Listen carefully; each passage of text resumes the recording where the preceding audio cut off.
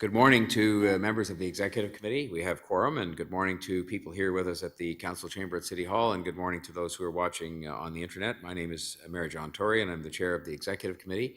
The clerk has confirmed that we do have quorum, and I will call the 33rd meeting of the Executive Committee to order and welcome everyone.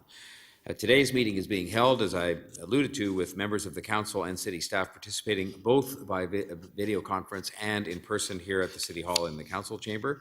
The City Hall is open to the public, and anyone is welcome to attend the meeting in the Council Chamber at City Hall today. The public also may continue to participate electronically by video conference, and the meeting is being live streamed at youtube.com/Toronto City Council Live. The clerk staff have connected remote public speakers to the meeting by video conference, and there are public speakers also in the room with us today.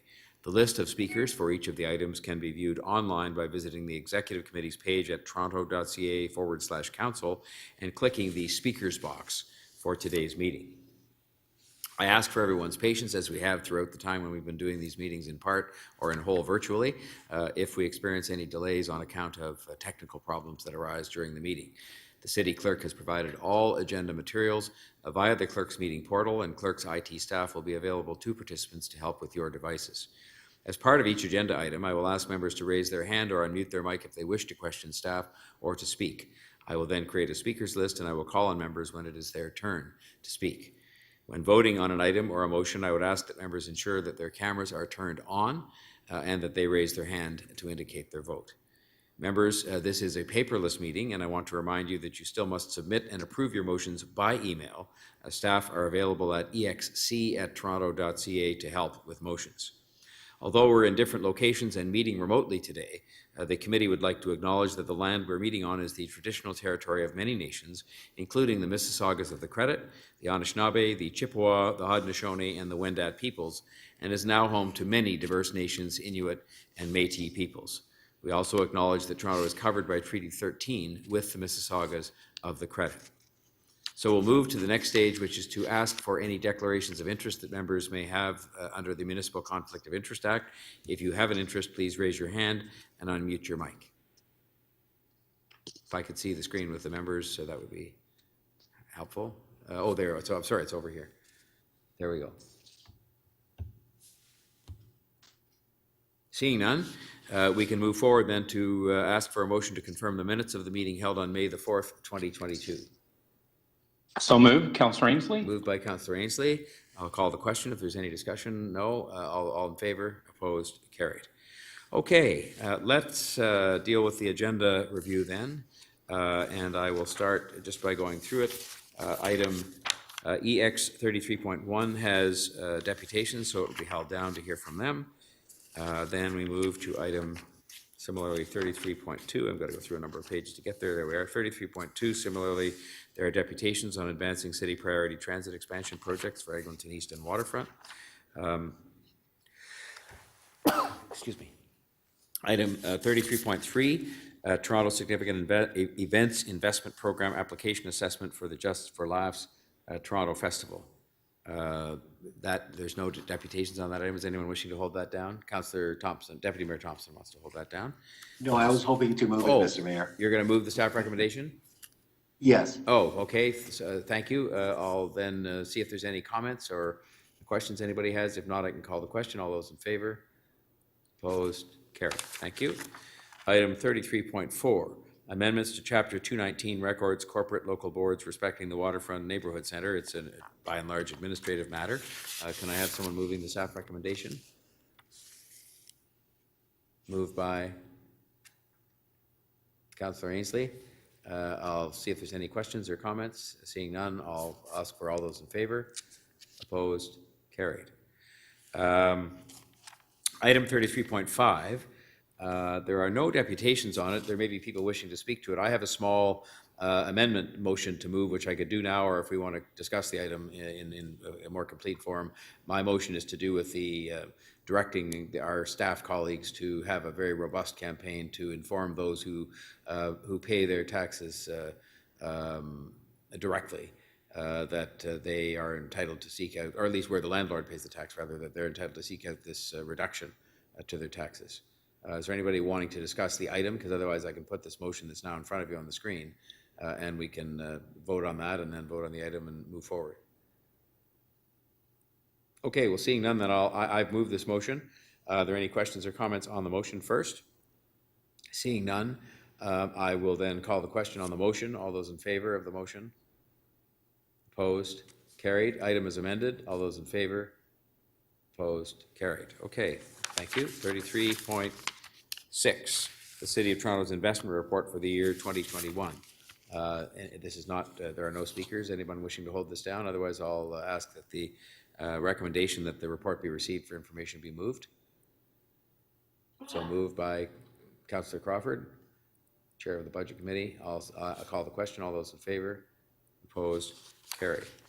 Item 33.7, updates to member staff contracts in the new term of council. This is in front of us with a confidential attachment, which I presume people have had a chance to review. And there are some recommendations from the city clerk and the city solicitor. And at the moment, there are no deputations on that. Does anyone wish to hold this matter down? Okay, I'll ask for a mover then of the staff recommendations. Moved by Deputy Mayor Thompson. I'll call the question. All those in favor? Opposed? Carried. Item 33.8, amendments to the Toronto Atmospheric Fund governance documents. Again, there are no deputations on this, and I do have a motion, though, that again is it's a housekeeping matter, just to make some clarification with respect to the board of directors. And if no one wants to have other discussion on this, I can simply put the motion up in front of you, and we can move forward with that. Everybody seem content with that? Seems to be. Let's have, if we could, Madam Clerk, the motion. And it just makes clear that less than a majority of public members of the board shall be non-Toronto residents that live in the GTA in Hamilton. This whole thing is happening because of the input of other government money from other governments to the Atmospheric Fund, whereas previously it was only City of Toronto money that was there. So this just takes account of that reality in terms of a number of governance and board-related matters. So I'll call the question on the motion. It just is really a clarification of something that was in the recommendations by saying less than a majority. And call the question on the motion. All those in favor? Opposed? Carried. Item is amended. All those in favor? Opposed? Carried. 33.9, the CreateTO 2021 financial results. And again, there are no deputations on that. Is there anyone wishing to hold that item down? Okay, well, in that case, I'll ask that someone move the Board of Directors' recommendations from CreateTO that the City Council receive for information, the performance report and the audited statements, and they be approved by the Council. Can somebody move that? Councillor Crawford, I'll call the question. All those in favor? Opposed? Carried. Item 33.10 is held down for speakers. Item 33.11, there are no deputations on this, but there is a motion that I believe in this case is coming from Councillor McKelvey. And it's just to ask for a report. Do you want to just put that motion up and tell us what that's about, Councillor McKelvey? It's changing it from the deputy city clerk to the city clerk. Okay. So it was just some housekeeping.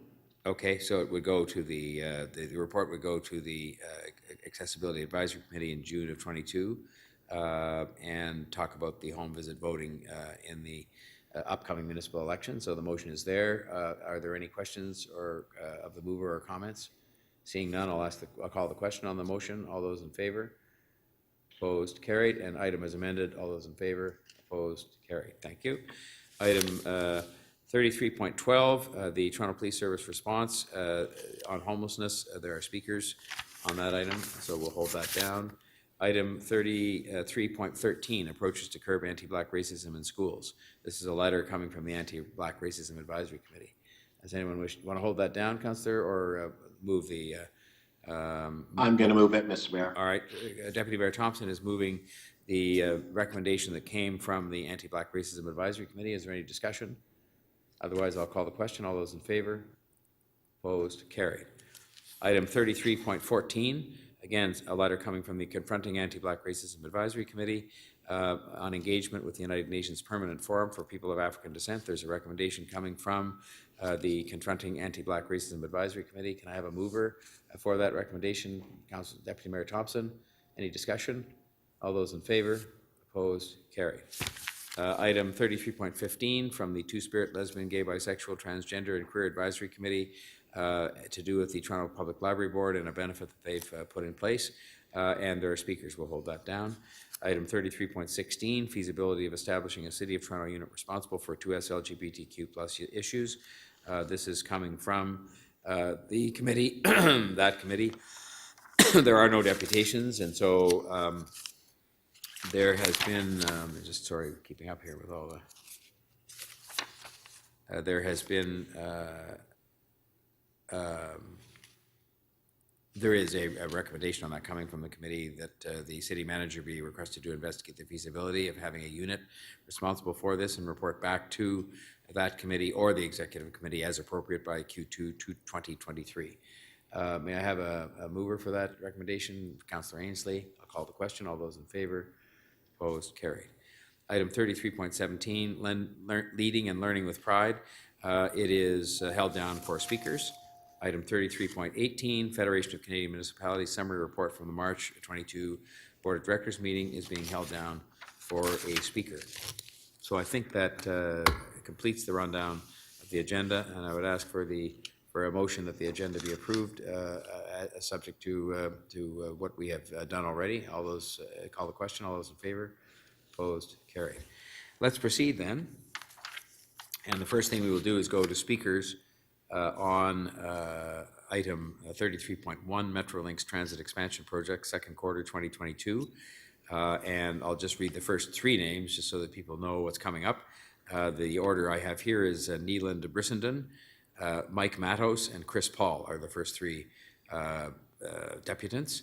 And so I'll ask if Neeland Brissenden is online or in present with us in the room. You're here? Okay, please come forward, sir, and make your deputation. Thank you for being here.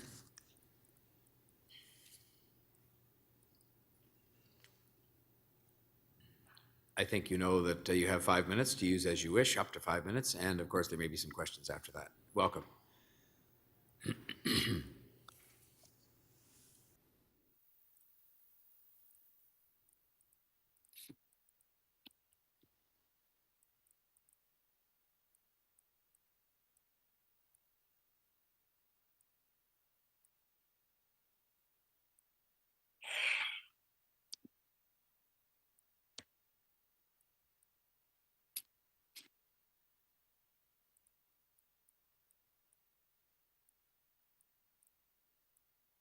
I think you need to turn your microphone on there.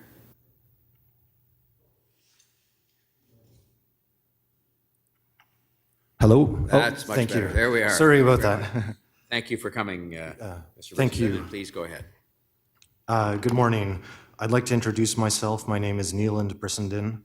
I'm a resident of Mount Dennis and a member of Stop the Trains in Our Parks, a new community group that supports the Eglinton Crosstown West Extension, but opposes Metrolinx's proposal to run an elevated LRT guideway through our parks, through Eglinton Flats, Fergie Brown Park, and Piran Park.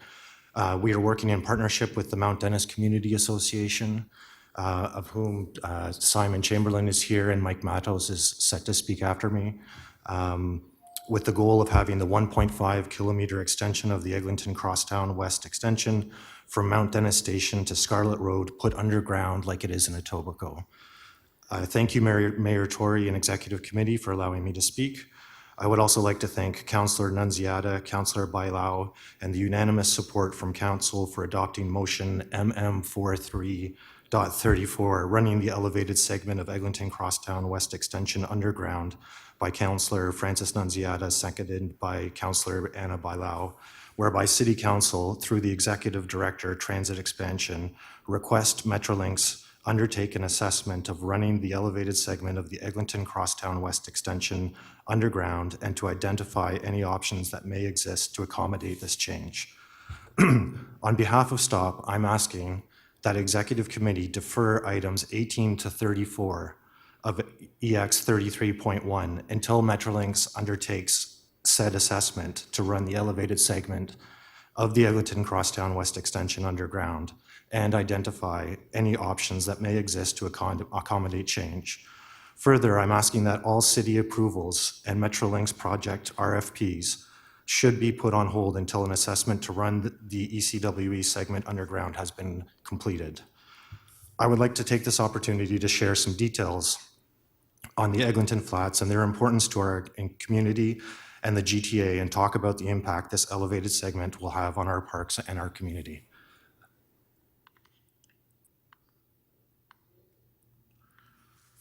The Eglinton Flats are a designated greenbelt parkland, critical wetland, and valued green space for wildlife and the local and broader GTA community. The flats are comprised of 3 large park quadrants around the busy Jane and Eglinton intersection and have a long and valued history within the community and city. The quality of the sports amenities make the parks a destination, including some of the city's largest sports fields that host soccer and rugby. It also has valued cultural heritage, hosting one of the few purpose-built cricket pitches within the City of Toronto that recognize and responded to the city's changing demographics and needs. Eglinton Flats is within close range of the Toronto Carrying Place Trail and an area of Indigenous archaeological and cultural significance. Piran Park is one of the few green spaces for children in the Mount Dennis community, with play structures, a baseball diamond, and safe open space to play. Fergie Brown Park has valued cultural heritage, hosting one of the few purpose-built cricket pitches within the City of Toronto, and the Eglinton Flats host one of the largest soccer and rugby pitches in the northwest corner. The area surrounding Mount Dennis Station is set to see enormous intensification in the coming years, with the construction of high-rises and new developments. The need for these parks is only going to increase. This is a rendering we created using Metrolinx's most recent information. The elevated guideway is being proposed through an ecologically sensitive area of parkland. The entire south bank on both sides of Jane Street will be leveled for construction, clear-cutting large swaths of mature urban forests that separate the parks from Eglinton Avenue. Accommodating this elevated proposal would destroy a wildlife habitat and a critical wildlife corridor that connects the Humber River system to Eglinton Flats, Fergie Brown Park, Piran Park, Topham Pond, and Gladhurst Park. Species at risk, both threatened and endangered, that are protected in Canada under the Endangered Species Act, have been identified in the project area. Metrolinx has not provided to scale renderings of the guideway, although we know that they will need to clear at least 30 meters from Eglinton Avenue north into the parks, which would remove almost the entire urban forest. Metrolinx's current plan has the exit portal in Fergie Brown Park, extremely close to Piran Park. Metrolinx has not provided to scale renderings that truly show its full impact. With the current proposal, Piran Park will be a construction staging area for almost a decade, and would mean that an entire generation of children would have limited access to green space for that time. At left is Metrolinx rendering of a launch shaft, which doesn't show the actual impact of the portal on the parks. At right is the portal at Renforth, which is what it will look like between Piran Park and Fergie Brown Park.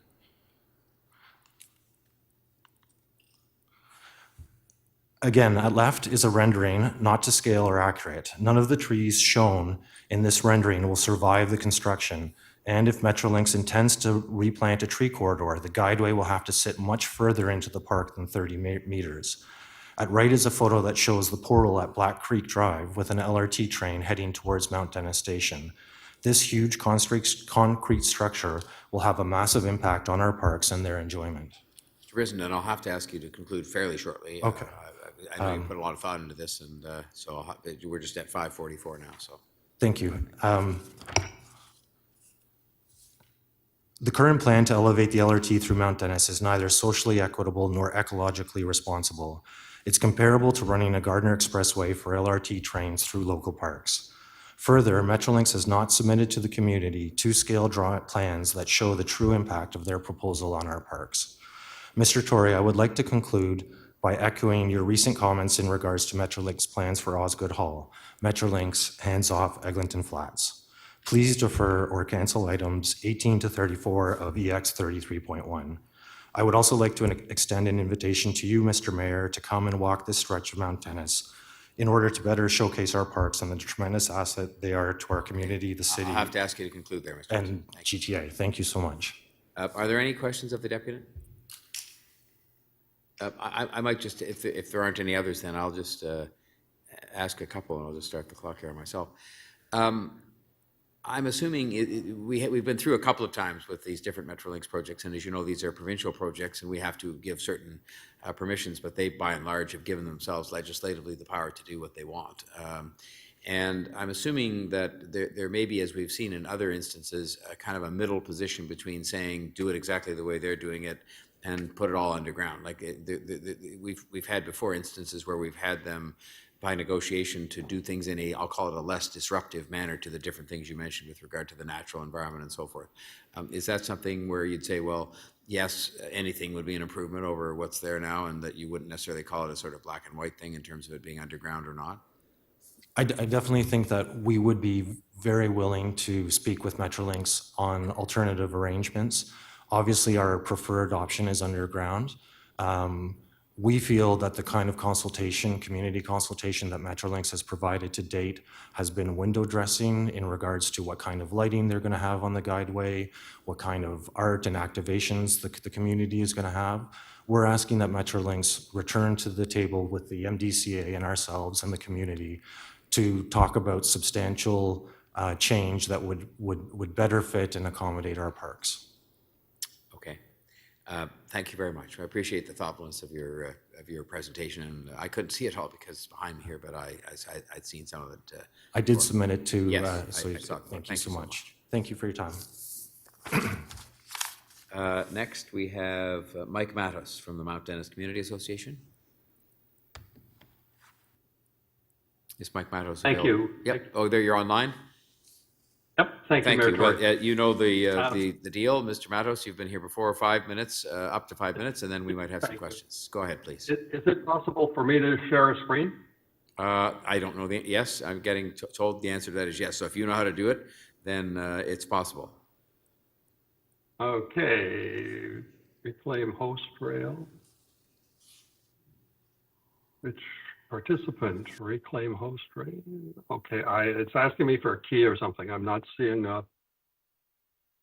video on it. Hi, Mike. Basically, Mike, Yes. if you go to the bottom of your WebEx panel, you should see a button that says Share. Once you click on that panel, Here, yes, yeah, once you click on that, you should get a Okay, pop-up. got it, There you go. got it. You got it? No, Okay, you'll you're have now to looking, you'll have to select what you want to share and then click OK or Apply before we can see it. Fair. Oh, there we go. Okay, you're now seeing a satellite image of Eglinton Flats. Thank you very much for the opportunity to speak on behalf of my community, Mount Dennis.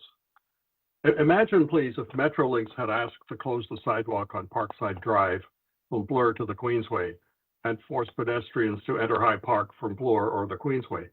Imagine also the zoo, the pool, and the rink were closed and converted to parking lots.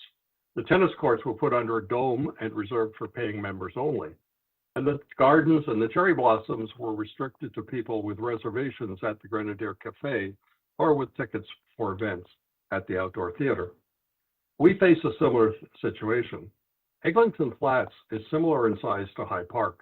It includes an 18-hole golf course. It has 11 soccer pitches, 2 cricket, indoor and outdoor tennis, and a fishing facility. Mayor Tory will remember he caught a huge fish in Topham Pond a few years ago at our party by the pond.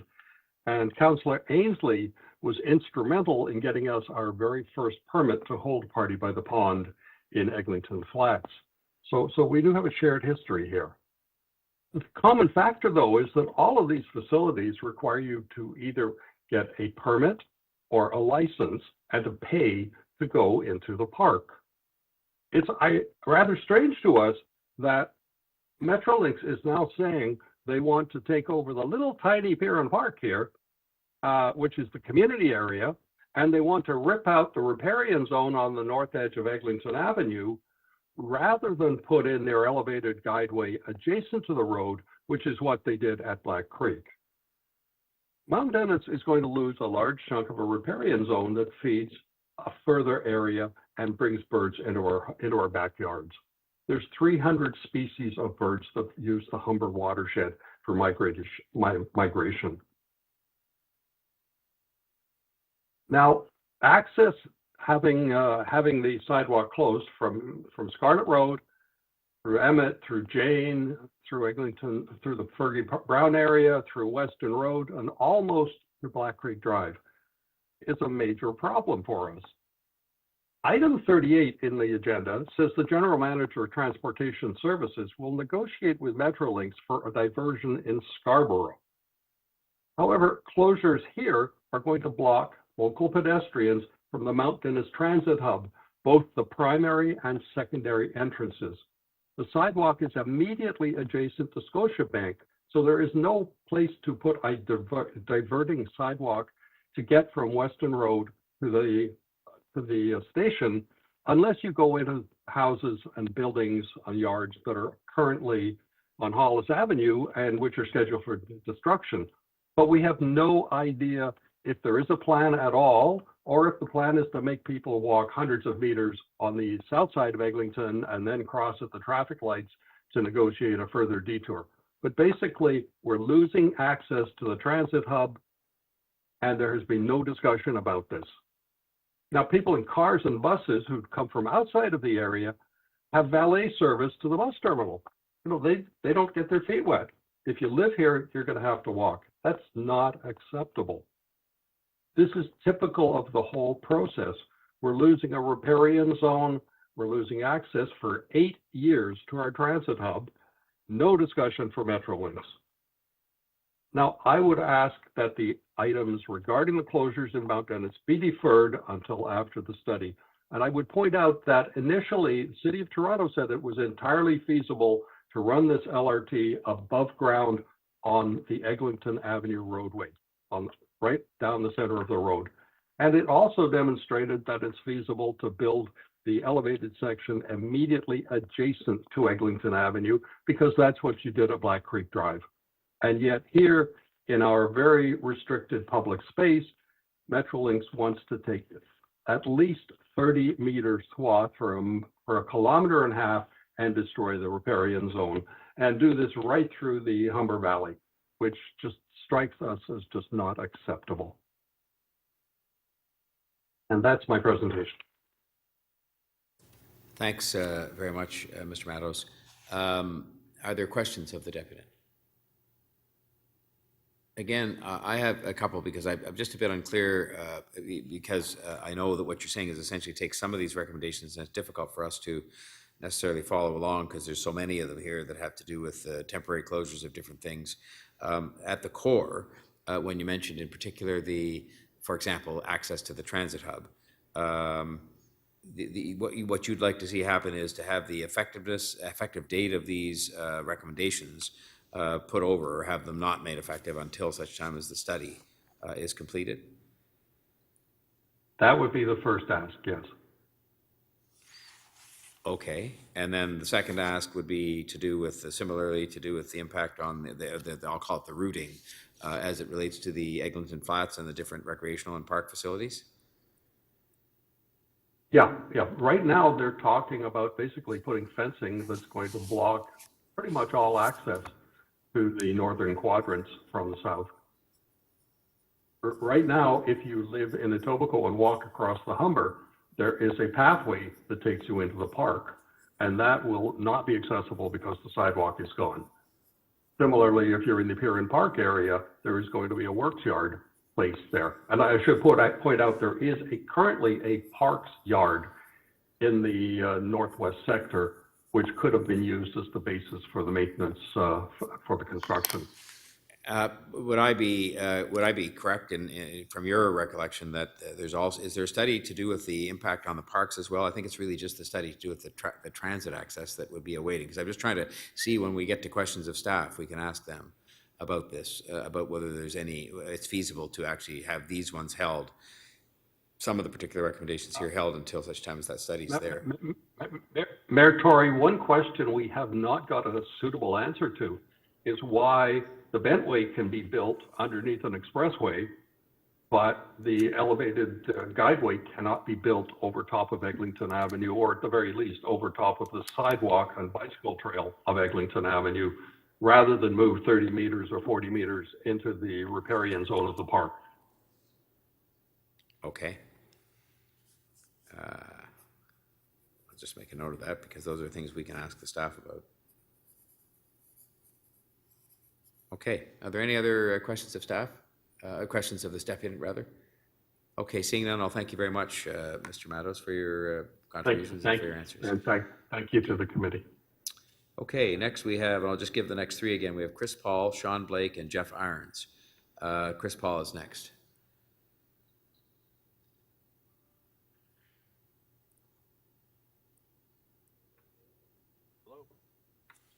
Hello, this is the host, Chris Paul. You're currently unmuted. Chris Paul, are you there? Here. Good morning. Welcome to the Executive Committee. You have 5 minutes, up to 5 minutes to make your comments, and there may be some questions for you. Please go ahead. Thank you. I'm speaking with respect to the application to waive obligation. We're just getting a very faint sound from you. Are you speaking close to your microphone? Is that better? Much better, yes, thank you.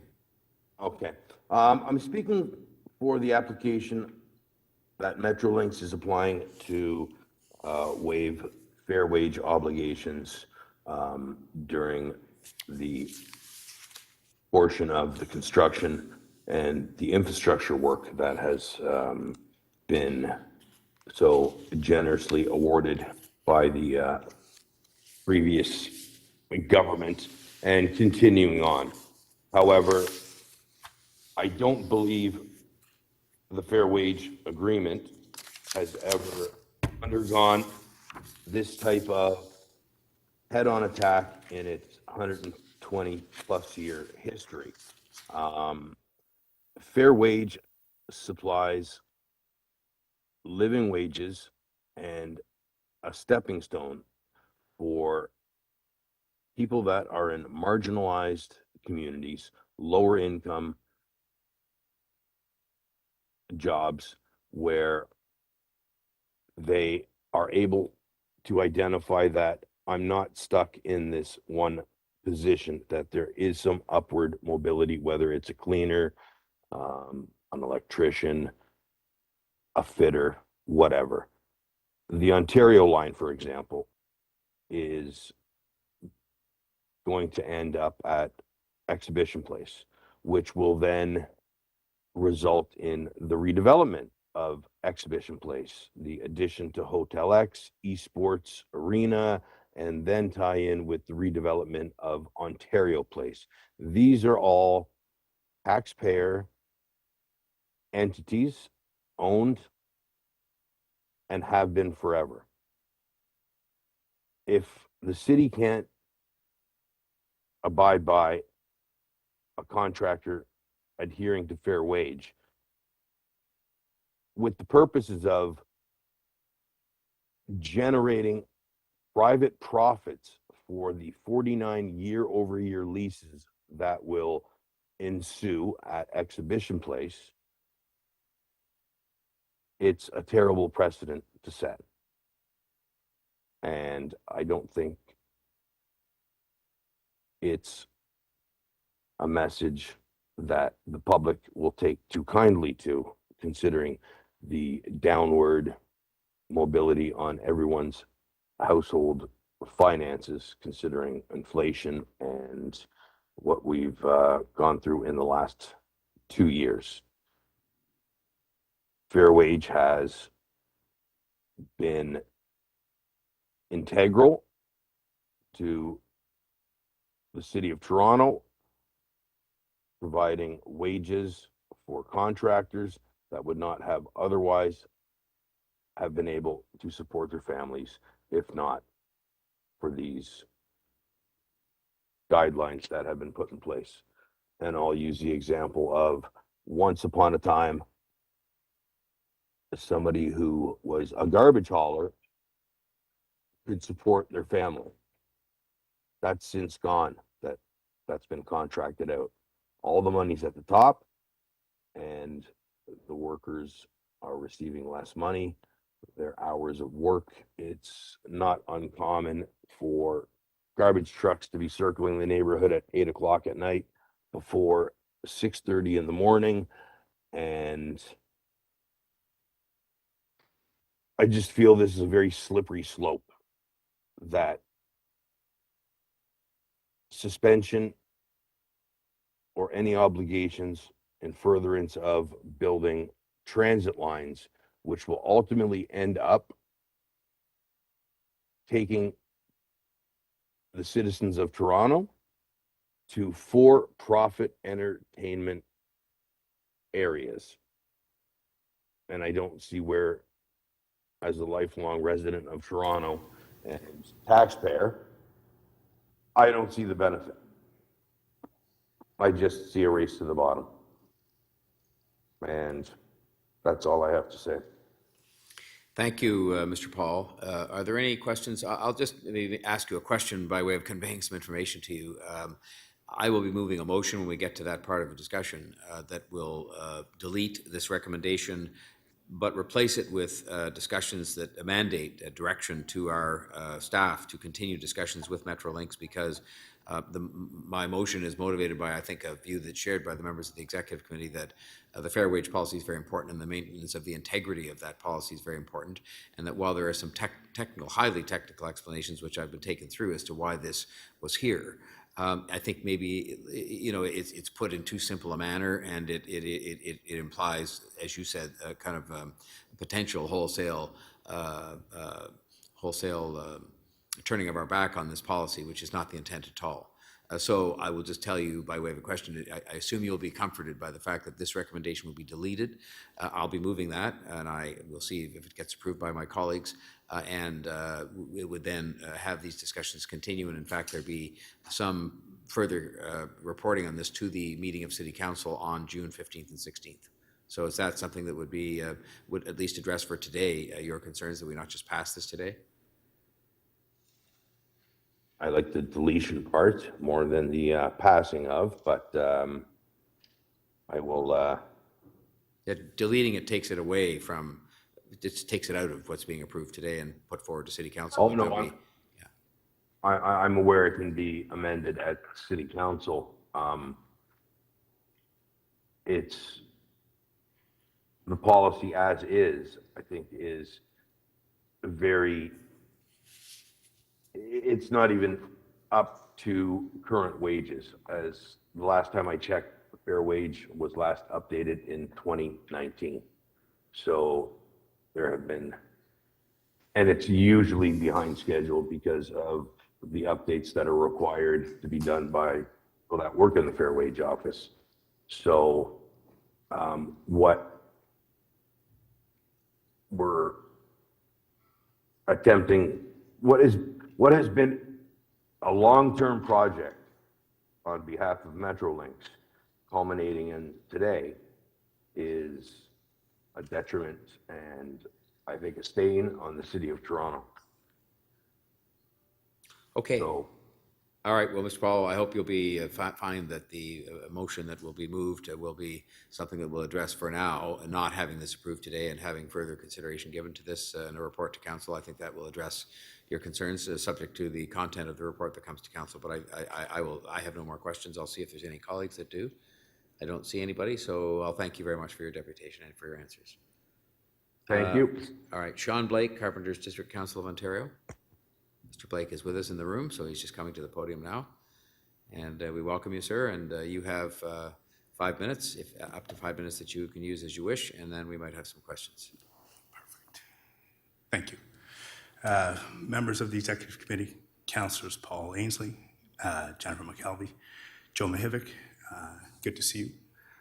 Gary Crawford, Denzel Millen Wong, and James Pasternak, Deputy Mayors Anna Bailao and Michael Thompson, and the Chair, good morning to you.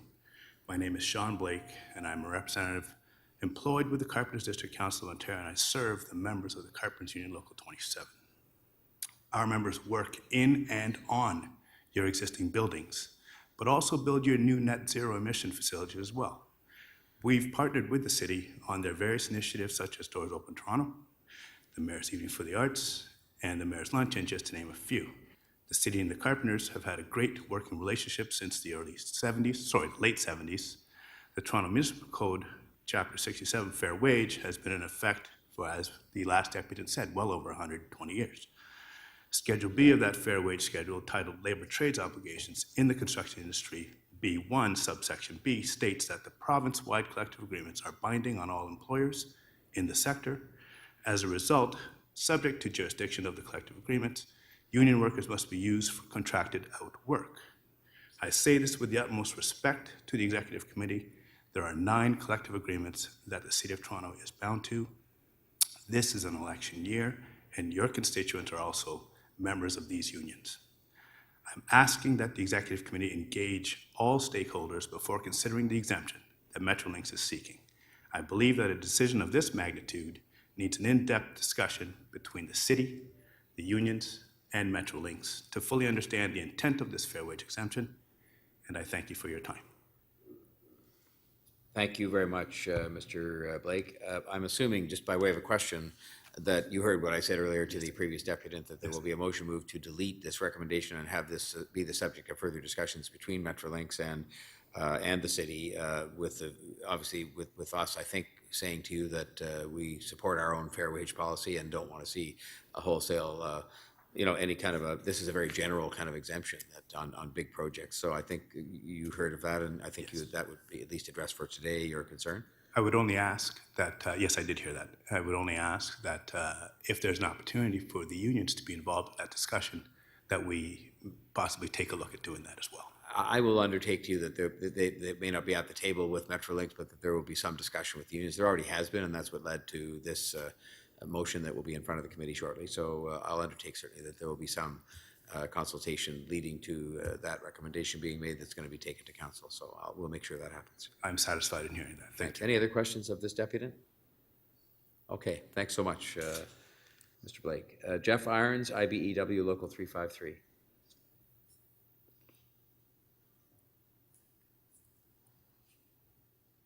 Good morning. Can Morning. you hear me? Yes, we can Thank hear you, and Okay. you have 5 minutes, and then there may be some questions for you. Please go ahead. Welcome. Thank you very much. Good morning, and thank you for allowing me the opportunity to address the Executive Committee. My name is Jeff Irons. My pronouns are he and him. I am a 309A Red Seal Journey Person electrician and a 37-year member of the International Brotherhood of Electrical Workers, Local 353 Toronto, representing over 11,000 electrical workers. I am the elected vice president of the local for the last 11 years. I work full-time as a business agent for the local over the last 12 years. Before that, I worked steady in construction for 25 years on the tools. First and foremost, let me say the City of Toronto is bound to 353 on ICI construction work, but that's not what this is about. I'm here to speak on my locals as well as my own personal opposition to allowing Metrolinx an exemption to the city's fair wage policy. And I did hear you, Mayor Tory, and I appreciate that. There should be no exemptions granted to anyone bidding on publicly funded infrastructure construction work or using a 3P model of financing within the City of Toronto. The IBEW, my union, was founded in 1891 because back then safety was atrocious and 1 in 2 electrical workers were injured or killed daily on the job. The Ontario Construction Secretariat did a study last year that found unionized ICI construction firms performed work 31% safer compared to non-union firms. While the fair wage policy doesn't guarantee the work to be union, it does raise the standard for how workers are treated and protected. The City of Toronto's fair wage policy was established in 1893 and continues to exist today to prohibit the city from doing business with contractors and suppliers who discriminate against their workers. Numerous intentions are outlined, ranging from producing stable labor relations with minimal disruptions to protecting the public and guarding workers from exploitation. These are all excellent reasons for maintaining the policy in its fullness.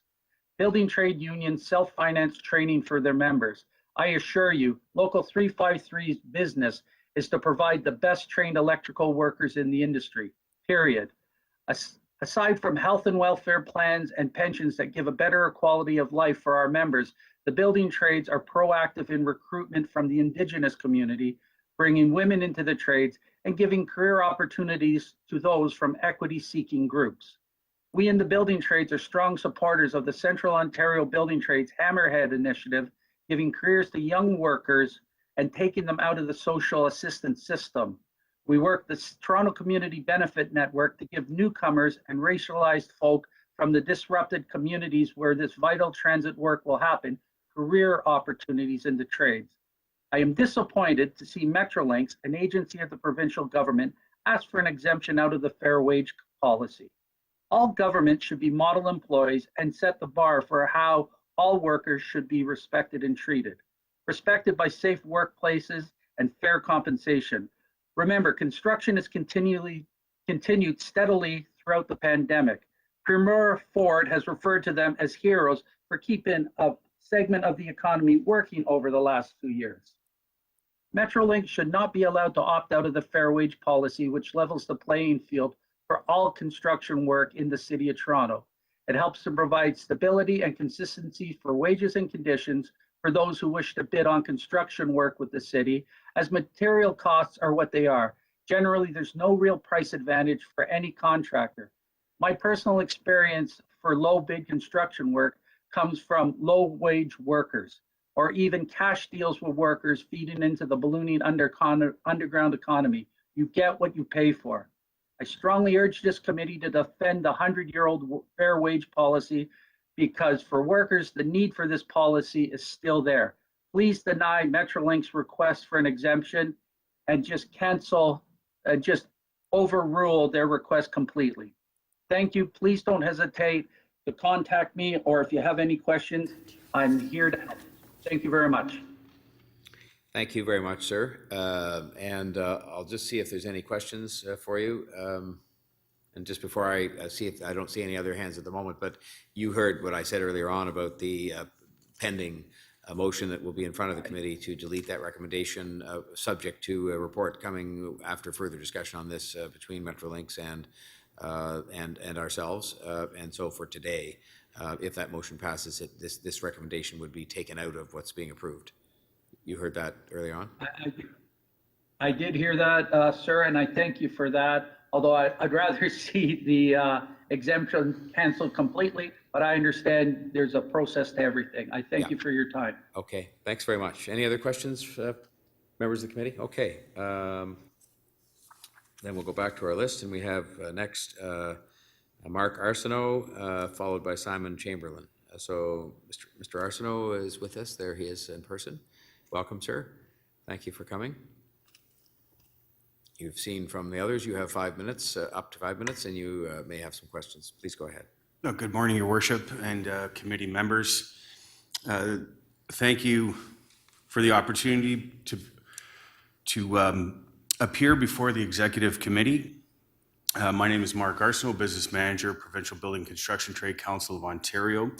Greetings on behalf of our Executive Board and our affiliates. We represent 12 construction craft unions and 150,000 workers in Ontario. I'll be speaking specifically, as the previous speakers, in regards to Metrolinx's request for exemption from the city's fair wage policy. For construction work covered by the scope of existing collective agreements with signatory building trade unions, we urge the City of Toronto to fully respect those agreements. Our council's position on this matter is clear. There should be no fair wage exemption granted to any entity, including Metrolinx, bidding on publicly funded construction work, period. We are in the midst of an affordability crisis. According to Statistics Canada, the Consumer Price Index in April rose by 6.8% year to year, while food costs rose 8.8%. And we are seeing record high housing and energy costs in Canada, especially in the City of Toronto. Working people, including construction workers, are struggling to make ends meet, and Metrolinx's attempt to circumvent fair wages for the very workers who build our infrastructure is objectionable, worrisome, and plain wrong. Recognizing that purchasing power is a key strength of municipal government policy, in addition to the City of Toronto's ability to define the conditions under which contractors who bid on publicly funded construction projects organize and execute their work, we must ensure full compliance with the fair wage policy to protect the middle class. The rationale behind the City of Toronto's fair wage policy, which has been around for over 100 years, It is to ensure that public monies are not spent in a way that is exploitive of the workers who contribute as taxpayers and otherwise to public investments in the community at large. The city's fair wage does not directly impact unionized building trades workers in the sense that those workers' wages are defined by collective agreements, which are separate from any statutory floors like a minimum wage, a living wage, or the fair wage. Therefore, my advocacy here today is primarily intended to speak on behalf of the unrepresented workers who do not enjoy protections contained in collective agreements and who stand to see diminished wages if Metrolinx were to be granted an exception by the city. Metrolinx contemplating an exemption from the fair wage is an attempt to undermine a level playing field that would be unfair to other contractors bidding on city work, not to mention the workers themselves.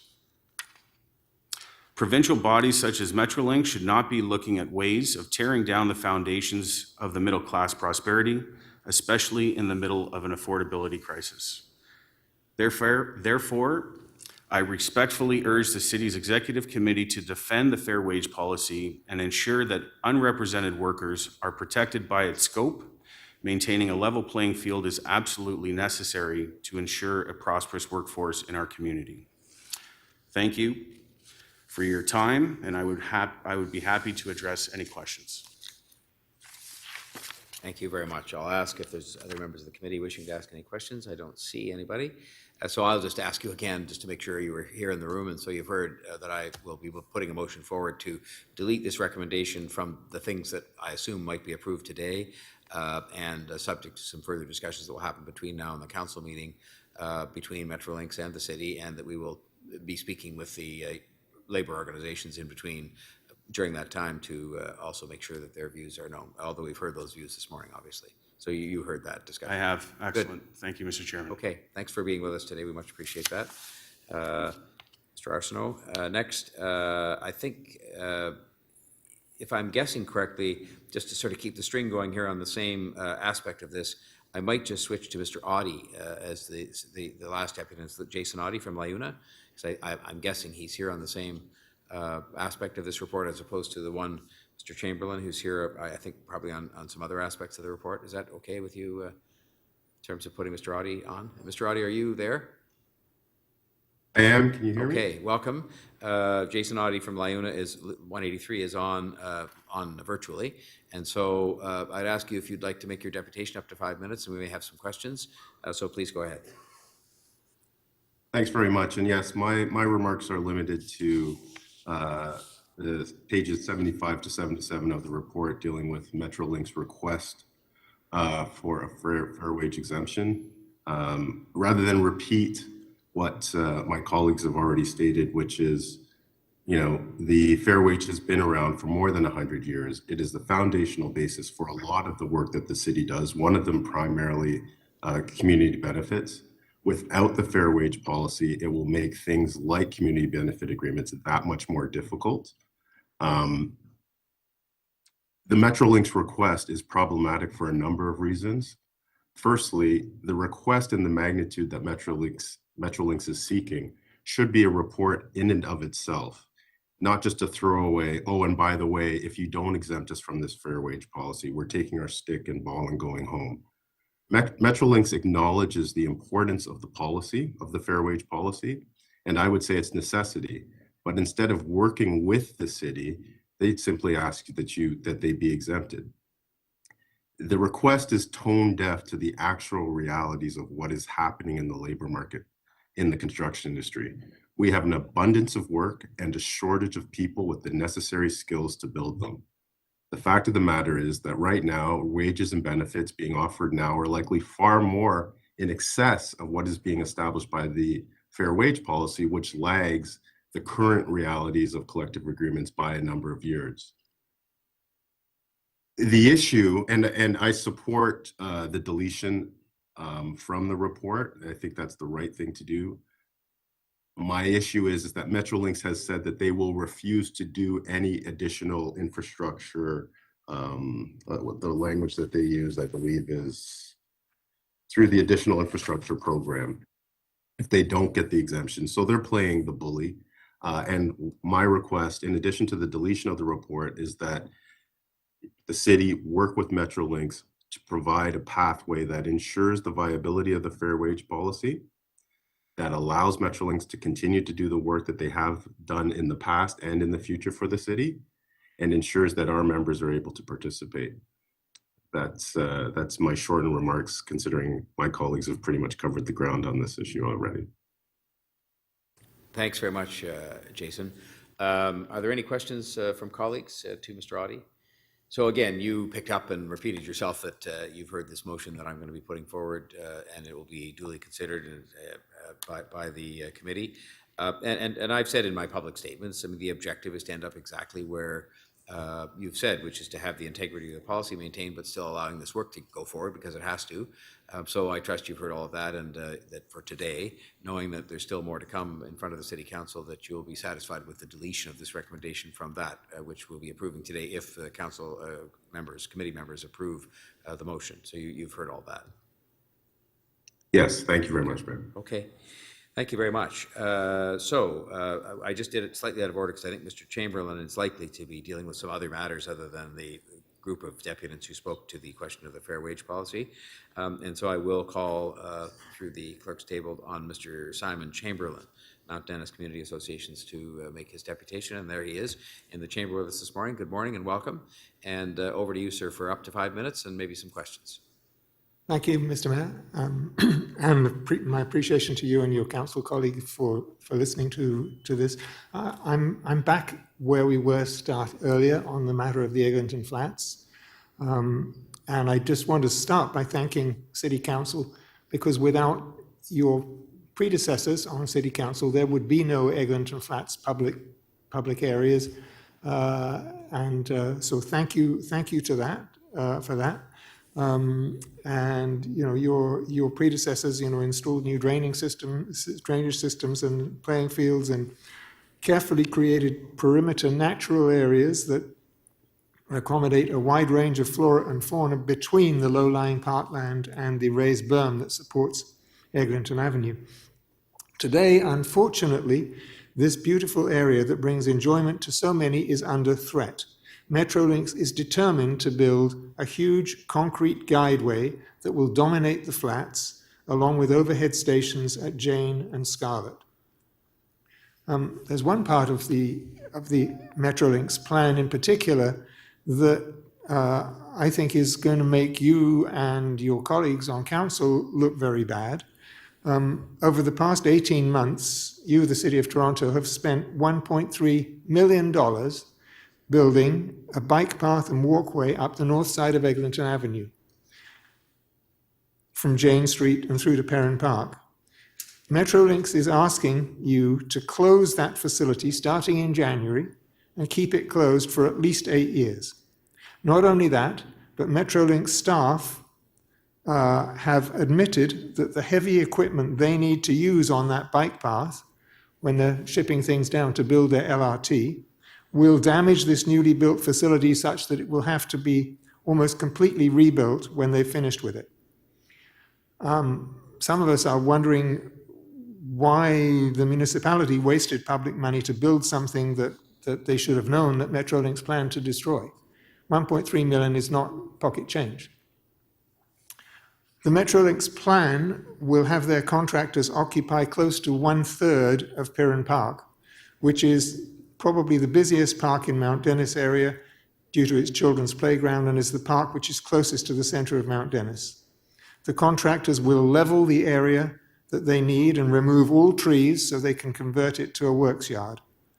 The community will supposedly get access again in about 2030, by which time the soil will likely be totally compacted and there will be no trees to provide summer shade.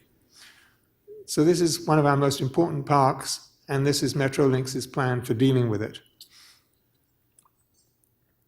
And by the way, Perrin Park is the only park within easy walking distance of the station, which is at the area where most of the population growth is going to happen.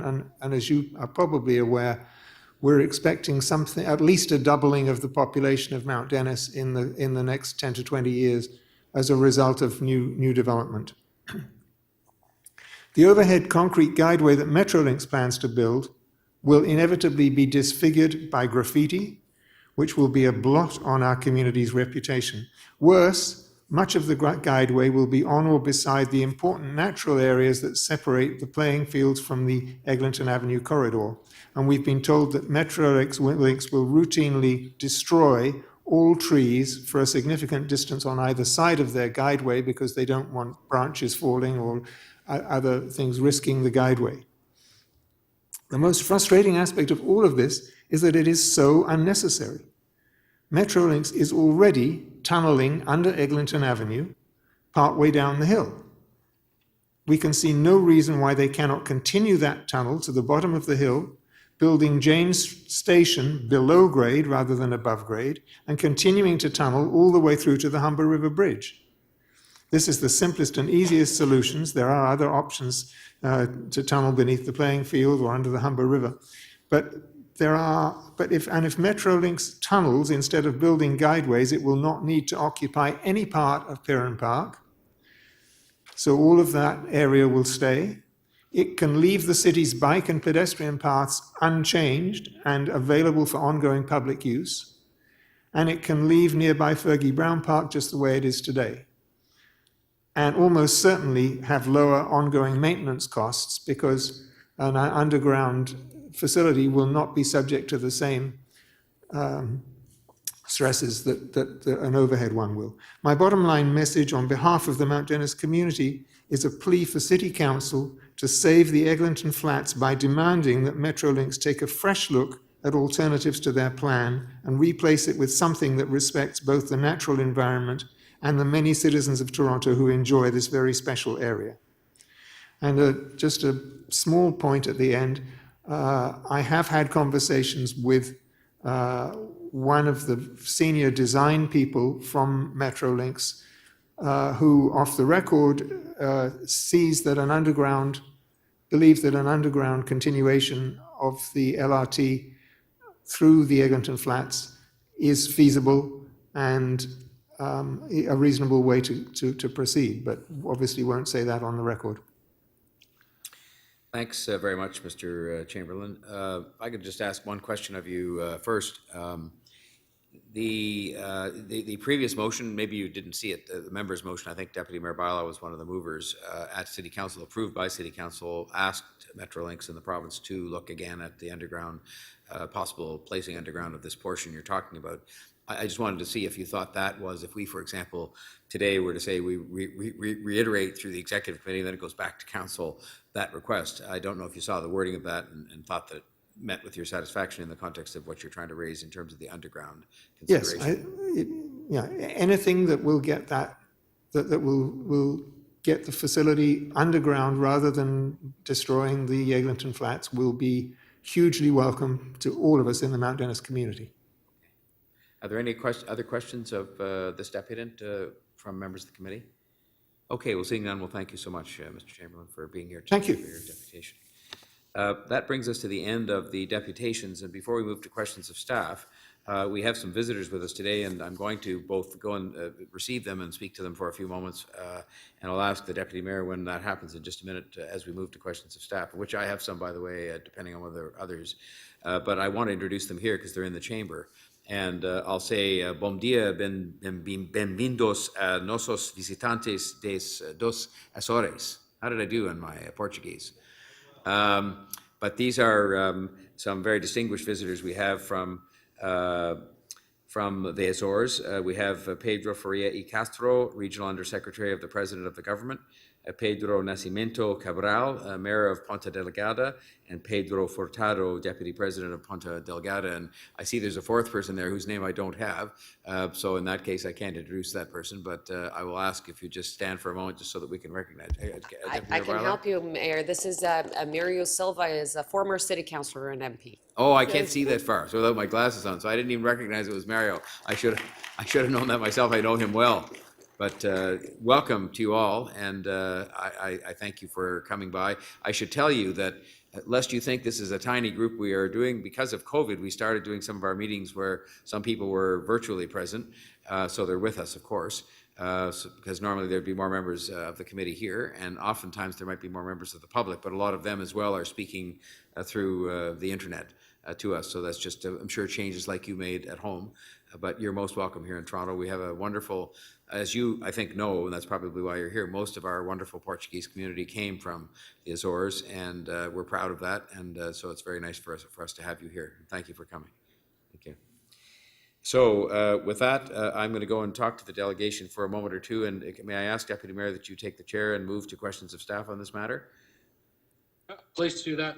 And I have some, and again, if it works out to be the case, let me just see, are there people that have questions of staff on this report? Because I can ask my questions and then go and see the delegation if there are. Councillor Ainslie will have some questions. Why don't you ask your questions now? Okay, why don't I just do that? I don't know who's answering the questions, and I'll come and meet our delegation in just a moment. First of all, I wanted to know from the staff, if I could, what the feasibility is of taking some of the particular closures of roads and sidewalks and whatnot that were, there's a very long list here obviously, but say the ones that were cited that had an impact on the transit hub access. How feasible is it in terms of the urgency of this that we approve these closures today, as opposed to the request that was made, which I thought was entirely reasonable, subject to the answer that you're going to give. The request was that we wait until a study is done and see the results of the study that's being done on the overall impact of this, and have this closure not approved until we've seen that study. Is that feasible from the standpoint of what the needs are of Metrolinx and moving forward with the transit? Because obviously I understand we need to move forward and build this transit, but I'm just asking that question. Through you, Mr. Mayor, it's Derek Toigo. I'm going to have Navi from Transportation Services respond to this question. Thank you. Good morning, committee members. Good morning, Mayor. I introduce myself as Navi Tathkar, manager of Transit Infrastructure Projects Unit. So in terms of feasibility to defer these closures are required in 2023 in order to construct the elevated guideway and the tunnel portion where the elevated guideway transitions into the underground section of ECWE. So if I draw your attention to the figures 36, 37, and 38 of the report, that really shows that in order to construct the tunnel portion or the elevated guideway, a westbound curb lane is requested to be closed, and also about 60 meters of the sidewalk portion on the north side is requested to be closed. Other than that, Mr. Mayor, the two-way connectivity on Eglinton Avenue will be maintained, and access to Fergie Brown Park will be maintained. And access to the newly built and to be opened Mount Dennis Station will also be maintained. I think further to Mr. Mayor, it's Derek again, further to where Navi is going with this, and I think he's mentioned it in his response, there are currently 2 RFPs in open market. So having this clarity on closures will allow the proponents that are bidding on this project to actually submit through an appropriate bid to Metrolinx. Okay, so I see that the time urgency isn't so much that the construction would be starting tomorrow morning, because in fact, even the closures are slated for January the 1st, 2023 to start, but rather it is for the RFP that it would create a degree of certainty for the contractors that would bid on what they're bidding on and whether the road or sidewalk would be closed to facilitate their work. That's what you're saying. That's correct. So back Mr. to my... Mayor, just to add a little bit more on this, as you know, the council is going to be in recess, and these closures are required in January. So hence the need right now that we are asking for council approval for these closures. And could you give me an idea as to the timing that was made reference to, the timing of the study that was made reference to? Because it did seem sensible to me, given what you said about the end of council for this term and the need to have these closures in January. It did seem sensible to have this study in hand before you decided what you needed to close, but would you say that study is coming soon, and is it relevant to this in your professional view? So, Mr. Mayor, it's Derek again. The we have made the request of Metrolinx to respond formally to the motion that was put forward where it asked for the study. They are currently in the process of putting together the analysis that justifies why they've chosen to go with the elevated portion in this area. We still have not seen that information at this point in time. So I'm not, like, I don't have a timing for when this report is coming through. Other than we know that it should be over the next, hopefully the next week or coming weeks, we should be able to see some information from Metrolinx that will help support why they've chosen an elevated guideway in this section and what other options they've considered. All right, and that my last question, because I'm out of time here, but I can squeeze in one more, which is that the notion that was made by at least one deputant, I think one of the final ones, that we have the guideway running along Eglinton as opposed to the route that is taking it through the parks and so on. Is that going to be covered by the same report? And is it, you know, recognizing they may or may not change their mind? They don't seem to have a habit of doing that, but is that going to be covered in the same report? The not just the question of access to the stations, but also the guideway and where it runs relative to, say, Eglinton Avenue along the side of the road, as opposed to a more intrusive route along the parks. Is that going to be in the same study or response they've given to our questions? So to you, Mr. Mayor, yes, it is. They will be responding. In fact, they've indicated that they've got some fairly.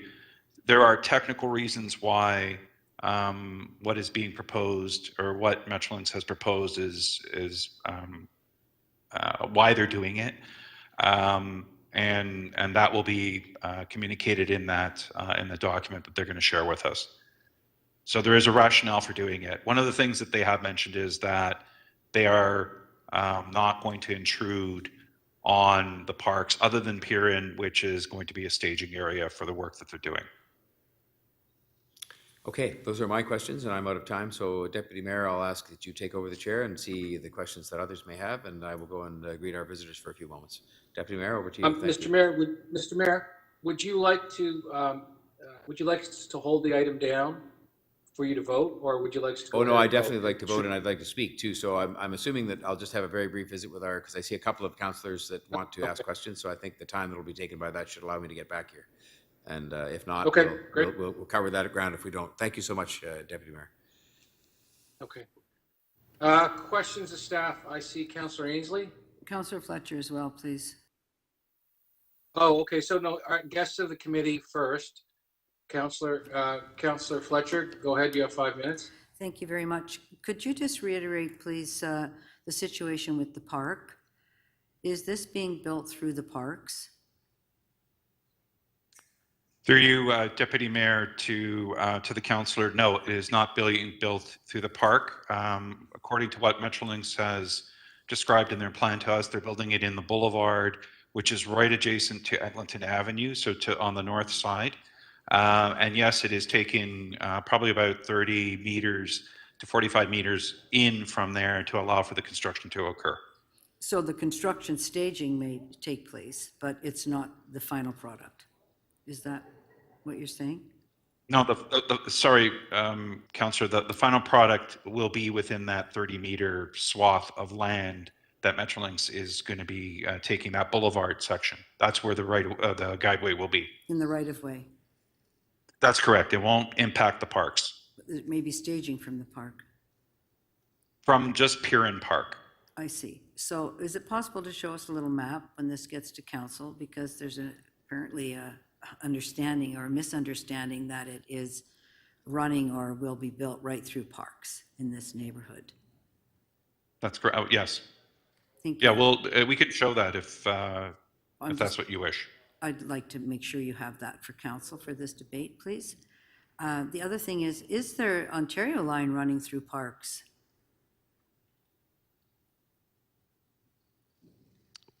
Through the Deputy Mayor to you, Councillor, no, the Ontario line is not running through parks. So I'm sorry, so Jimmy Simpson and Bruce Mackey and Wardell Park, they're on both sides of that train track. Are you not recognizing that it's running through parkland on both sides? and will be built out, and every single Yes. tree has been cut down. Have you seen the trees cut down, Mr. Toigo? Yes, Councillor, I have. And, The work, yes, and that, you're of right. The course, work is in the rail corridor. the rails in the rail corridor, which has parks on both sides, correct? That's correct. Thank you. I really need us to be extremely clear that that's the situation in my ward. And the RFP for all the work has gone out. It's being bid on now. Is it something that normally gets changed in an RFP, this amount of work? So if we're asking to have an RFP changed we've asked to have this RFP changed, let's say in the Ontario Line area, but it has not been changed. So the notion of Metrolinx stepping in when an RFP is in the market and making major changes in the RFP, is that their habit? Is that a business practice of Metrolinx or even a business practice of the city? Through you, Deputy Mayor, to the councillor, I don't want to speculate what Metrolinx will or won't do, but typically you are correct that it's very difficult when an RFP is in market for there to be a change or a halt in the RFP once it's been issued publicly. There might be a small technical change, but to actually change and move Yes. something underground from above ground would be highly unprecedented. Would you agree with that? I would agree with you, councillor. Because I happen to know that from attempting to do that Yes. on behalf of my community. Yes. So I just want to reiterate, so changing an RFP in a major way, basically all of the technical requirements that are in the RFP would also have to be changed, correct? That is moving- correct, councillor. So it would be a major redo of the project, and I would think that the RFP would have to be withdrawn and reissued. Would that not be correct? At that level of detail? Sorry, councillor, Sorry. I interrupted you. No, at that level So- of change, there's a certain moment when there's a level of change where you have to pull the RFP back and go out again. The threshold. Through the Deputy Mayor to yourself, yes, that's correct. And Metrolinx probably would not do that. That's what would have to happen That's correct. in order to achieve this level of depth of change, that the threshold is not a minor tweaking, it's a major change technically, all specifications. So it would have to be pulled back and reissued. That's what I would think would have to happen. So again, through the Deputy Mayor to yourself, that is one option, or the option that could happen, which is similar to what happened in your ward, councillor, Metrolinx may choose to invoke the Building Transit Faster Act and proceed with the work. Correct. So they can do either. But with the city and let's say a big RFP for Last transit, question. thank you.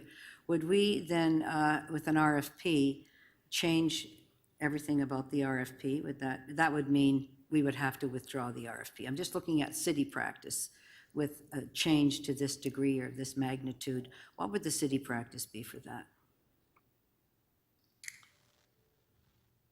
Through the Deputy Mayor to yourself, councillor, I'm sure that our procurement folks can speak to it, but you are quite correct. When there is a significant change in the scope of an RFP, so much so that it causes a change in the value of that scope beyond a certain limit, then the typical procedure would be to pull the RFP and to reissue it with a revised scope. Thank you. But I'll let procurement, if procurement If is they're online. here, that would be speak to very helpful, practice. Mr. Deputy Mayor. I'm sure somebody from procurement's here. Does anyone, any of the staff want to add to this answer? I could perhaps add, Mr. Deputy Mayor, just to say that I would agree with what Derek has indicated. If you're going to make significant changes to an RFP, it's going to disrupt that process and disrupt the proposal process. So yeah, it often gets pulled, reissued. Great. Thank you. Okay, we'll move on. I saw Councillor Ainsley had his hand up. And if there are there any other members of the committee right now who have questions? Councillor Thompson, I see you. Yeah. And then do I see anyone else? Speak up. I've got like 9 squares here with all the staff, etc.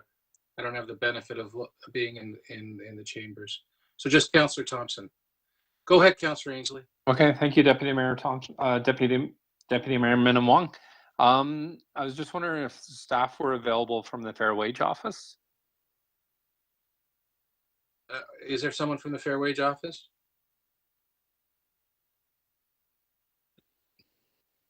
Going once. Yep, through the deputy mayor, Ali Sheikh is here. Thank you. Manager Fair Wage.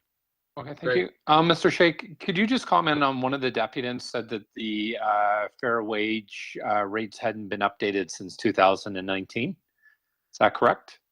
That is correct. Actually, they were due to be updated after the ratification of the union agreements in 2019 and 2020 as well.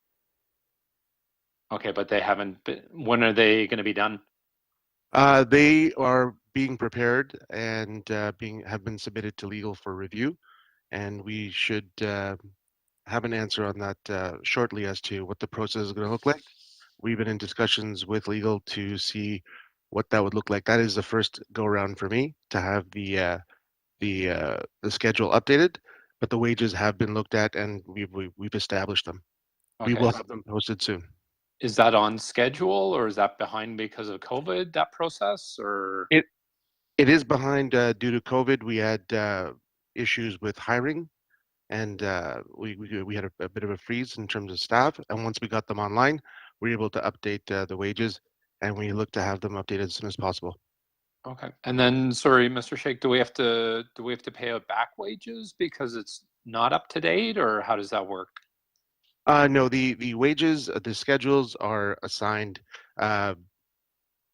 either with the collective or the schedules are available online, and they're by the year, and those are then attached to the contracts. So they're bound to the years as posted. Okay. And then you expect once you're done with legal, will the schedules be updated this year, or how long do you think that's going to take? We think that they should be updated in 2022. Okay. All right. Thank you. Thank you very much. Appreciate your work. Those are my questions. Deputy Mayor Minnan-Wong, thank you.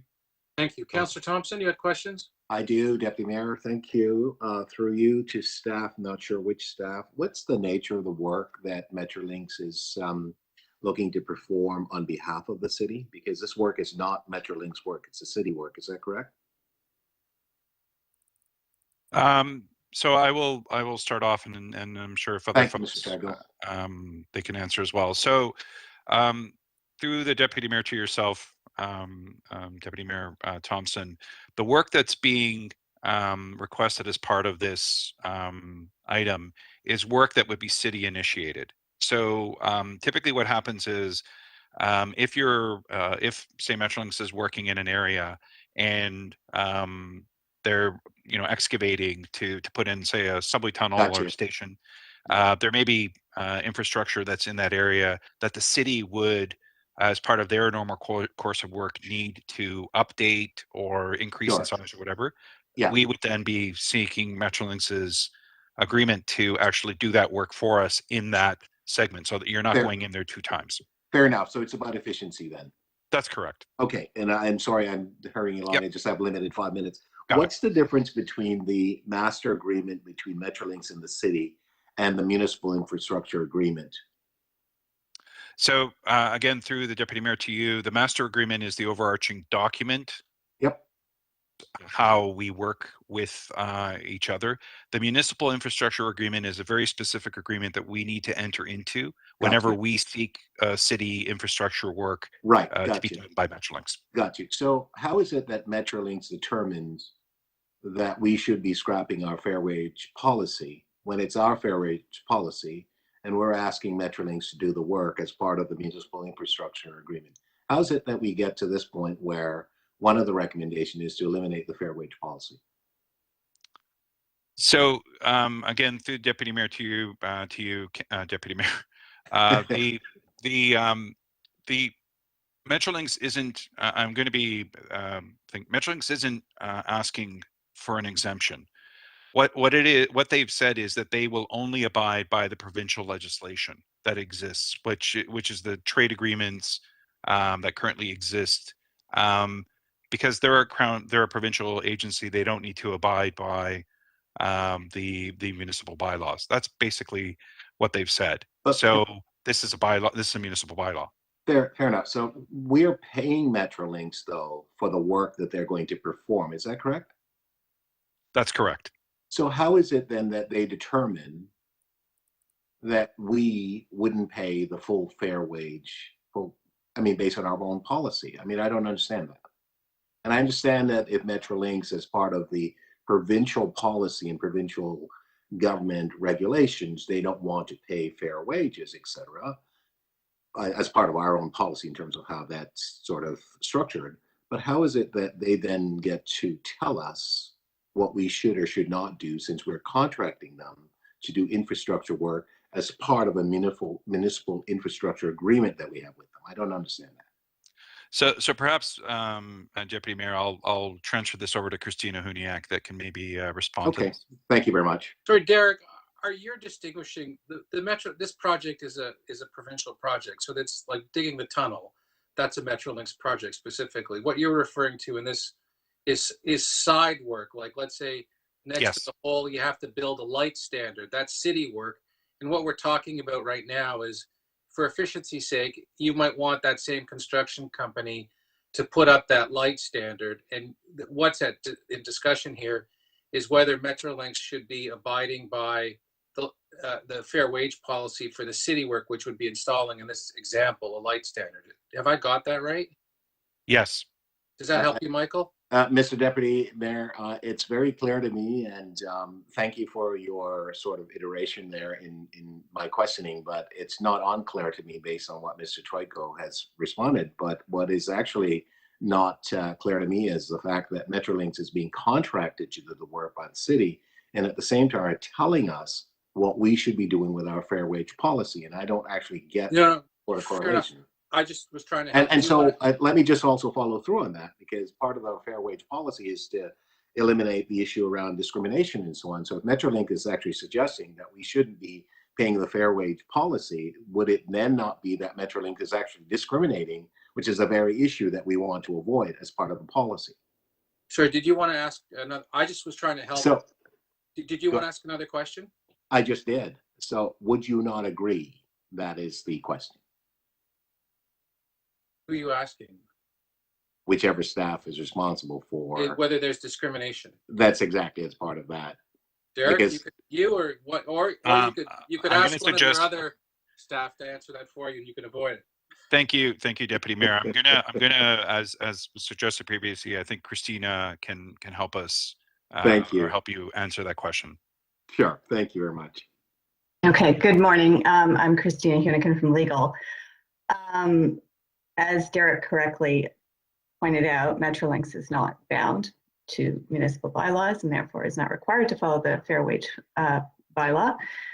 In respect of the additional infrastructure work that the city asks Metrolinx to do as part of their overall project, they procure all that together.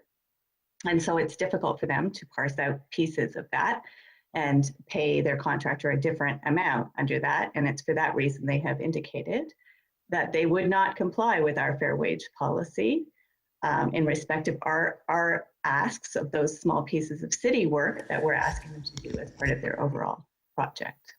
So, Mr. Deputy Mayor, you took about 30 seconds out of my No, you're up at 6:19. I'm watching. I'll give you another question.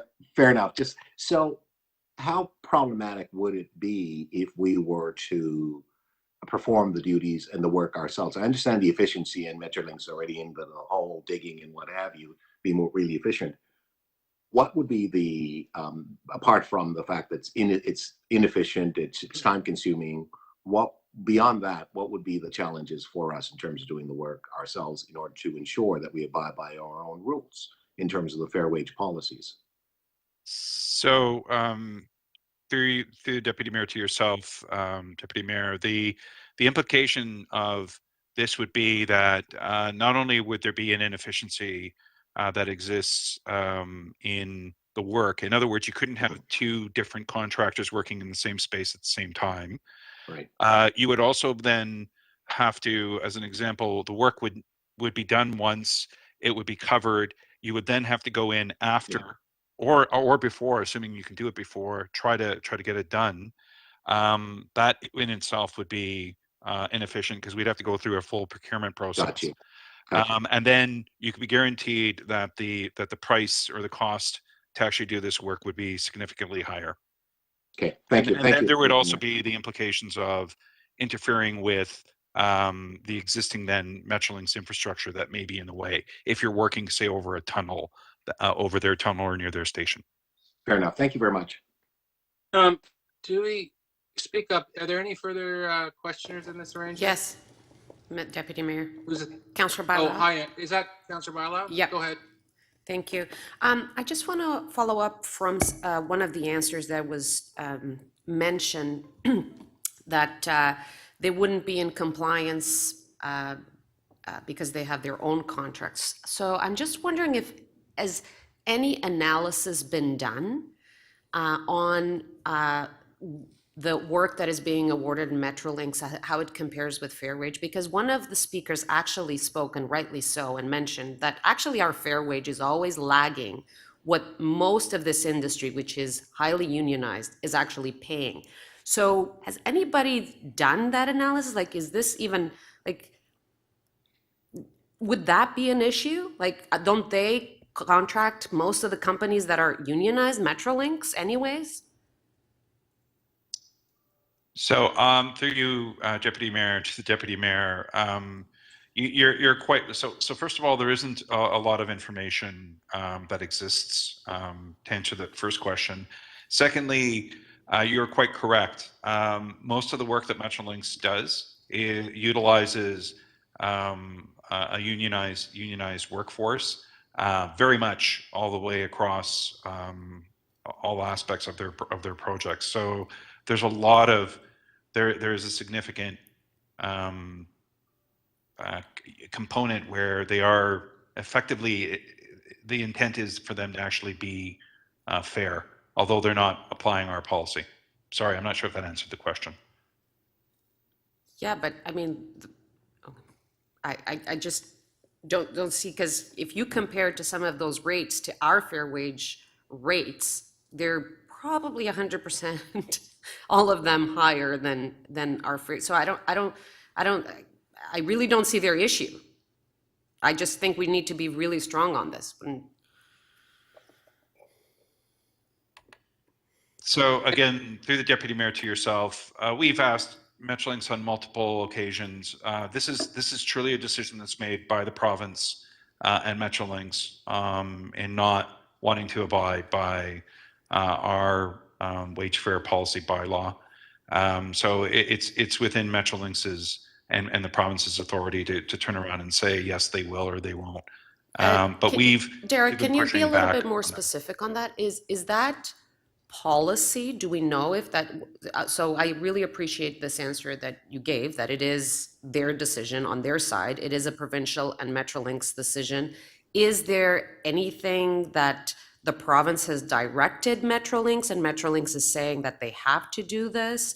Or like, where does the advocacy need to go as well? Both Metrolinx and the government, or is purely a government direction that needs to be given to Metrolinx? Where does it fall?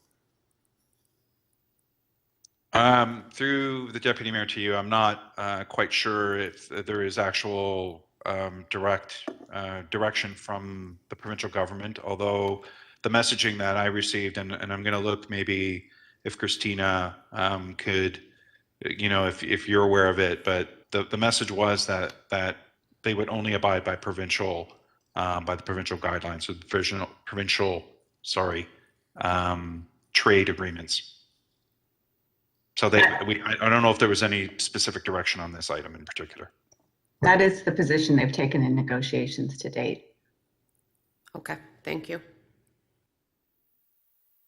Anybody else? I had a couple of questions. I may be trotting on paths that we've already gone on, but I do need some clarification.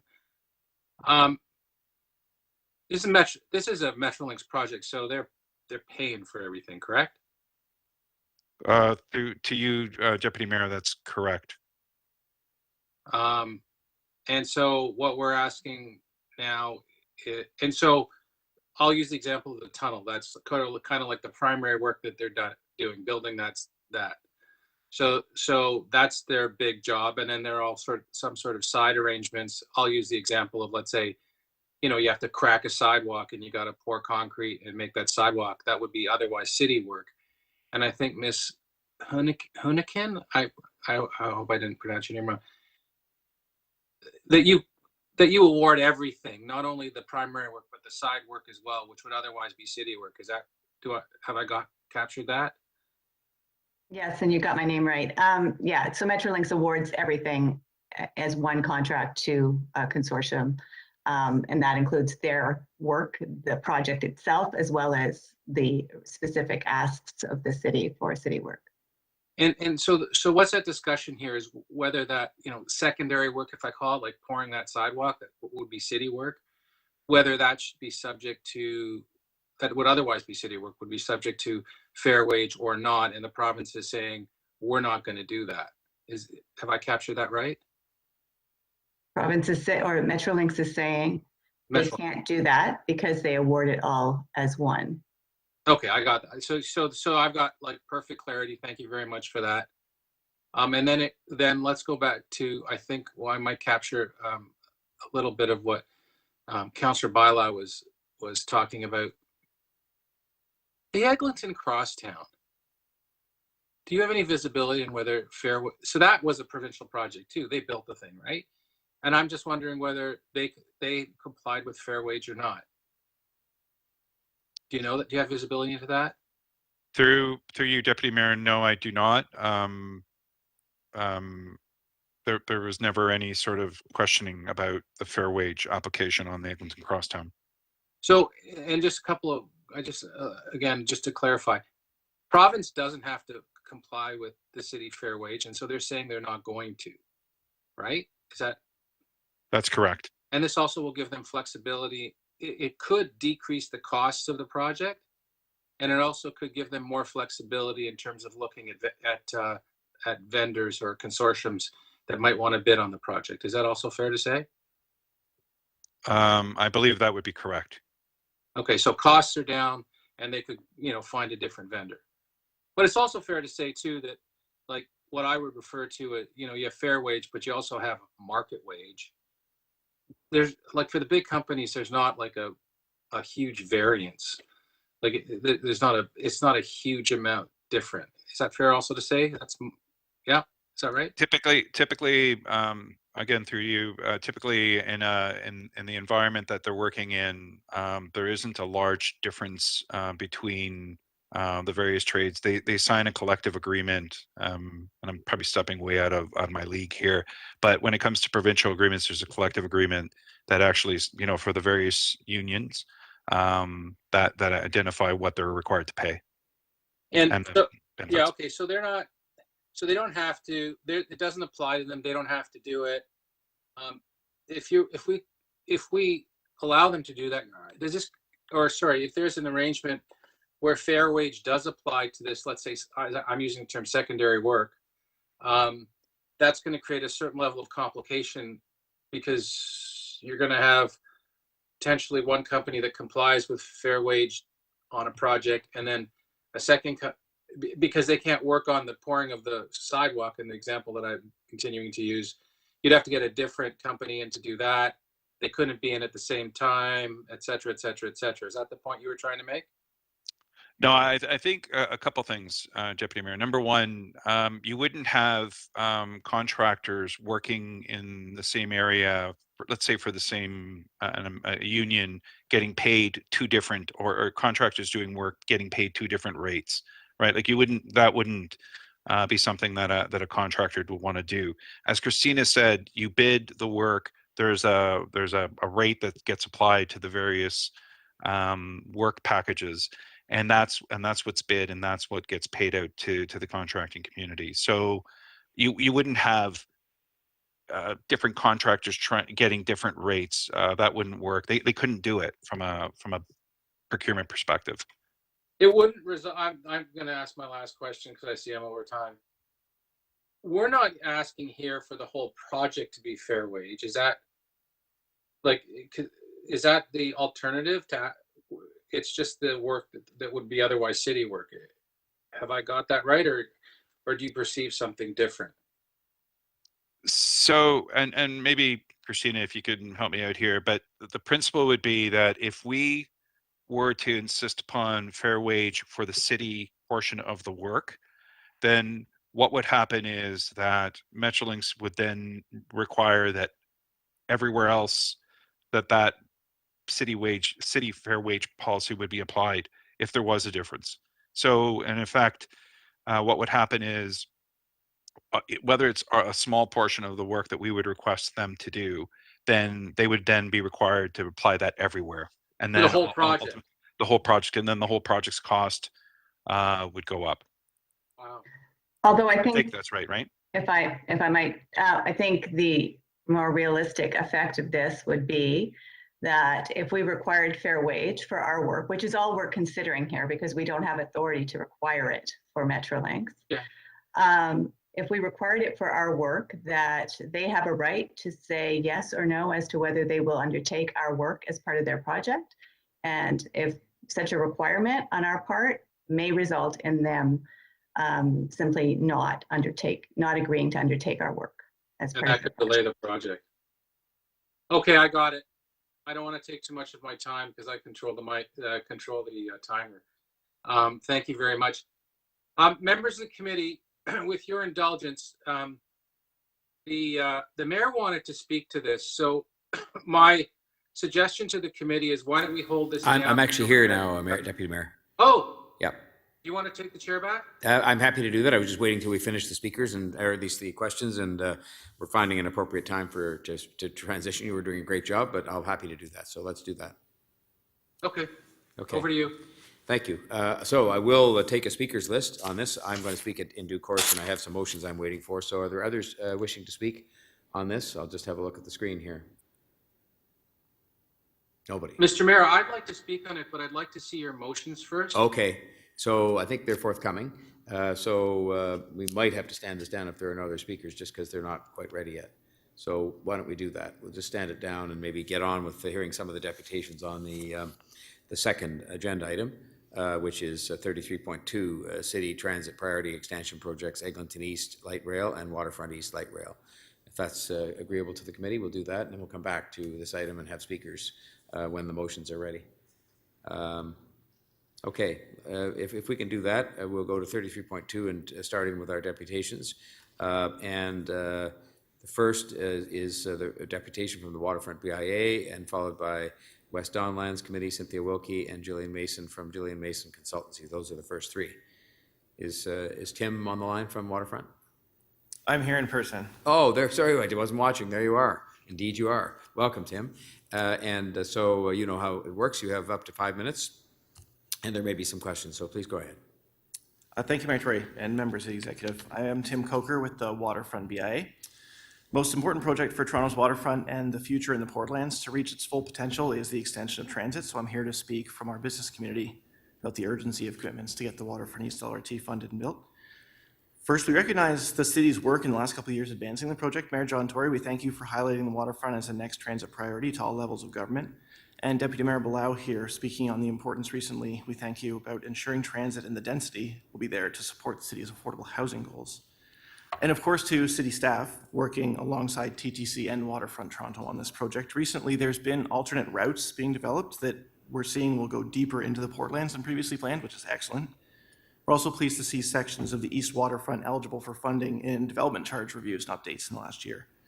While we're of course not excited to see delay to next year for a full design and funding strategy, we do acknowledge city staff appear to be working to ensure the route is fully planned out and value engineered to its highest impact and soon next year.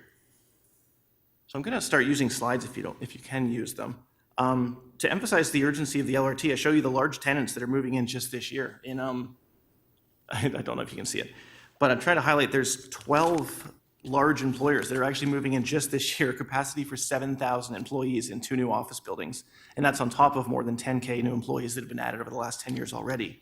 So these employers are already in place and have made commitments to the City of Toronto and its waterfront and need transit connectivity to fulfill their promises to employees. And there's a lot of room to grow, I guess. Oh, great, thank you. There's a lot of room to grow with the Portland's opportunity to the east, you can see here in these maps. A number of city goals are more possible with the transit in place. The development on the waterfront so far has led to more public parks. There will be even more public parks and recreation opportunities through the Portlands. And with transit, that gets more people from all around Toronto and the region to those opportunities. Density allows for more housing, and especially more affordable housing possibilities. More employment, of course, is also on the table, including city's priority creative industries for the Portlands. And last, we've submitted a statement on behalf of more than 40 different businesses and civic groups from across the city. There are quotes in here about the LRT's importance from a number of them, from student leaders, residents and housing advocates, creatives, real estate and development associations, tourism, of course, on the waterfront. And I think our message here is to staff and city councilors, like, you have very strong support from the community for funding and building the Waterfront East LRT. This includes businesses on the larger side. WPP is moving in right now. They have 2,000 employees coming to the waterfront. Also, another new dental clinic opened. It's actually a family business that expanded to a second location along the waterfront because they believe in the waterfront's potential too. So to finish, we encourage the committee to support staff recommendations today, of course, and also please consider additional motions to have planning in place to be ready to be constructed as soon as possible when a funding strategy can come forward next year with all 3 levels of government. Thank you. Thanks very much, Tim, as always. Are there questions of the deputy? I'm sorry, Yeah. Deputy Mayor, please go ahead. Just a quick question. So on your opinion, there's a lot happening already and a lot of potential. How crucial is the LRT to all this development and jobs and housing? Well, our economic impact study now 3 years ago, which we'd be happy to update soon, essentially showed that along the Eastern LRT and Portlands route, there would be 130,000 jobs and about 70,000 residents within walking distance. There's a few changes, of course, with the pandemic and Google no longer having a headquarters there that would likely change things more in the direction of housing. And we do understand the city and Waterfront Toronto are looking at higher development densities, density conditions, essentially, which we hope will be positive. The other way I would describe the importance of having transit in place, the way it was described to me a few years ago that I've always used, is that if you don't have the transit in place as the flood protection is complete in about 2 years, you will start to see the Portlands developed, and you'll see it developed with shorter buildings with potentially larger parking lots between them. And it's a lot harder to get people out of those cars once they've started using that neighborhood. So the reliance on vehicles would be probably decreased by about half if the transit was in place on the early side of a 20 or 30-year construction cycle than at the end, is my understanding. Who's the largest landowner in that area? Well, the city of Toronto. In the Portlands is the answer, yeah. Sorry, trick question. Thank you. Thank you, Deputy Mayor. Any other questions of this deputy? Okay, if not, well, thank you very much, Tim, for your being here today. And we'll move next to Cynthia Wilkie from the West Don Lands Committee. Good morning, Mayor Tory and members of the committee. I'm here on behalf of the West Don Lands Committee to express support for the staff recommendations respecting the Waterfront East LRT, and to urge the committee to consider further steps to accelerate implementation of this project. First, to expedite the engineering and planning work, we ask that Executive Committee recommend that any necessary funding authorization be included in the 2023 budget to bring the project to the critical 60% design level by the end of 2023. We understand that this design goal is reasonably achievable. We suggest this amendment to ensure that design momentum can be maintained without having to wait for the 2024 budget process. Second, we ask that staff be authorized to engage with other levels of government on funding, financing, and phasing strategies for the LRT as part of preparation for the recommended report back to 2023. Again, we're looking to ensure that as much progress as possible can take place before the next report back and before the 2024 budget cycle. With the Donmouth flood protection project nearing completion, the LRT project advanced quickly enough to support development planning for the East Bayfront, Keating Channel, and Villiers Island development. To achieve that optimal timing, early and ongoing discussions with the other orders of government are critical. Members have been involved in discussions about the Waterfront East LRT since 2006, so that is now 16 years. We have appeared on numerous occasions before this committee to urge the implementation and advancement of this project. We know from the experience of the West Don Lands development how important higher order transit is to support development and build healthy new neighborhoods.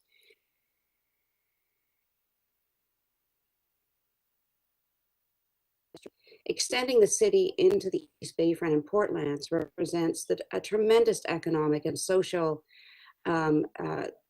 opportunity for the city. It also represents an opportunity to create the most sustainable neighborhoods in Toronto, and particularly to create neighborhoods with greater equity and greatly reduced car dependency. Higher order transit, meaning the Waterfront ERT, must be in place in the planning stages of these new neighborhoods to maximize the effect of that transit and achieve these benefits. It's crucial that the Waterfront East LRT project be accelerated wherever possible, however possible, as development constraints in the East Bayfront and Portlands are poised to be unlocked. So I thank you for your attention and hope you will give consideration to these recommendations. And I'm also going to go off message a little bit here and say I have been listening closely to the discussion about the Metrolinx position on Toronto's fair wage policy. And as an organization that has advocated for fairness and equity in housing and employment, I am very shocked by the position that they have taken. So that is off message, but thank you for your attention to our main issue around the advancement of the Waterfront East LRT. Thank you, Cynthia. Nothing's off message here. You're free to say whatever you want, and I'm glad that you ventured an opinion on that, since it's certainly very much been on the table today on the other matter. Thanks very much. Any questions of this deputant? Okay, we will then go next to the next two, Gillian Mason Consultancy, and August Pranoff, TTC Rider. So Gillian Mason would be next. Thank you, Mr. Mayor, for this 5-minute opportunity to bring a Scarborough perspective to the discussion of the Eglinton East Light Rail Transit, or the EELRT. My name is Gillian Mason, and as you may be aware, after more than 30 years working as an executive in the not-for-profit sector, I am now advising public, private, and nonprofit organizations, primarily working to link large public investments, whether at institutions like the UTSC with its $500 million construction expansion, or the Toronto Zoo with its conservation campus, seeking to link them with those whom they seek to have benefit from those investments. So I work most often linking them with their local employment goals. I'm also speaking as a Scarborough resident with more than 6 decades as a resident here, a professional urban planner, and a Master of Public Administration who's worked locally, nationally, and for 13 years internationally. So with that context, I would like to offer my thoughts on the considerable benefits to the community of the East Eglinton Light Rail Transit, and I'm delighted to see forward movement on this. For Scarborough, the East Eglinton Light Rail Transit represents an important investment, of course. It promises to improve residents' ability to move around their own community, as well as to connect to other parts of the city, including the downtown core. And a little talked about fact is that pre-COVID, more than 65% of the trips local folks took were within Scarborough. So for the tens of thousands who live, work, and play in the neighboring communities along Eglinton and Morningside Avenues, the travel time saved by the EELRT will give people more family time, more time to pursue education and skills upgrading so that they can capitalize on the opportunities coming into play and to fulfill their day-to-day responsibilities. In addition, of course, to the travel time improvements, evidence suggests that the EELRT will also stimulate growth along this transportation corridor, bringing new people, resources, and opportunities to Scarborough. But here I would like to introduce a note of caution, Mr. Mayor. From a social development perspective, that growth can either strengthen or weaken social cohesion. And as you're well aware, there are a number of NIAs along the EELRT. In fact, 7 of the 31 NIAs are in that corridor. So when infrastructure projects lead to residential and commercial growth, people living in poverty can benefit from that growth. But quite rationally, they also experience heightened anxiety about potential displacement. even as the purpose of the transit investment is to improve community mobility and livability. The good news, of course, is that the city has various social development strategies which the building of the EELRT can help you to achieve. Through the EELRT, you can realize many of the goals of the Toronto Strong Neighbourhood strategy, the poverty reduction strategy, the Toronto Youth Equity strategy, your commitment to Indigenous people, and to confronting anti-Black racism, just to name a few. So in short, the LRT expansion can mitigate and even begin to reverse the alarming trends that result from decades of underinvestment in the communities along this corridor. The EELRT can enable social infrastructure development alongside the physical infrastructure through coordination, collaboration, and investment among the various stakeholders along this part of the Eglinton line. And finally, although it's not necessary for me to restate what the people of this poorly serviced part of Toronto want to see with regard to transit, because they have been repeatedly asked that question, and they have provided their time and their knowledge and their experiences time and time again. But it does bear saying that the EELRT provides a rare and valuable opportunity to amplify local initiatives where trusted residents and grassroots groups, as well as other community members, alongside mainstream entities, are already collaborating and driving projects and programs forward to improve local social and economic conditions. So I encourage the city to seize this once-in-a-generation opportunity to do so much for so many in a socially and environmentally responsible way. And finally, I commend to you the East Eglinton LRT planning study, which was commissioned by the city in 2018, undertaken by Urban Strategies. Full disclosure, I was a subconsultant on the social development aspect of that plan, of that study, and that was undertaken for the planning department, and it involved multiple city departments, SDFA, Parks and Rec, Economic Development, and Planning. It makes great reading, Mr. Mayor, and you can clearly see the huge potential to improve the quality of life for some of Toronto's most neglected communities with the building of the EELRT. And I thank you very much for the opportunity to speak to Executive Committee this morning, and I'd be happy to answer any questions. Thank you. Thank you, Ms. Mason. Are there questions of this deputy? Councillor Ainsley, please. Thank you. Through you, Mayor Tory, to Ms. Mason. Could you, Jillian, explain a bit about local workforce development opportunities? You know, as a councillor for Southeast corner of Scarborough, I'm trying to build a job skills training center, and we have the highest youth unemployment rate in the city, the GTA actually. But how do you think it's best to measure workforce opportunities or, you know, community benefit agreements? What's the best way to get those in place, measure them, and making sure we're reaching the people we need to get to? Thank you very much, through you, Mr. Mayor, to Councillor Ainsley. As you're aware, Councillor Ainsley, we have had the opportunity for the last 5 years working with a number of players along in East Scarborough, working with the University of Toronto at Scarborough with their expansion plan. And both yourself and Councillor McKelvey have been huge supporters in us actually improving the connections between the already existing players in East Scarborough, so that when jobs are created at the UTSC through their construction, there's enough lead time that we can get accurate and timely messages out to community about what the jobs are going to be coming down the pipe. We can then start to leverage the many services that already exist in terms of improving their social stability and getting them into skills upgrading courses so that they can then actually enter a skilled trades training. The folks at IBU, Mark Arsenault and others who spoke before, and Jason Aughty, have all been active participants in saying, you bring us good folks with these kinds of skills, and we can then get them into the apprenticeship programs so that they can then be hired by the general contractors and the subcontractors on builds such as UTSC. So in answer to your question, the measures are really in the improvement in the flow or the movement of people from community into these jobs. Rather than just numbers of people who get jobs, have we got an ongoing sustainable pathway between community and these great jobs that are being created through significant public investment right on their doorstep. Mr. Mayor, I hope that answers the councillor's question.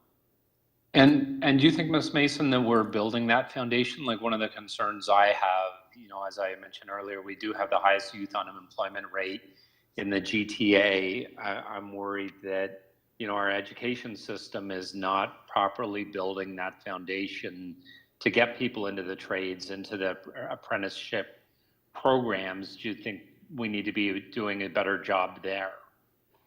So I think, in fact, your community benefits unit, which you have recently established, which is implementing the community benefits framework and has the benefit of the Community Benefits Advisory Committee, which represents a huge range of folk who are along that pathway. You've got the tools now. I really think it is a matter of being more mindful about what the tools are that you've got and ensuring that we are actually paying attention to them. You've just had an excellent conversation about wage rates, for instance. I think that we've got the players in this city who are keen to ensure that youth do get these jobs, and the youth are interested, but we do need to be very thoughtful about what we communicate to the youth, about what they're going to find on a construction site, the fact that the jobs are not continuous. You don't get a job and stick with it for a long time. It's contract work, but also on the upside, the nature of the benefits and the career opportunities, and really it's limitless. Where you can go. And I would just say that with the support of the city, with the Centre for Connected Communities at East Scarborough Storefront, there are 3 apprentices as of 2 weeks ago now ready to work on the UTSC site. Okay, excellent. Thank you very much. Those are my questions, Mayor Tory. Thank you. Thank you, Councillor Ainsley. I see Deputy Mayor Thompson's hand up for some questions. Yes, thank you very much, Mr. Mayor. Through you to Ms. Mason. Julian, very good to see you, and thank you very much for being here.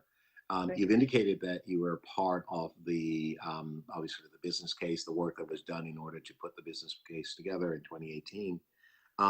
The main objectives have been met, which is to increase opportunities by transit, improve equity by supporting you talked about the strong neighborhoods and the part of the 2020 strategy, as well as the NIAs and so on. And you just mentioned, and you talked to Councillor Ainsley through his questions about economic opportunities for youth and so on, and supporting the economic vitality. I've heard from some, they have indicated that there needs to be a direct flow through with respect to the crosstown going all the way to the terminus to the end with respect to the East Eglinton LRT. I'm just wondering whether or not that's a concern for you, because as I understand it now, there is a requirement to disembark and then to take the East Eglinton LRT in order to get to destination eastwards. I'm just wondering if you had any concerns with respect to that. Well, thank you very much. Through you, Mr. Mayor, to Councillor Thompson.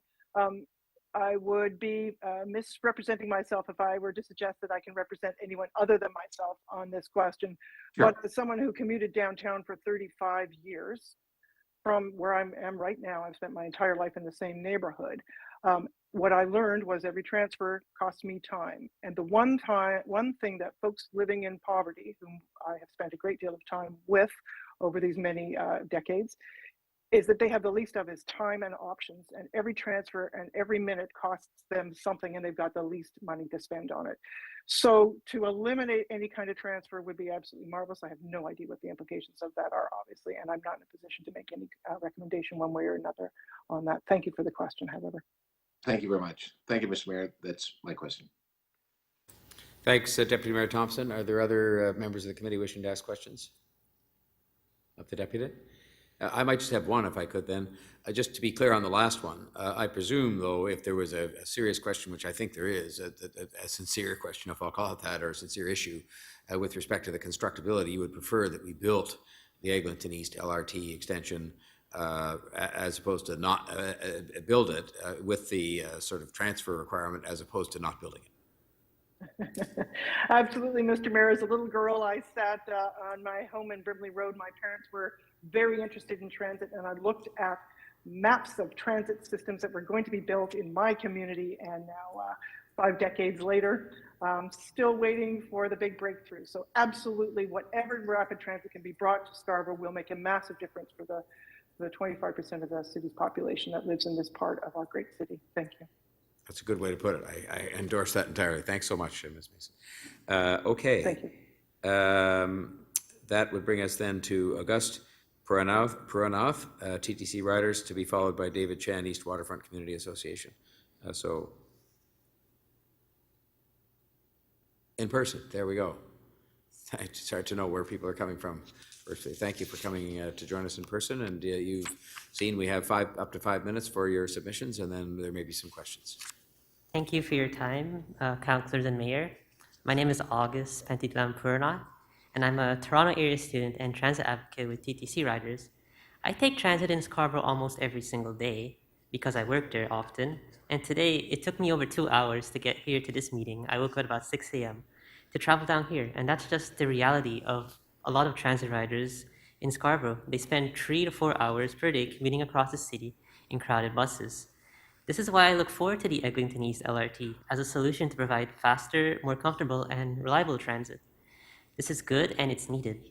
The recent report's announcement of an extension to Malvern is very exciting, and I would like to thank you for your work to move this forward. I also understand the need for the line to be separated from the crosstown due to technical issues with the Scarborough subway extension and reliability concerns.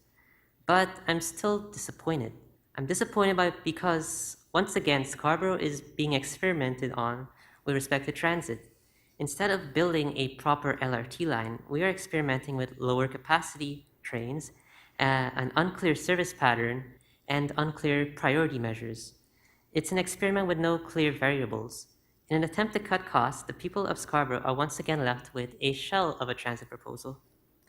I want to remind you once again that we're the fastest growing city in the fastest growing urban area on this continent. Over 100,000 people move to this region every year. We need to be building transit not only for those who live here today, but to support growth in the future. We need to build rapid transit for the long term and not just 15 to 20 years from now. That's why it's important to build capacity. The report suggests, well, I'm going to do a bit of a math lesson here. The report suggests that the line is designed for 2-car trains, and together that would be about 50 meters or less. So this implies that 1-car trains are only 25 meters long. For reference, right here on Queen Street, the streetcars that run there are 30 meters long, and they carry about 251 passengers. So given that this line, the Eglinton East LRT, is proposed to run every 5 minutes during rush hour, this means only up to 5,000 passengers per hour per direction would be the capacity of this line, based on what we know from the report. And this is quite shocking because this is only 1/3 of the capacity of the Eglinton Crosstown, which is about 15,000. And we also found out that this is only about 10% higher than the capacity provided by the 4 bus routes that run on Eglinton East today. But that's not all. The LRT will be split into 2 branches because we know one branch is going to Shepherd and McCown and one is going to Malvern. And yes, we welcome these extensions. This is great for the communities, but the report doesn't indicate the service pattern for this line. So if we assume that half the trains are going to Malvern and half are going to Shepherd McCowan, which is a fair assumption, this potentially means that riders will have to wait up to 10 minutes or even more outside of rush hour just to board a train along Shepherd or in Malvern. This is simply unacceptable because, for example, on Shepherd, a transit rider today can only wait 6, 7, 8 minutes for a bus, but in the future they may be waiting up to 10 or more minutes for a train. So we need clarification on that. And there's also another impact for lower frequency because it means more time spent transferring between the crosstown and the Eglinton East LRT. I understand why these are separated lines, but it's important that we try and minimize transfer times. When the report says that the transfer time is only 1.3 minutes, this is a bit misleading because it doesn't factor in the amount of time that people spend waiting for trains. I'm sure if you've taken the RT, you could be waiting up to 10 minutes for a train. So these kinds of things need to be factored in.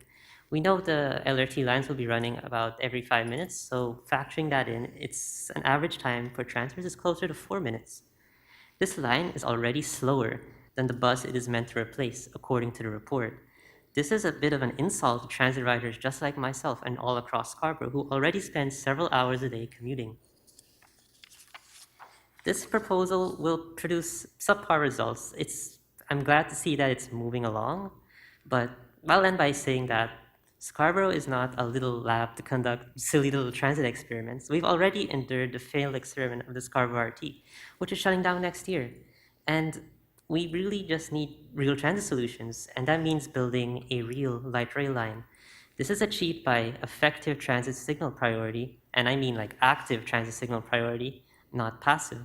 Other priority measures, more frequent service to reduce wait times, and larger trains or just running more service to build more capacity.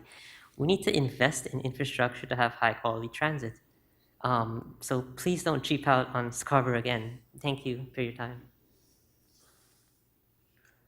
Thank you very much. Are there questions of the deputant? Okay, seeing none, I'll thank you so much for being with us today. Next is David Chan, East Waterfront Community Association, followed by Julie Beddoes. David Chan.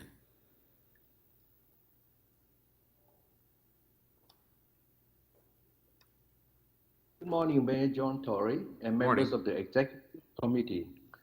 Thank you very much for the opportunity to speak today on behalf of the residents of East Waterfront. My name is David Chan. I'm president of the East Waterfront Community Association. Our areas of coverage starts from the east of Yonge Street to Cherry Street. We are fortunate that both the Waterfront East LRT and the Quayside projects are right here in our community.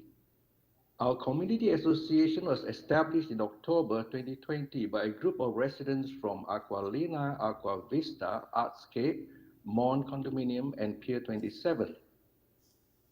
These are all located at the East Bayfront, and we came together to address several key concerns that were emerging in our neighborhood, specifically the increase in traffic congestions along Queens Quay East, and to improve overall access through public transit and connectivity to Union Station from the East Bayfront. Now, over 12 years ago, many of our residents bought into the dream of waterfront living with the expectation of a new light rail transit, which was a key selling feature that was heavily marketed by the developers.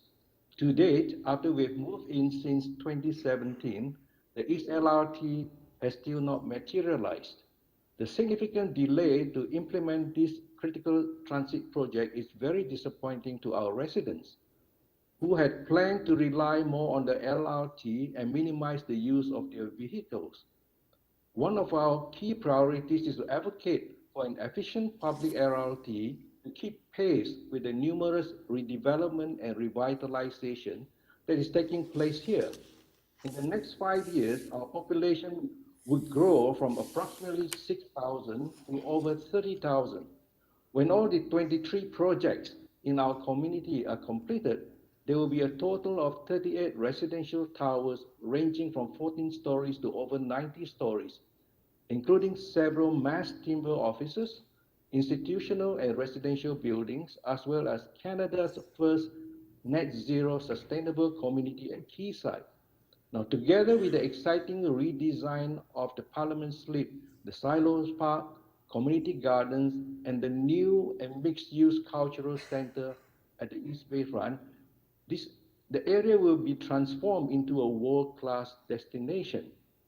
Now, all community stakeholders and residents have expressed their support for the Waterfront East LRT, which is urgently needed for the tremendous opportunities at the East Bayfront and the Portlands to succeed. Therefore, I would like to reiterate the ask by the Waterfront BIA and the West Donland Committee for the Executive Committee to consider the following. Firstly, to accelerate the approving of the funding and financing strategy to implement the implementation of the Waterfront East LRT in concert with the broader waterfront strategy. And secondly, to seek additional funding so that 60% of the design phase can be completed no later than the end of 2023. We greatly appreciate the efforts to date of the city staff in advancing this project, and are pleased to note that Mayor Tory has identified this as one of the city's additional transit priorities to serve the eastern part of Toronto's waterfront and the extensive revitalization at the Portlands. Now, the Waterfront East LRT is critical to serve the growing population, which will need to commute to the downtown offices or in the local commercial and institutional buildings, plus the influx of visitors and tourists to access the numerous attractions at the new Parliament slip and parklands that are being planned here. The economic benefits are clear, so I urge the Executive Committee to approve the funding for this project to move forward without further delay. Finally, I would like to thank you for the opportunity to provide our input on this agenda item, which is very important to our community. Thank you. Thank you very much, Mr. Chan. Are there questions of this deputy? Seeing none, I'll thank you so much for being with us today. Appreciate your comments. Next is Julie Beddoes, followed by Zain Kuram from TTC Riders. Julie Beddoes is next.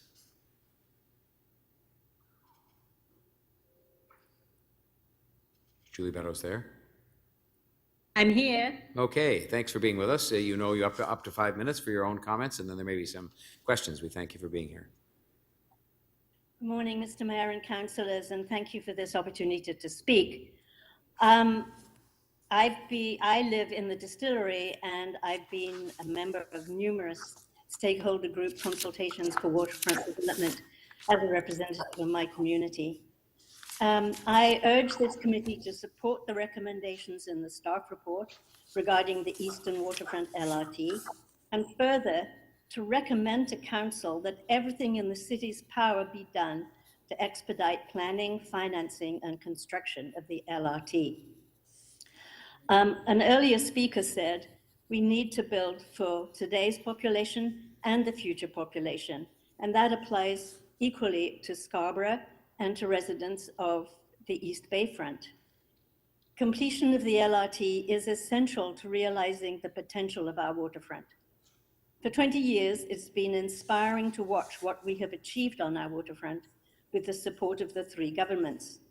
New amenities and neighborhoods, parks and utilities, housing for all kinds of residents, beautiful green spaces have improved lives and enriched our city.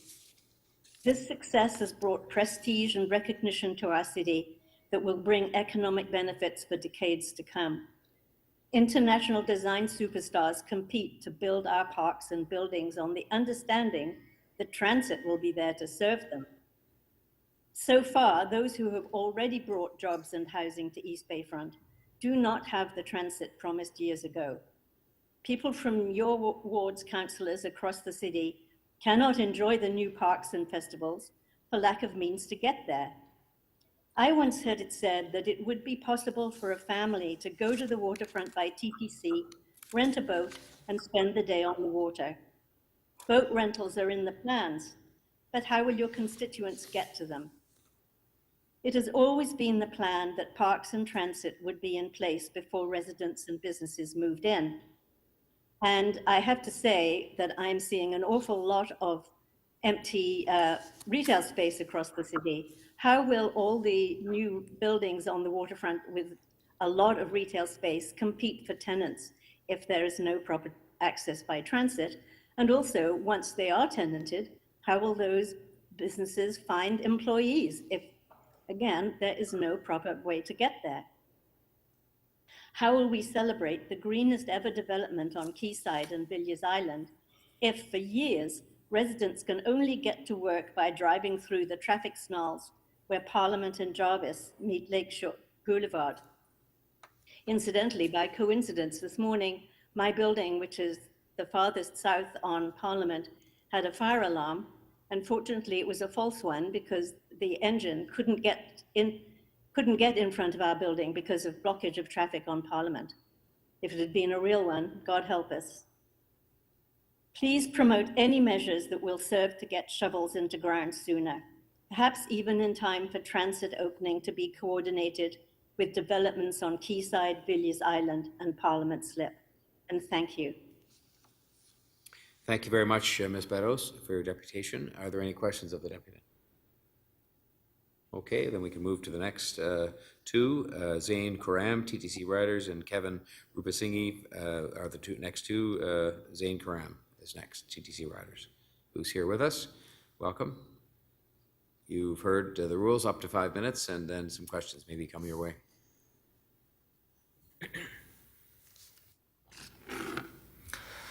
Thank you for providing me with the opportunity to speak about the Eglinton East. My name is Zane Kurum, and I'm a high school student in southeastern Scarborough.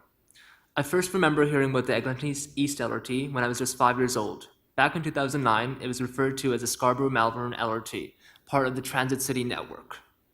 My father and I were riding a slow, packed bus towards Kennedy Station, and when we got stuck in traffic, he told me that eventually, by the time I would turn into a teenager, I would no longer have to wait for these buses, but instead I could take a fast and high-capacity train to my future high school.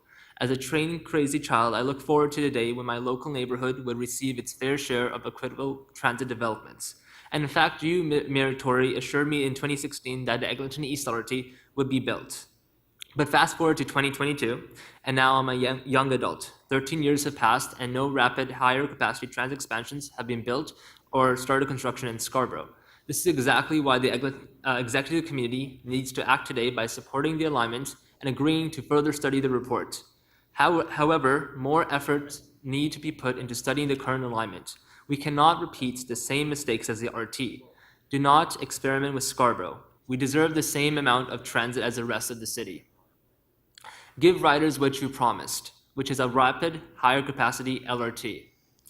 The initial business case reports that the cost-cut rendition of this line may be slower than the buses currently running on the rapid TO segments of Eglinton Avenue East, Kingston Road, and Morningside Avenue. Ensuring that alignment has signal priority is essential towards maintaining the speed of the line. Residents were promised a through service line from Malvern all the way to Mississauga. While it is understandable that the Scarborough subway has posed difficulties with a through service, we have questions about the planned capacity. Clarifications to where the type of low-floor light rail vehicles and the planned capacity and frequency of the service are needed. Regardless, we are so happy that this project is moving forward and including Sheppard East. This new alignment will significantly benefit more transit riders in Scarborough with the new leg up to the future McCowan-Sheppard Station. And for many youth, and post-secondary students, it will unlock independence and connections as their LRT passes through their homes, schools, and places of work. Many cannot afford nor operate automobiles, and this line will be especially beneficial for the youth of Scarborough and the rest of Toronto, helping to create transit users for life. It is very vital we go forth with the Eglinton East LRT, but I cannot stress this enough. We cannot make the same mistakes as the SRT. City Council shouldn't experiment with Scarborough, but rather effectively invest in Scarborough and plan for the future to ensure that the LRT meets its full potential and is not a shell of its former self. Thank you.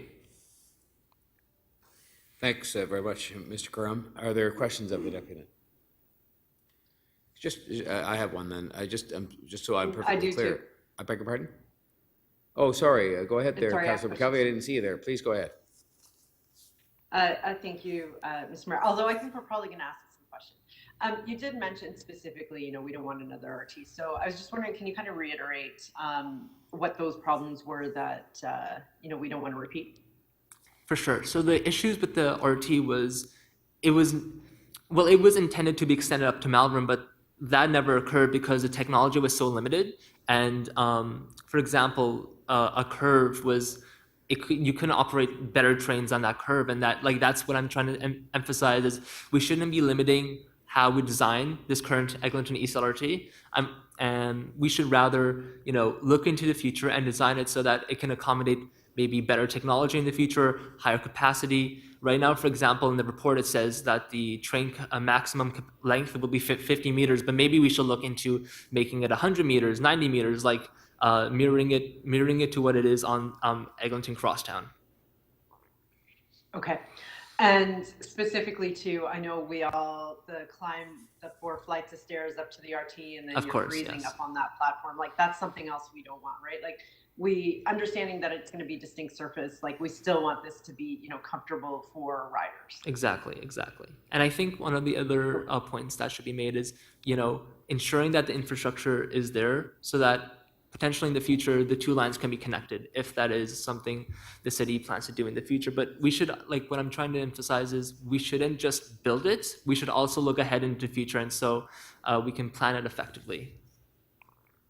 So a failure of the RT then is, the capacity, right? And I looked at Lawrence Station, and in the morning I could not get on. And this was I don't know, more than 20 years ago. I couldn't get on the station going south to Kennedy, so I would end up often going north, turning around and coming back to get into Kennedy Station because it had capacity issues.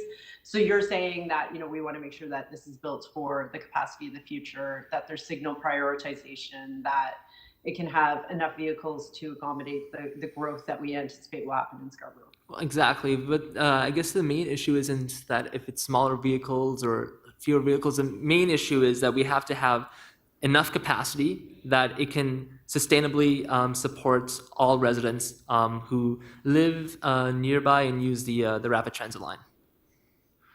Okay, so staff are supposed to report back on the transit vehicles that they're proposing. So I'm sure you'll be watching that closely. We'll share that with Definitely, you as I will that be. unfolds, and make sure that your voice is heard on that. And certainly I understand what you're saying, and I agree with you wholeheartedly. Thank you. Thank you. Thank you, Councillor McKelvey. Are there any other questions of this deputant? Okay, and Councillor McKelvey did indeed ask the same question basically that I was going to ask, so I think I'm good. And I thank you very much, Mr. Curran, for your deputation. Appreciate it. Thank you, Your Worship, and thank you, councillors. Have a great day. The next two are Kevin Rupasinghe and Tima Shah. So Kevin Rupasinghe is next. Is that deputant on the line? Hi, Kevin. You are currently unmuted. Good morning. Are you able to hear me and see me okay? You just need a bit more volume there. If there's a way to turn it up at your end, maybe a bit closer to the mic. You had, as you know, you have up to 5 minutes and maybe some questions. Sure. Is this any better? Yep, much better. Thank you. Wonderful.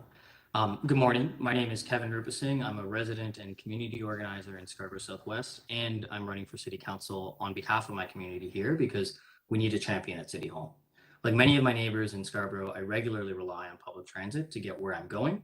I'm glad to see that the Eglinton East LRT is being brought forward in this report. It's an important project for all of Scarborough. It's going to connect some of the neighborhoods here that rely on transit the most.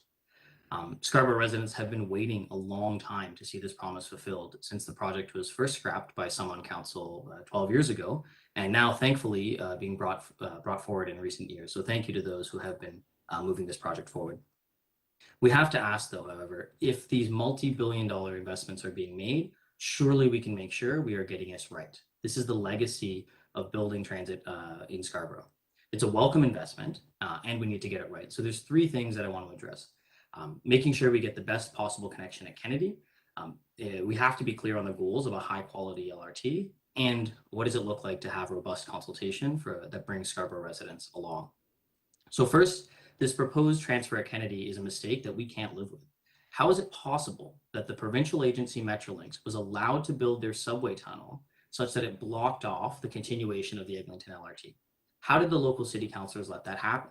Clearly, the Eglinton LRT was not a priority for them, and we let Metrolinx block this critical project. And now, for Scarborough residents, the long-awaited Eglinton Cross Town will now be known as the Eglinton Cross Transfer. This is a huge oversight. Consider, if you had a time machine, would you not go back and make sure that Dundas West TTC and Bloor West GO were closer together and had a seamless transfer? Same thing for Danforth GO and Maine TTC. Both examples of very inconvenient transfers, and is that really what we're going to be building at Kennedy again? I think it's especially relevant as by the time this project is built in the 2030s, Toronto's going to have an integrated TTC GO network. And if that's the case, most transfers to downtown should not be happening at Kennedy, as this report suggests, but at Eglinton GO or at Guildwood GO, not at Kennedy Station. And if this report today is not sufficiently considering the impact of an integrated GO TTC network, then we don't really have an accurate picture of what transit in Toronto in the 2030s is going to look like. And we're going to be stuck making this decision to have a bad connection at Kennedy going forward. So City Council really needs to champion making sure that we get the best possible connection for the Eglinton East LRT at Kennedy. So second, what do we want to achieve with a high quality, well-designed LRT? Well, okay, it should be higher capacity, it should be faster, more comfortable and reliable. There should be high frequency, and it should spur better land use along the corridor. This version of the Eglinton East LRT does not fully achieve or commit to any of these. It's a compromise. This cannot be the plan going forward. Scarborough residents are not going to accept it. Moving forward on the Eglinton East LRT means we have to commit to high capacity vehicles, to faster speeds, to transit signal priority at intersections. The Eglinton East LRT has to be future-proofed for growth, and we can't keep experimenting with transit in Scarborough. The current plan is compromise after compromise. This cannot be the plan we move forward with. We need to build the Eglinton East LRT well and to do it right. And this leads me to my last point about the amount of consultation for this version of the plan. Every day, I talk to many of my neighbors. Nobody knows that this project is being brought forward in this way. As they learn about it from me, the first time they're hearing about it, they're appalled, speechless. This cannot be how we are bringing forward generational transit projects with a week's notice and not one community meeting to discuss these profound changes to what Scarborough was promised. This is unacceptable. We have to make sure Scarborough residents are part of this process. For nearly 40 years, Scarborough residents have made that transfer at Kennedy Station, trekking up onto the roof, getting onto a smaller experimental train to carry on their journey. For the last 15 years, we've patiently waited while transit in Scarborough was used as a political football. Plans have changed again and again and again, watered down every time. For the next 7 years, to add insult to injury, Scarborough residents are going to be stuck on shuttle buses while we lose Line 3. And for another 5 years after that, we're still going to be waiting for the Eglinton East LRT. And so I hope City Council must move forward on getting the LRT, the Eglinton East LRT, a crucial project for Scarborough. We have to move forward with it, and we have to commit to getting this project built right. Thank you. Thank you very much for those comments. Are there any questions of the Deputy? I see none, so I'll thank you so much for joining us today. Next is Tima Shah.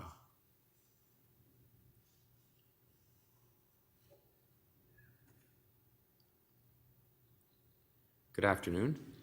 It is now early afternoon. We thank you so much for being here. I think you've seen you have up to 5 minutes for your own comments, and then there may be some questions. Good morning. I want to start by saying that this is the first time I'm at one of these meetings, and it feels incredibly empowering to have your ear and have the ear of other councillors. So thank you for allowing us to have that opportunity and for considering having consultations. Hi, I am Tima. I am a student at Centennial College, and I'm also the elected president at Centennial College Student Association.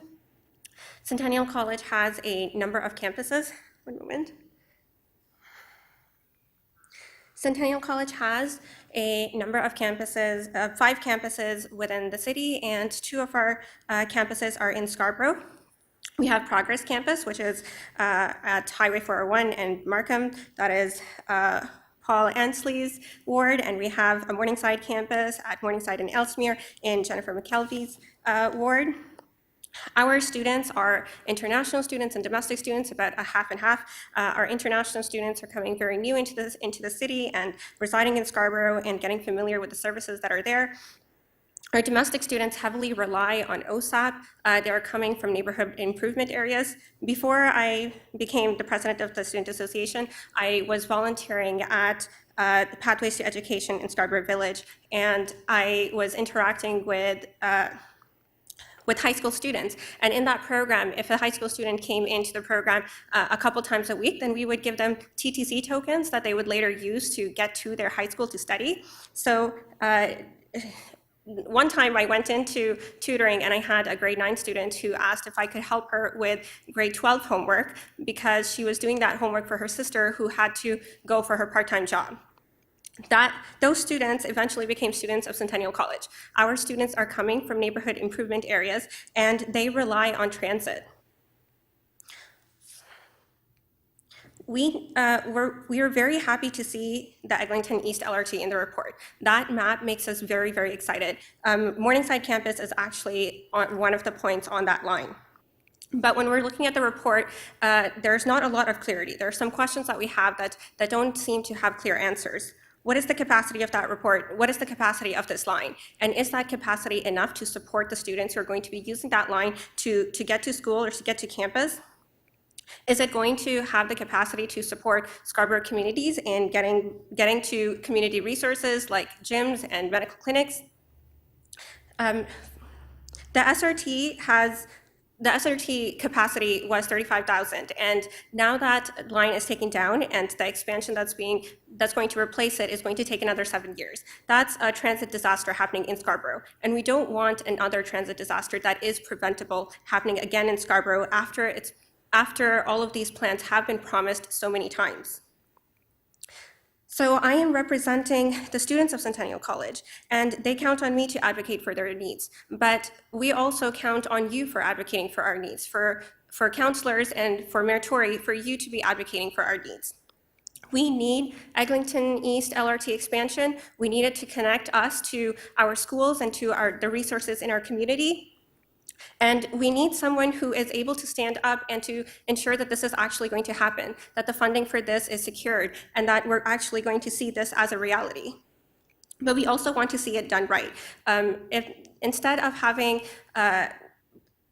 we want to see it done in a way that is able to support the capacity that is required in Scarborough. And with our increasing population and with our growing campuses, we want to make sure that we have a transit system that is able to accommodate that growth as well. So when you are looking at these reports, please ask the critical questions on our behalf. Make sure that you're considering the needs of the Scarborough residents, and have this transit plan finally become a reality, and leave that as a legacy for your work. Thank you. Thank you very much, Ms. Shaw. Are there any questions of this deputy, Councillor Ainsley? Yep.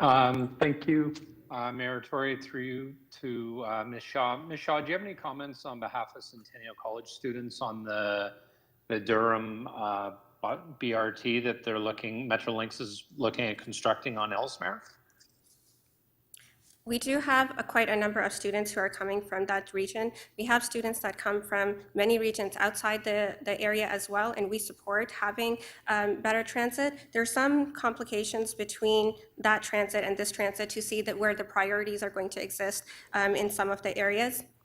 I'm going to say that I need to take a better look at that proposal as well to see exactly how that's going to be interacting with our students.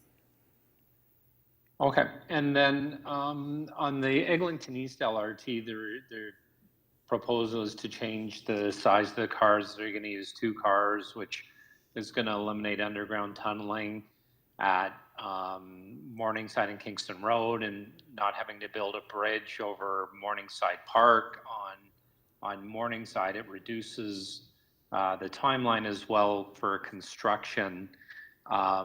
Do you think that's an acceptable compromise if we can get the LRT built quicker and maybe have smaller cars but more 2-car units?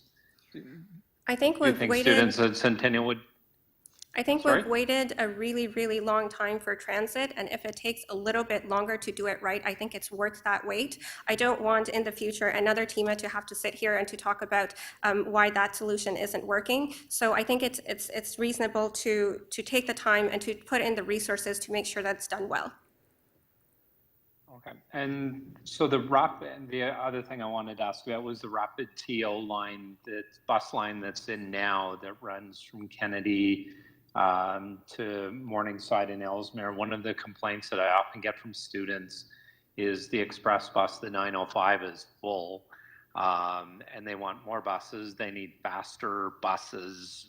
Are you hearing that as well from your students, from your fellow students? I am hearing that, and I'm experiencing that myself. That intersection is very, very difficult to get to. So there's that rapid line, and then we have to take another bus going north to the Progress campus. And oftentimes you have to stand there and wait or squeeze yourself into a bus. And if you're not able to squeeze yourself into a bus, you wait for another bus and another bus. Okay, all right, thank you. Those are my questions, Mayor. Thank you, Councillor Ainsley. Any other questions of the deputy? Thanks again very much for being with us. The final deputy on this item is Ty Dylan Higashiashan. I'm sorry if I mispronounced the name. The person, you're online? Hello? Hello, John Tory here. You're on the line with us, and we welcome you, and you have up to 5 minutes, and then some questions maybe. Thank you so much. My name is Tai Higashihara, and I'm Vice President External at Scarborough Campus Students Union. As a student who lives in East York and travels to UTSC, I'm a frequent user of the TTC. I also represent 14,000 plus students, many of which rely on our public transit system. Many students have said that transit is an important issue for them. And we have the highest number of students accessing OSAP. Not only are students struggling to travel to campus, they're struggling with the unaffordability crisis in our city. Slow and infrequent service can affect our mental health and our academic performance.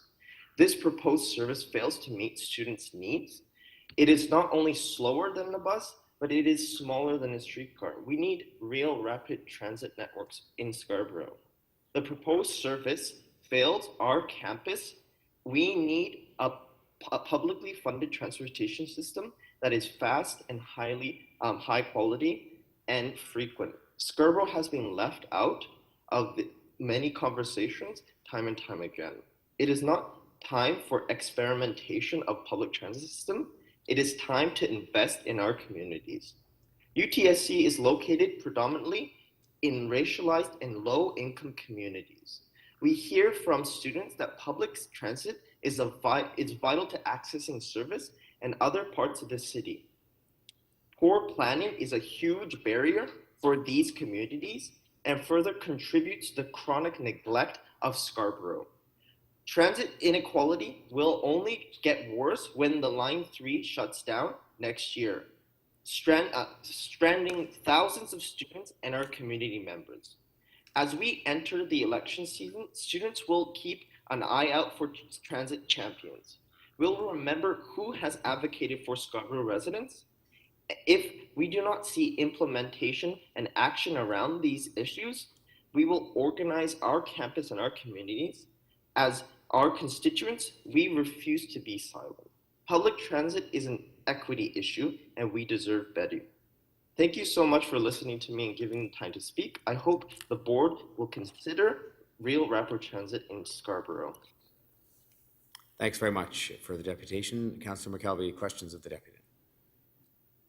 Thank you for coming out today. Similar questions to ask before, though. I just want to start with, there is an update to the alignment that's proposed here that does two things. So one is it moves the storage shed off of the U of T property, so that opens it up for expansion of U of T. But it also proposes extending and fully connecting into Shepherd. So I'm just wondering, is this something that your association would be favorable of? Obviously, that connection towards UTSC would be favorable.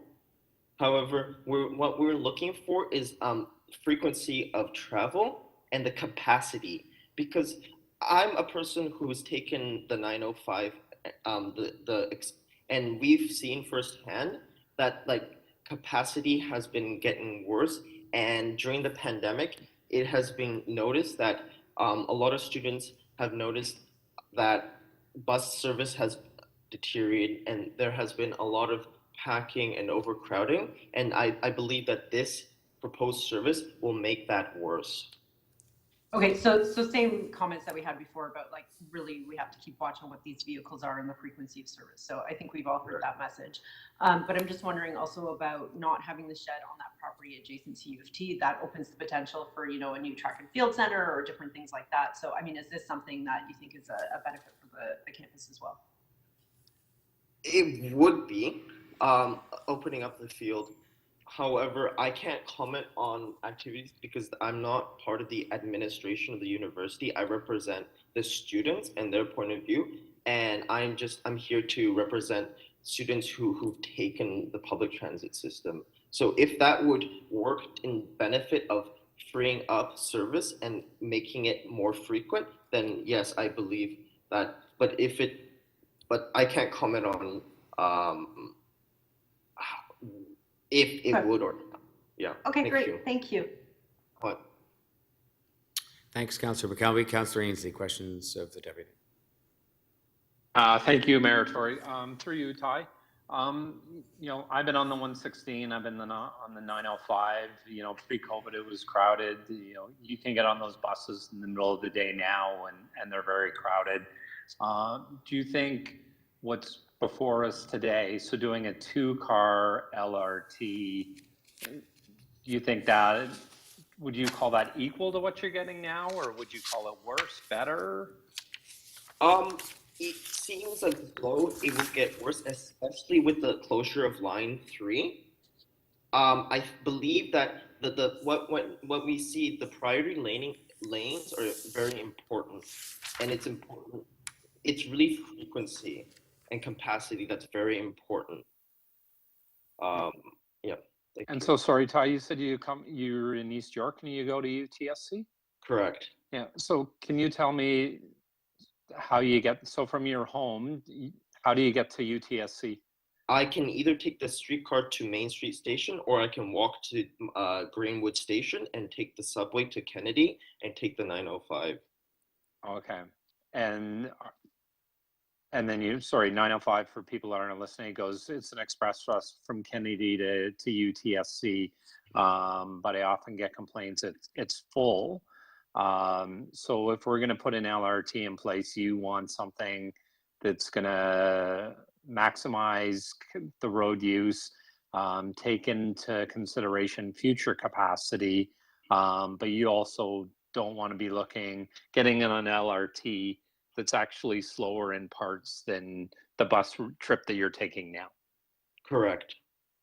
Okay. And then do you have any thoughts on the Durham BRT that's going to run from the Scarborough Town Center to Oshawa? I know personally many students who live in that area as well, and I think that is a welcome new addition. And we hope that this would open up more connectivity within the greater GTA.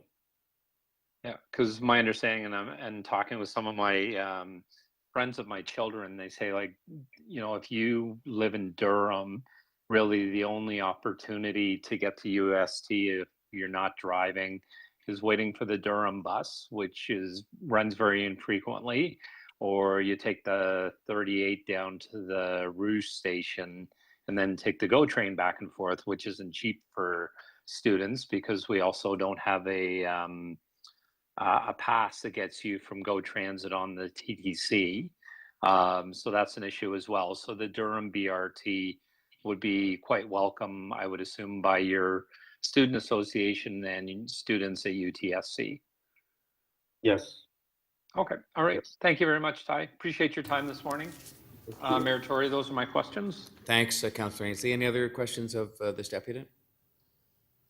Okay, well then we can thank you very much for your deputation, and we can that completes the deputations.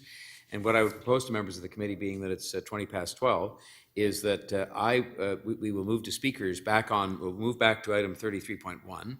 And I was waiting for some motions at the time, and I thought if I could speak first, which I would have asked you for your indulgence to have me do anyway, because I have 3 motions and they may better be put on the table so that people could discuss them in their own remarks. So I would do that. We'd have time for that. There may be some questions coming out of that, and then we would adjourn for lunch. And then when we come back, we'd finish the speakers and then move to questions of staff on item 33.2. We've actually made more progress than we think because we've heard from pretty much all the deputants. We have just a handful left on some of the other items now. So are people agreeable with that? Okay. Well, I have 3 motions, and I'll just ask they be put up one after another here as part of my own remarks, and if we could start the clock running so I'm being fair to everybody in that regard. The first one, as has been mentioned many times during the course of the discussion today, is to delete recommendation 49 in this report 33.1 and instead substitute for that a direction to the Executive Director of Transit Expansion to continue discussions with Metrolinx on the application of the city's fair wage policy. I think that the maintenance of the integrity of this policy, as was said by the deputants who were here today, is very important. And I understand, why the complexities of having Metrolinx potentially doing some city work while they're at it, building these transit projects, is a complicated one. But the bottom line is that for us, it is important that the integrity of the fair wage policy be maintained. But at the same time, as one of the deputants said, that we find a way to get the work done too. And so this allows for a limited amount of time, admittedly, because it is asking for a report back directly to the June 15th, June 16th council meeting. But I'm very hopeful that in that time, given that some of these discussions began earlier on when the concerns were first expressed, that we can find some solution that allows us to both respect the integrity of the fair wage policy and at the same time to get the transit work done. The second motion And this begins now to respond to some of the deputations from the local residents in the case of the Eglinton Crosstown West Extension, simply reaffirms through the Executive Director, Transit Expansion Office, the request that we made earlier on as a council to look at running the elevated segment of the Eglinton Crosstown West Extension underground, including options that exist to accommodate this change. And that was the wording of the motion that was passed by City Council. And so we're reaffirming that here today because, of course, we heard there, first of all, hasn't really been as yet any response, and secondly, that the residents are still citing that as a major concern they have, especially given the impact that the proposed elevated section will have on various aspects of, I'll call it, neighborhood life. And the third motion, motion C, requests that Metrolinx expedite its response to the City Council's expressed concerns, including, but not limited to, the above-ground section and some of the ways in which that operates. But I provided for in this motion a couple of things in particular that were repeatedly mentioned by deputants today, which includes the routing of the elevated structure through parkland as opposed to a route at the side of Eglinton Avenue. And that presumes that Metrolinx will say, for example, and I'm not presuming they will, but presumes they might say, well, we can't put it underground for X, Y, and Z reasons. So if it's going to be above ground, the deputants were asking us to at least have a look at having it run along the side of the road, as it were, as opposed to in the parkland. So we've asked for that to be examined in this motion. And also any matters that impact on the recommended closure of access points to the Mount Dennis Transit Hub. Because, again, that was something that was mentioned again as something that makes a little sense for us to have a transit hub there and then have accessibility to it limited. And it finishes, the motion does, the motion C, by saying that we would inform Metrolinx that the findings of that report or response back to us will be taken into account in reviewing some of the authorities set out in the recommendations, because I think we all heard today what the time urgency of this is, given that we will not be sitting as a council to look at these things after July, that some of these closures would take effect in January, but that I think it at least puts them on notice. And if it affects their tenders, that's perhaps a fact of life, that we're going to be looking at some of these authorities granted today in light of what they have not yet responded to us. And I would say to them respectfully, as part of my own remarks today, if they don't like the idea that they're going to be left with a degree of uncertainty, then speed up the work. Because one thing I have certainly figured out as we try very hard to cooperate to get this transit built is that Metrolinx is not the best when it comes to either public consultation, and they're certainly not up to and accustomed to the standards that we set for public consultation in anything we do, whether it's a transit development or anything else. They're not. And we help them with that, and we're trying to help them now. But also, they're not the best in terms of saying, well, something's really, really urgent in their books, which I understand. They've probably been told by the government of Ontario, getting these transit projects built is urgent, and I agree with that. But if it's so urgent, then I guess they should be able to urgently respond to the concerns that we as a council have put forward before with respect to the underground option, with respect to the routing along the side of the road as opposed to through parkland, with respect to the blockage of TTC hub access. And so I would just suggest to them that the best antidote to any uncertainty that is created by this, putting them on notice that some of these authorities could be reviewed in light of what they respond, is that they should get on with giving the response. I will just say that I think it's important that we take a look at these local matters. I think it's important that we do complete studies and responses before we actually, give carte blanche on these authorities. And I think that on the fair wage policy that we can perhaps suggest, as was implied here, that the unions should also take their concern to the Government of Ontario. A lot of them forged good relations with the Government of Ontario in the recent weeks and months, and I think they can go and talk to the Government of Ontario about why it is necessary to affect the integrity of our fair wage policy in order to get transit built. Transit should be built using a fair wage policy all the way along, no matter who's doing the building or who's doing what work, and I think that they can go and express that view to people who I think will be inclined to listen to them, and I certainly intend to do the same. So those are my remarks, and those are the motions, and my time is up. And so I will thank you for your attention. We have time to see if there's any questions about my motions, or otherwise, I don't think we have time for another speaker. So I'll just see if there are any questions on the motions at this stage. Okay, well, seeing none, it is 27 minutes past 12, so I think it's an appropriate time for us to take the lunch break, and we'll resume at 1:30. And I'll say to the Deputy Mayor, the function I thought I had to be at 1:30 is no longer happening at that time, so I'll be back in the chair because I had asked him to be available in case I had to be outside the meeting, but I'll be here. And so thank you for chairing this morning, much appreciated. and we'll see you at 1:30. Thanks very much.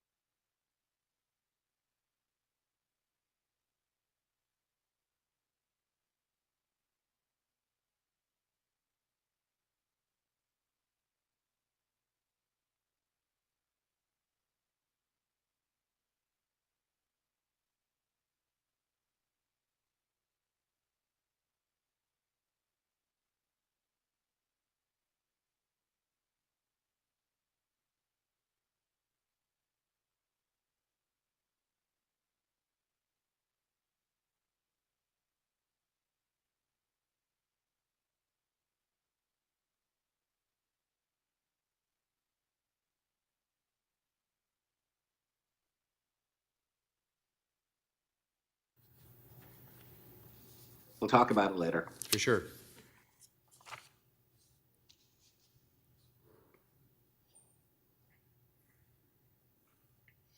The meeting is resumed, and welcome back, colleagues. And where we left off was I had been the first speaker and put some motions on the table with respect to the item 33.1. And so I hadn't yet taken a speaker's list of others who wish to speak, but I'm quite happy to do so now. Who do I see that would like to speak on this matter, 33.1? Any other speakers? Deputy Mayor Minnan Wong, okay, and so we'll start with you, and thank you for your remarks, and go ahead with them, please. Well, thank you, Mr. Mayor. I'm not going to take a lot of time. Respectfully, I'm not going to vote to delete the section that relates to the fair wage policy. I have two primary concerns, which I'll just briefly state. Firstly, I mean, this is fundamentally not our project, and I don't think that we should be burdening Metrolinx with our obligations, and so I just think we should be free and clear of that. And the second point is related to that: is any of these additional obligations means there's less money in transit generally, and I'd like to see more transit built. So I won't be voting for that deletion. Thank you. Thank you. Other Deputy Mayor Thompson. Thank you very much, Mr. Mayor, and I'm going to support your motion with respect to the deletion. You know, we're a grown-up city, and we have policies in place for specific reasons. In fact, the policy talks about discrimination and so on as to why part of the rationale for the fair wage policy being in place. It's something that we need to really, you know, take into consideration. I know that there's a cost associated with it, but I also know that the work and the efforts of unions in our city have been absolutely tremendous, both in terms of the work that they actually do, but also the training that they do as well. I know the work that we've done with the carpenters and Leuna and others have been rather significant for our young people, as well as those who are obviously in the trade and are working and living in our communities and so on. We have actually a policy that is, as it's been said, 120 years young. And it obviously, through the questioning that Councillor Ainsley was asking, it needs to be updated because we're still not necessarily, you know, within the context of 2022 wages. We are still, you know, as was said by one of the speakers this morning, the last time this policy was reviewed was 2019. I'm all in favor of obviously saving money for our city and ensuring that monies are invested into transit. But I'm not in favor with respect to Metrolinx dictating our policy and superseding our policy with respect to, you know, their approach. I don't necessarily disagree with their approach, but I don't support their approach because we have a policy that I think that we ought to uphold. And I think it's a slippery sliding slope if we start to tinker around with it, as in this case. Yes, I know that we want efficiencies with respect to the work being done and the work that the city has to do as part of our municipal infrastructure agreement. And I understand we have agreement with Metrolinx and so on, and I appreciate all that. But I still think that we have to protect the integrity of the fair wage policy that we actually have in place.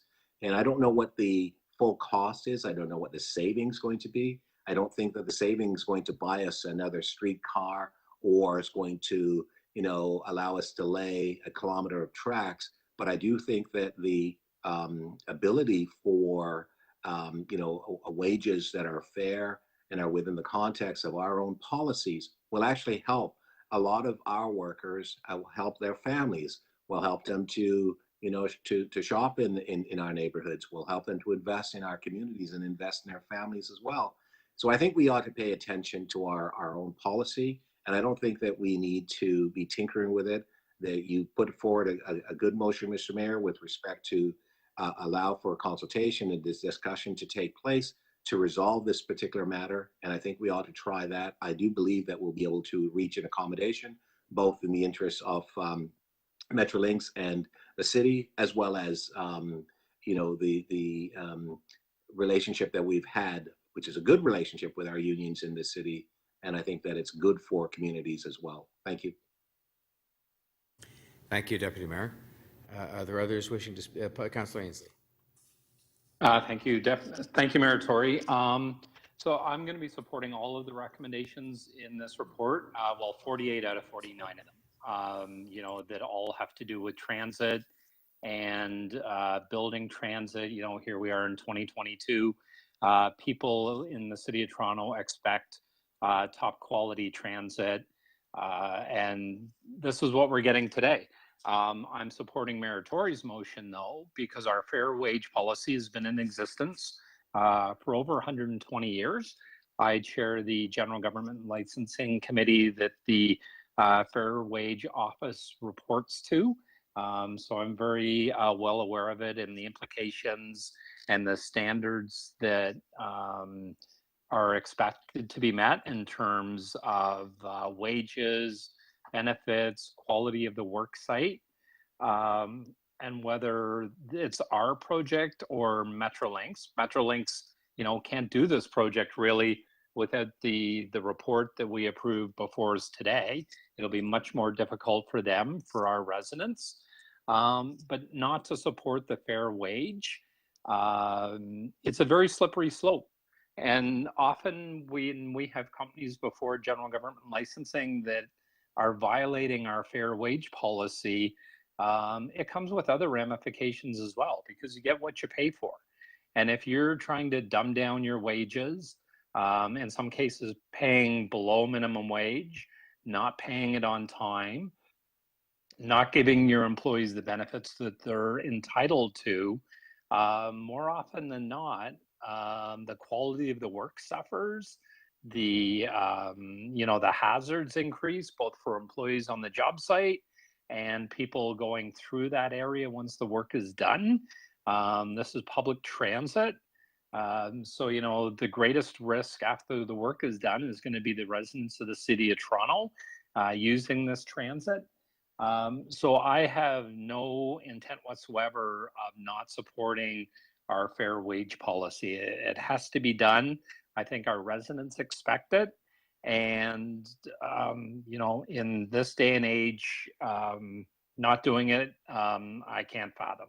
So thank you very much. And those are my remarks. Thank you very much, Councillor Ainsley. Are there others wishing to speak on this? I don't see anybody, so I think we could go to the motions and to the question. I beg your pardon? Oh, I'm sorry, Deputy Mayor. I apologize. I started looking over at my laptop at the screen here, and I'm forgetting there's one stalwart soul that is actually in the council chamber with me. So thank you for being here, keeping me company, and please speak. I'll be very brief, Mayor. I will be supporting the 48 recommendations in your motion on the fair wage. As it was mentioned by our colleagues here, it is a slippery slope. It is an important policy that we have. And I honestly haven't seen anything that Metrolinx has told our staff or produced to say that this would save millions and billions of dollars for them either. This is a very unionized workforce. Most of these contractors are paying more than our fair wage. So it's even hard to see what the issue really is in here. So I really think that we should expect more and fight for more from this, and we shouldn't give in, and we should stand by the policies that we fought hard and that we uphold those policies. And so thank you, Mayor, for moving that motion. I think it is an important motion, and I'm looking forward to see what the staff is going to come back to directly to council, but I think we need to uphold our position that this is a policy that we stand by. Thank you, Deputy Mayor. Okay, so then I think we now are, with apologies to Deputy Mayor Barlow again, we're ready to proceed to deal with motions and with the matter if it's amended.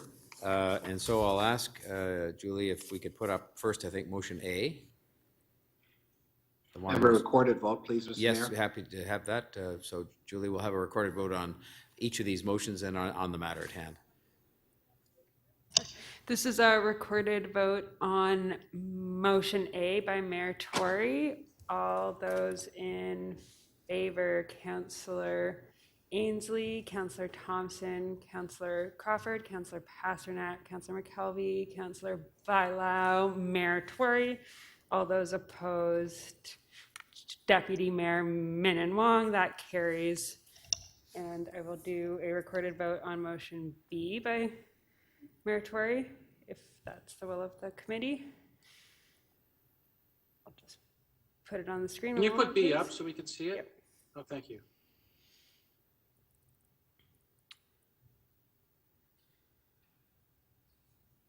Okay, this is a recorded vote. All those in favor, Deputy Mayor Thompson, Councillor Ainsley, Deputy Mayor Minamong, Deputy Mayor Bailao, Councillor Crawford, Councillor Pasternak, Mayor Tory. All those opposed. Councillor McKelvey, can I have your vote, please? Councillor McKelvey is in favor. That carries unanimously. And then we'll put motion C on the screen. And then I will do a recorded vote on motion C by Mayor Tory. All those in favor, Mayor Tory, Councillor Thompson, Deputy Mayor Minamong, Councillor Ainsley, Councillor Crawford, Councillor Pasternak, Councillor Bailao. All those opposed. Sorry, Councillor McKelvey, can I have your vote again, please? Sorry, in favor. Councillor McKelvey is in favor. That carries unanimously. And now I will do a vote on the item as amended. All those in favor? Councillor McKelvey, Councillor Thompson, Deputy Mayor Min and Wong, Councillor Ainsley, Councillor Crawford, Councillor Bailao, Mayor Tory. All those opposed? Councillor Pasternak, may I have your vote, please? Councillor Whose vote are you waiting for? It was, item is amended? Item is amended. In Councillor favor. Pasternak's in favor. That carries unanimously. Thank you. Thank you, colleagues. I know we did that in a bit of a hurly-burly fashion because we're going back and forth, but the good news is that we've now moved to item 33.2 and we can go straight to questions of staff because we did deputants. And so I will see who has questions of staff on this item, 33.2, City Priority Expansion Projects, Eglinton East and Waterfront. Deputy Mayor Minamong. And Yeah, let me just get my, I'm sorry, Deputy Mayor, if I can, I didn't see Joe waving there till the last minute. And so we have Joe as a visiting member of council, Joe Mahavik. Sure. Councillor Mahavik. So Councillor, we'll ask you to go first and then the Deputy Mayor, and then I saw Councillor Crawford's hand as well, I believe. Great, thank you very much, And Mr. Mayor. It's a Ainsley. privilege. Go ahead, Joe. Oh, okay, thank you very much, Mr. Mayor. Privileged to be able to ask these questions. Having consulted a little bit with some stakeholders in the area. On page 13, there's a question to staff. On page 13, there's a little bit of there's a reference to value engineering, a value engineering exercise. And I want to clarify, noting that the TTC and the city went through a long and complicated process to figure out the Union Station to Queens Quay loop. Is that going to impact the basic essence of that? There's all kinds of talks of a pergola, well, a different of a walking escalator and so on. That's not on the table. We've got the plan. You're going to value engineer around the edges of the project rather than that core piece of it that took us basically almost half a decade to figure out. So that would be my first question. Through the mayor, council already had decided on the technology back in an earlier report. That's, I think, what you're referring to.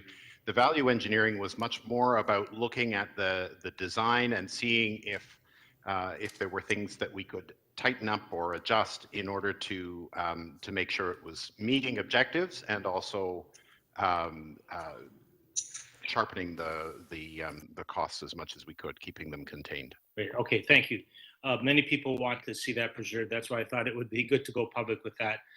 The other question is, and this is in an attempt, given that we've kind of been at this really almost for 15 years, 15 to 20 years. And there is some folks are losing hope, and they want to see if there's any opportunity to do what, let's call it a hurry up offense here. How many staff are working on the project, either at Waterfront Toronto in the city's transit expansion office or at the TTC? And related to that, I'll ask it all at once, is how can that be added to in an attempt to get beyond 30% design to say 60% or even 100% design? What can the city do by way of adding to the staff complement or the contracted complement to get this done, the planning work done as soon as possible? Through the mayor, councillor, there are several organizations within in the project, as you've noted. So city planning through transportation planning, transit expansion office, the TTC, Waterfront Toronto, and then there are consultants on board that the TTC has retained for the work on the Union Station to Queens Quay Tunnel, and that Waterfront Toronto has retained for the design work related to the surface elements of the project. There are probably, within transportation planning, there are 3 of us who are engaged in that to varying degrees. Similar, probably with TEO, probably a same number within Waterfront Toronto. I don't have the number on the TTC. I think there are a few more engineers within the TTC engaged in this, and then we've got the consulting contracts on board, which probably have a number of a larger number. Well, they do have a larger number of consultants engaged in the detailed work carrying out the actual design. I think the TTC is on board here as well and may be able to comment on how many people are working on the project at their end. I think I saw Scott here this morning.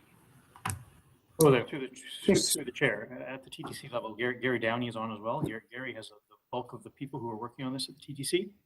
On the planning side, we have about 2 people who are engaged in the project team side of things. You, Gary? Yeah, through the chair, we have about 8 people currently full-time on this project just now. As James said earlier on, we're just looking at the value engineering just now. We've taken it to 30% design on the current scheme, and we're just looking at the value engineering just now along with our consultants. Okay. In terms of the second part of your question, councillor, I mean, there are, adding additional resources may be a way to advance some of this. I think that there's, there are some natural limits to, or a natural amount of time that some of the design work would take, but there may be opportunities to try to speed up further work through putting additional resources on. I don't have a specific number or what that could look like for you right now. And okay, so we might ask you, maybe at council, I'm not ready with the motion now, and of course I want to shop it around a little bit. Would it be possible to say that, I don't know, by the end of 2023, that it is a reasonable expectation, say, to take it to 60% design or even 100% design?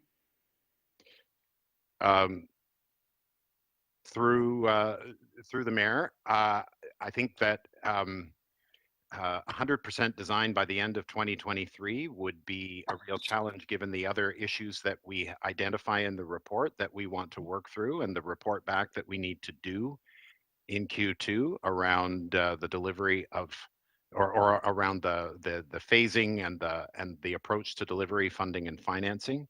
That said, there may be ways that we can further advance the design work as we're doing that, if council were to direct that. Thank you very much. Thank you, Mr. Chair. Thank you, Councillor Mihevc. Now on my speakers list I had, and anybody else could put their hand up because I might have missed, I had Deputy Mayor Min Wong, Councillor Ainsley, and Deputy Mayor Bilo. And I then have Councillor Crawford, Deputy Mayor Thompson. So there we go. That's a fulsome speakers list. So we'll start with where we were going to start before we heard from Councillor Mihevc, namely with Deputy Mayor Min Wong. Yeah, thank you. My first questions relate to the Waterfront LRT.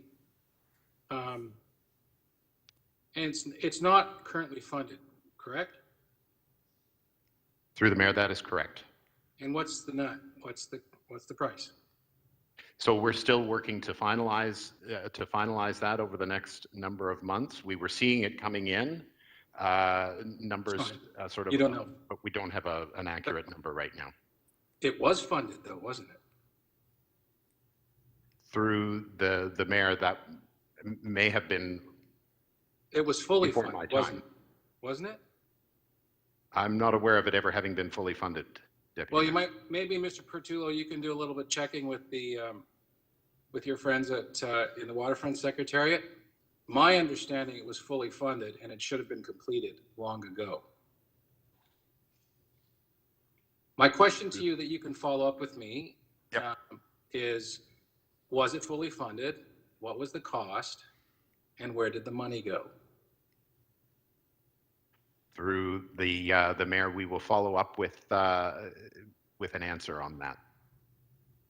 Okay, thank you. Thank you very much. I'm going to switch gears a little bit. I had some questions. I think my office followed up. You and I didn't connect directly with regard to the extension in Scarborough. So, and I've talked to some other councillors in Scarborough about this. How did we get to the place? And it's too bad you didn't have any diagrams to show it, because I didn't fully understand where we got to the place where we couldn't extend the Eglinton LRT, and it's going to, if we were to connect it, it would cost, I think, $2.1 billion. I mean, it just seems remarkable that we would let that happen. So, good afternoon, committee members. My name is Shalin Yaboa from the Transit Expansion Office. Through you, Mr. Mayor, when we initially got direction back in 2020 to undertake the environmental assessment and 10% design, to inform that process, we undertook a constructability analysis. And through that analysis, we identified some significant interface issues with the Scarborough subway extension. And so as part of that work, we engaged closely with Metrolinx to see if there'd be an opportunity to implement the alignment as was initially approved by council. Through that work, we discovered that there was a series of issues. The most critical one, though, was the tunnel, the Eglinton East LRT tunnel would basically overlay on top of the Scarborough subway extension tunnel, and with limited separation distance. And as a result, the Scarborough subway extension tunnel was not designed to withstand and support the EE LRT tunnel. So as a result, it would ultimately create a negative impact on the integrity of the Scarborough subway extension tunnel. And so from that perspective, we were forced to find a different or slightly alter the existing alignment to see what could be implemented at that location. And Mr. Ball, you said a lot there. I just need to unpack it a little bit. Sure. So the original extension was supposed to be seamless. Is that correct? That's correct. It was supposed to be a through service. Okay, and then something happened. What happened? What happened is that Metrolinx is undertaking the work for the Scarborough subway extension, and they altered the original alignment that was proposed by the city. And in doing so, it created a whole... Sorry, they altered which alignment? On the Eglinton LRT extension? They altered the alignment for Scarborough subway extension, okay. The original alignment for that extension. And in doing so, they created a number of issues for the Eglinton East LRT alignment that was approved by council back in 2020. So they changed their alignment, which required us to change our alignment. Is that what you're saying? That's Effectively the case, yes, Deputy Mayor. And so, I mean, it would be great to have diagrams, Ms. Yubo. To understand it, pictures would be really fantastic. And maybe you can, provide me with pictures or maybe a presentation at council because a lot of people don't understand this.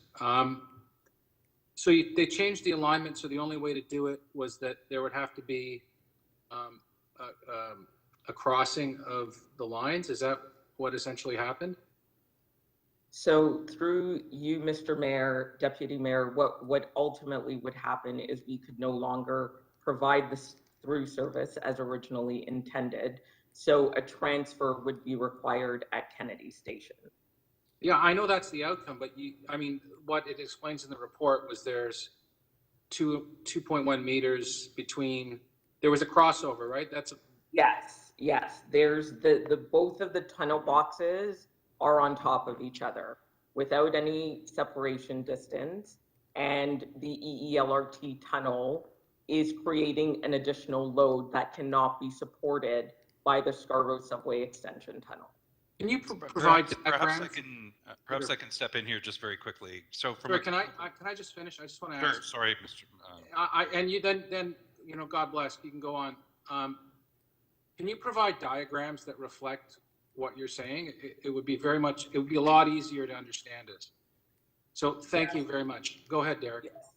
So my apologies, through you, Mr. Mayor, to you, Deputy Mayor, just to further enhance where Shallon's going with this. It's less about the tunnels crossing over and more about them straddling virtually on top of each other. And what happens is when you get that kind of straddling of the tunnels on top of each other with a lack of distance, you have what's the effect of both having what's called a dynamic and a static load on the lower tunnel. And that, as Shallon has indicated, that lower tunnel wasn't designed to accommodate another tunnel effectively sitting on top of it for a fair distance. So and the question that's is the reason why. Final question, Deputy Mayor. Final question. And the question is why?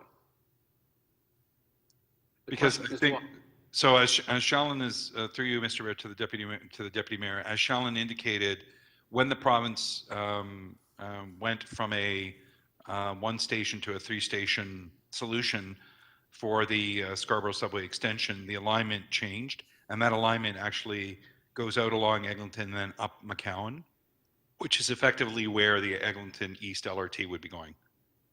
Okay. Thank you, Mr. Thank you. Thank you, Deputy Mayor. Next, we go to Councillor Ainsley. Thank you. Through you, Mayor Tory. To staff, can I ask what type of public consultation or outreach is going to be done so my community in particular is going to know what's changed and why it's changed? Through you, Mr. Mayor, Councillor Ainsley, we are embarking on a public engagement strategy later in the fall and early in Q1 2023. We wanted to ensure first that we actually had an alignment that was constructible before we went out to the public. And so at that time, the public will have an opportunity to weigh in on the proposed options to help staff make the necessary refinements. Okay, but we're really, we're voting on today, my understanding is we're voting on a path forward, including a 2-car LRT. What options do you think they're going to be looking at that they're going to give input on? Through you, Mr. Mayor, Councillor Ainsley, just as a reminder, we actually haven't advanced that far. So we're still in the environmental assessment process. We essentially took a pause to fix the alignment issues with the intent that we would then carry on through the environmental assessment process as originally directed by council. And so through that process, we would be undertaking an environmental engagement process with the public for them to have their say on the option that's being proposed. Okay, so Shaylin, does that cover stuff so right now with the rapid TL bus lanes, we had bus lanes taken out because the ridership was considered low, and the other rationale for those bus lanes being pulled out was the route was going to replicate what the Eglinton East LRT route was going to do in terms of length of cars. But now we seem like we're back at the drawing board around along how long the trains are going to be. Is that correct? Yes, so through you, Mr. Mayor, we will be working on those elements as part of the next phase of work to feed into the environmental assessment process. So we're still carrying on with the environmental assessment. I want to make that clear that we have not moved away from undertaking that work. We were just pausing, if you will, to fix our alignment issues as was originally indicated through the constructability process. Okay, and in that process where you're doing 10% of we're only doing 10% of the design work, and then it says the next stage, it's going to be up to 30% of the design work. Is that the rationale behind only doing 10% and not saying, you know, we have this money sitting in a reserve fund, let's do 30% now and then go from there? Through you, Mr. Mayor, Councillor Ainsley, I think the rationale for continuing with the 10% is just to follow through on the original directive that we received from council. And as part of this work, we now know that we would also not just be completing the environmental assessment and design work, but we would also be taking on a revised business case to also support this current alignment, and recognizing that all this work needs to be done. It wasn't an oversight by staff not to push through to 30%, but we want to make sure, in an abundance of caution given where we are now, that we are following through and dotting our I's and crossing our T's prior to pushing on to 30%. Okay, and so what we're looking at today, for example, if we approve this today, you're not going to look at a new dedicated bridge over Highland Creek. You're going to use the current bridge, but you're still going to look at length of train and, you know, what the size of platforms are. Through you, Mr. Mayor, Councillor Ainsley, that is correct. Okay, and then I guess the other concern was around people were saying, if we take this process, in some parts, the LRT will be slower than the current rapid TO service. So within the work you're about to undertake, would you look at how to remedy that? Through you, Mr. Mayor, that is correct, Councillor Ainsley. So we will be working on all those refinements as part of the next phase of work. Okay, and that would include capacity and frequency on the ELRT? Through you, Mr. Mayor, that is correct, Councillor. Okay, and sorry, can you just one more refresh my question, memory? Councillor Ainsley, that'll be it. One more. Yep, I have one more question in 10 parts. No, we're not doing that. One more in one part. Yep. How much money do we have set aside for the Eglinton East LRT, and what is the expected $22 to get the whole thing built? Through you, Mr. Mayor, Councillor Ainsley, if my memory serves me correctly, I think it's 1.6 billion set aside through the Scarborough levy for Eglinton East LRT. I believe the cost estimate for this revised alignment is somewhere in the tune of 3.98 billion, if my memory serves me correctly. Okay, thank you. Those are my questions, Mayor Tory. Thanks, Councillor. That last one was good. Only one part. Very good. Thank you very much. Deputy Mayor Bilo next to ask questions of staff. Thank you.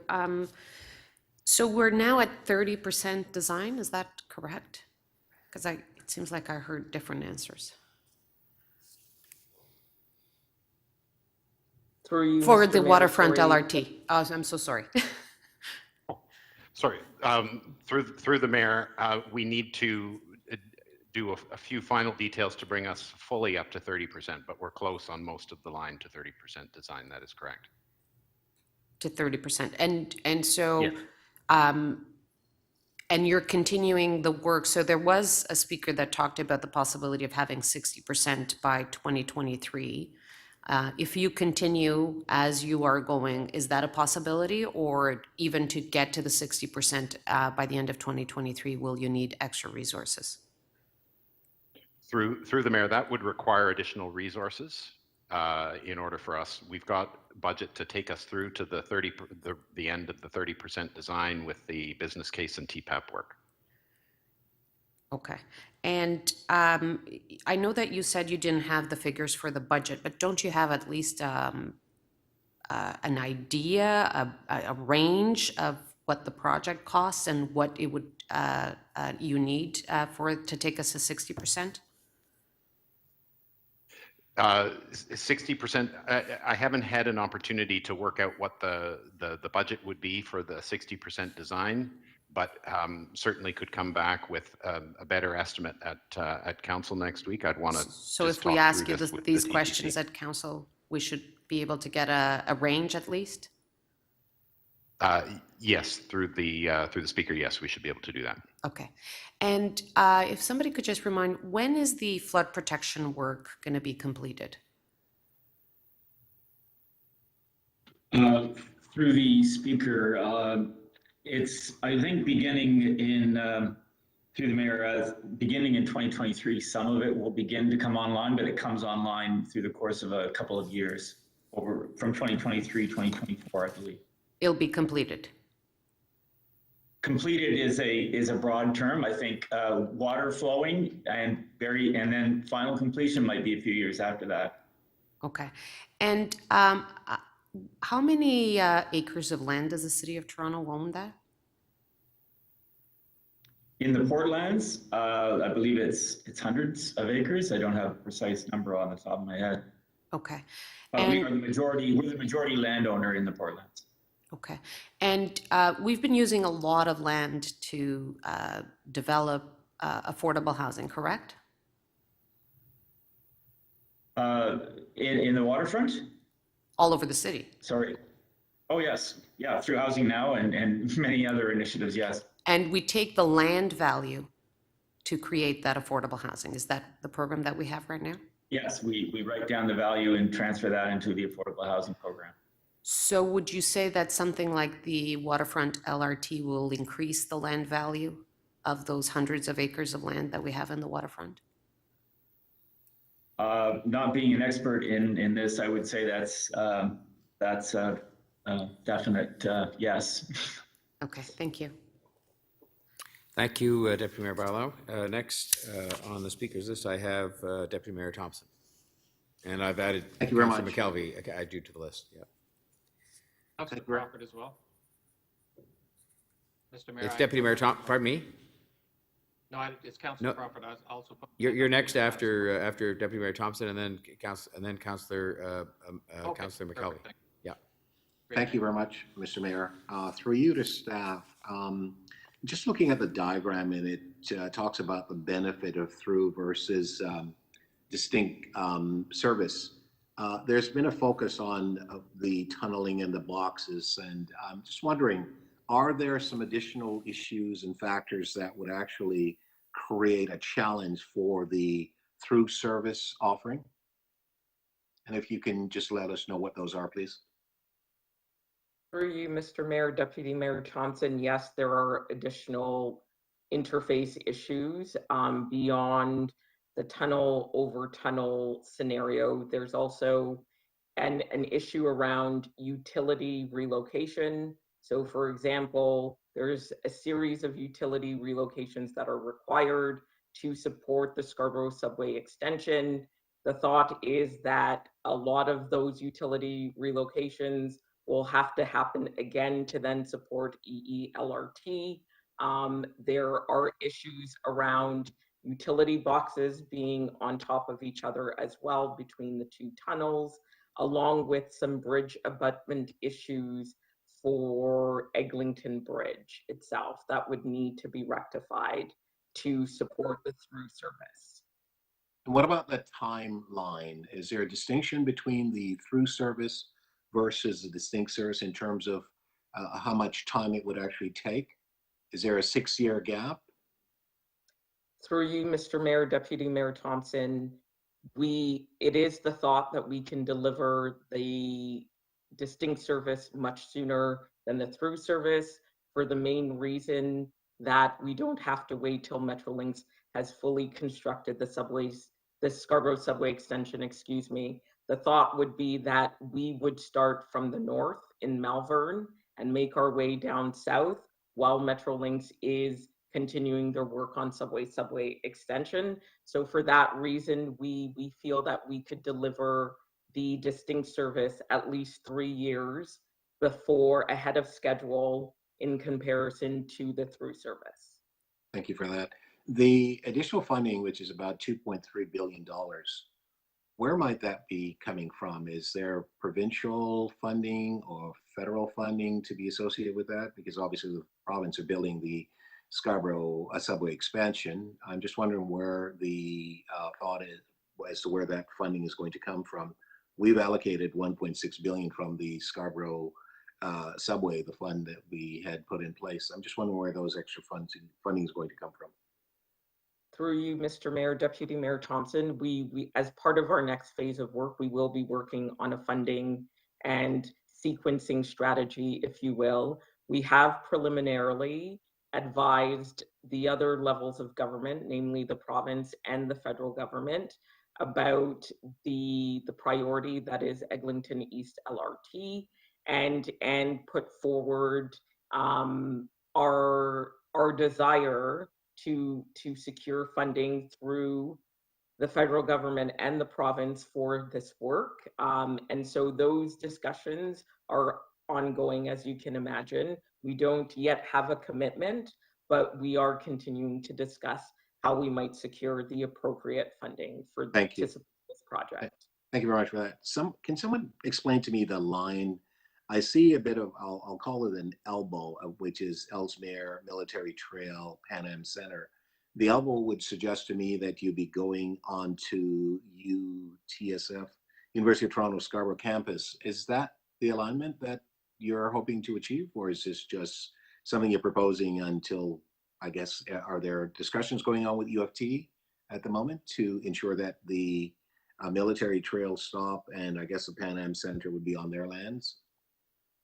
Through you, Mr. Mayor, Deputy Mayor Thompson, that is correct. We are continuing discussions with UTSC and working on refinements to that elbow, if you will, and expecting that in the coming months, we will have landed on and secured a firm commitment on what we want to do at that location. Thank you. So Sorry, thank you very much. I'm going to ask you two questions. I have limited time. I won't take 7 minutes to ask my questions. But with respect to the distance between stops, Falmouth, for example, to Danforth, what's the distance with respect to those stops? And then the other question is, at what juncture will we or should we be anticipating shovels in the ground? I mean, I know there's consultation with the EA to be completed, et cetera. But what exactly are you sort of planning at this point in time in terms of when that would potentially take place? And those are my questions. Thank you. Through you, Mr. Mayor, I'll take your last question first, Deputy Mayor Thompson, and then I'll ask my colleague James Pertola to weigh in on your question regarding the distance. So we would anticipate and would be working towards the shovels in the ground in 2030. Sorry, I didn't hear that date. Was that again? Sorry, 2030. And then with regard to the distance between stops, some of that is part of the work that we will need to do in refining this concept with the new vehicles, figuring out what would work and what would respond to the demand and provide the best service to the neighborhoods that this is going through.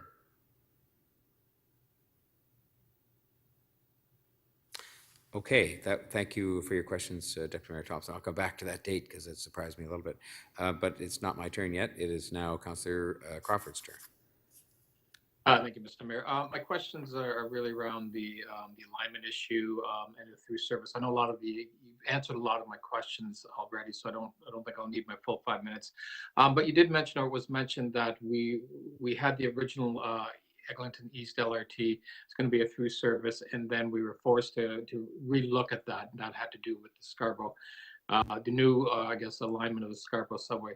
I just really want to get into, so when we had those conversations, or you had those conversations with the province, were there options that were, provided? Did we have the ability? I mean, ideally, we would have wanted to keep the through service and have the alignment of the Scarborough subway, but were there options provided to us, or was this something where the province said, this is where the alignment is going, you're going to have to figure out other options based on that? I just want to get a sense of those kind of conversations or discussions.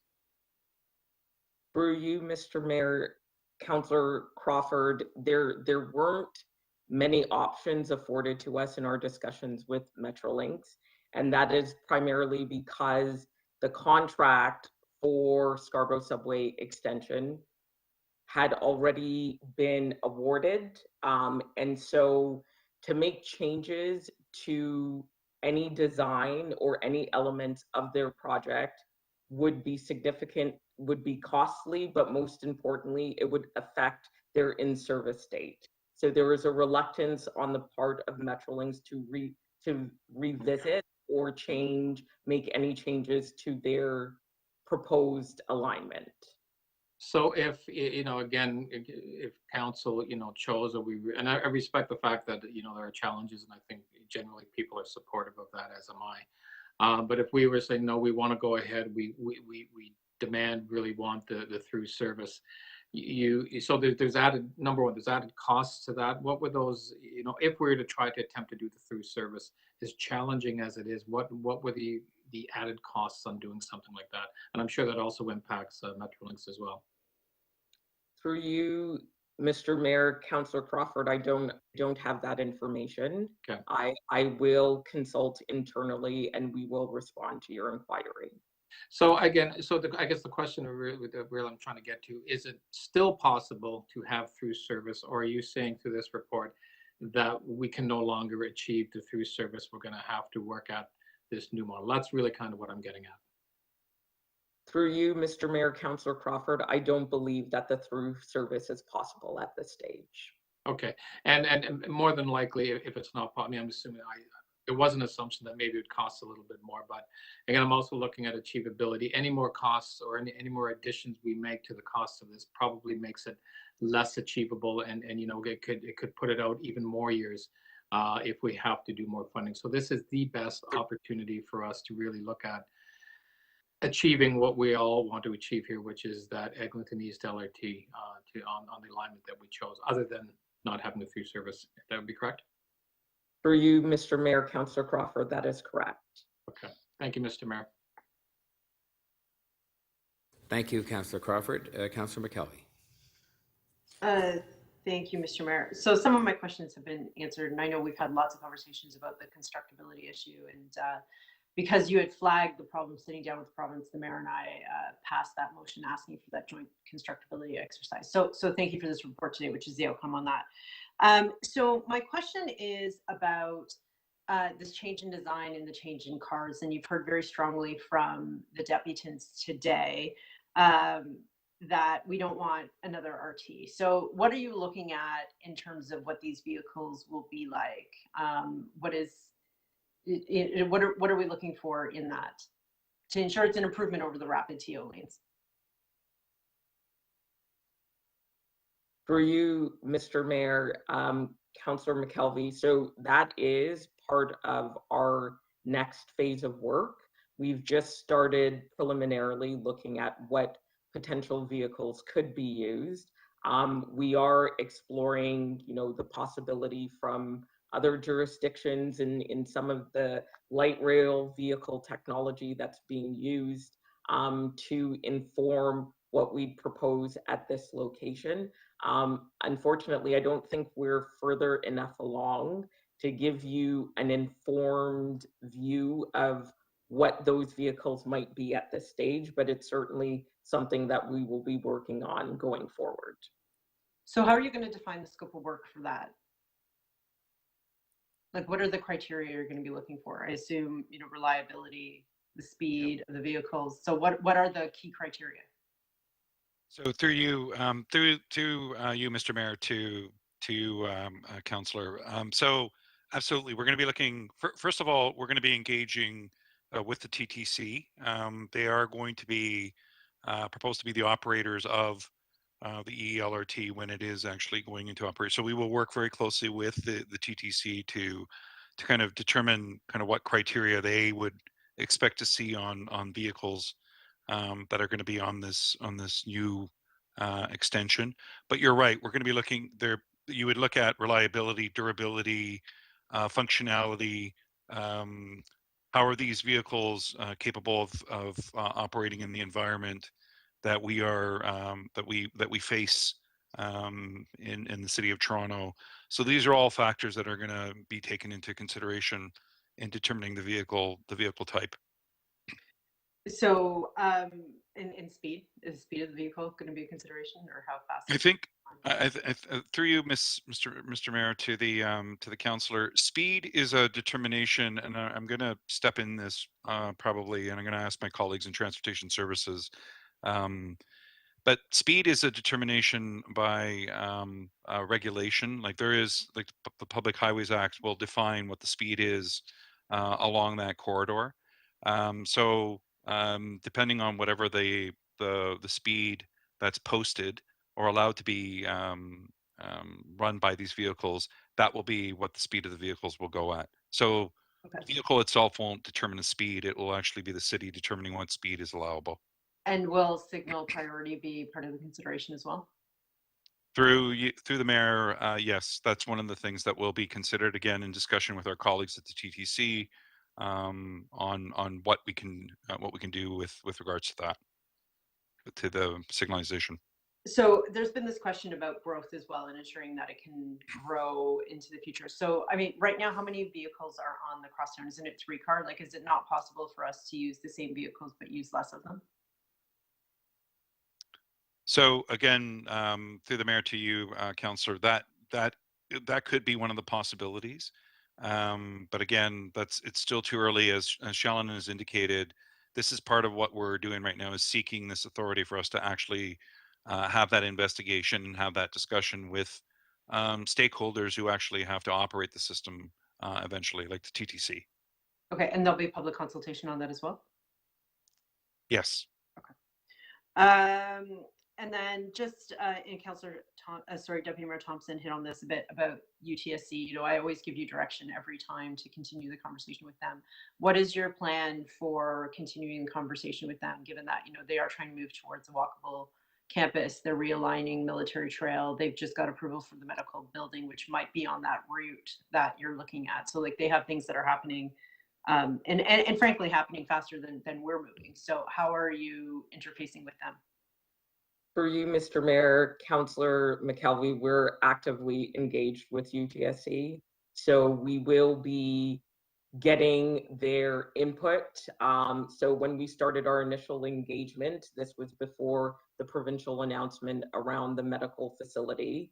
And so we will be going back to them to work on refinement to the alignment in and around their campus so that we can support the medical facility. Okay, thank you. Thanks, Councillor McKelvey. Any other members of the committee wishing to ask questions? Okay, I think we covered everybody off. I just had one, if I may, arising out of just an answer that you gave, John, on the timing.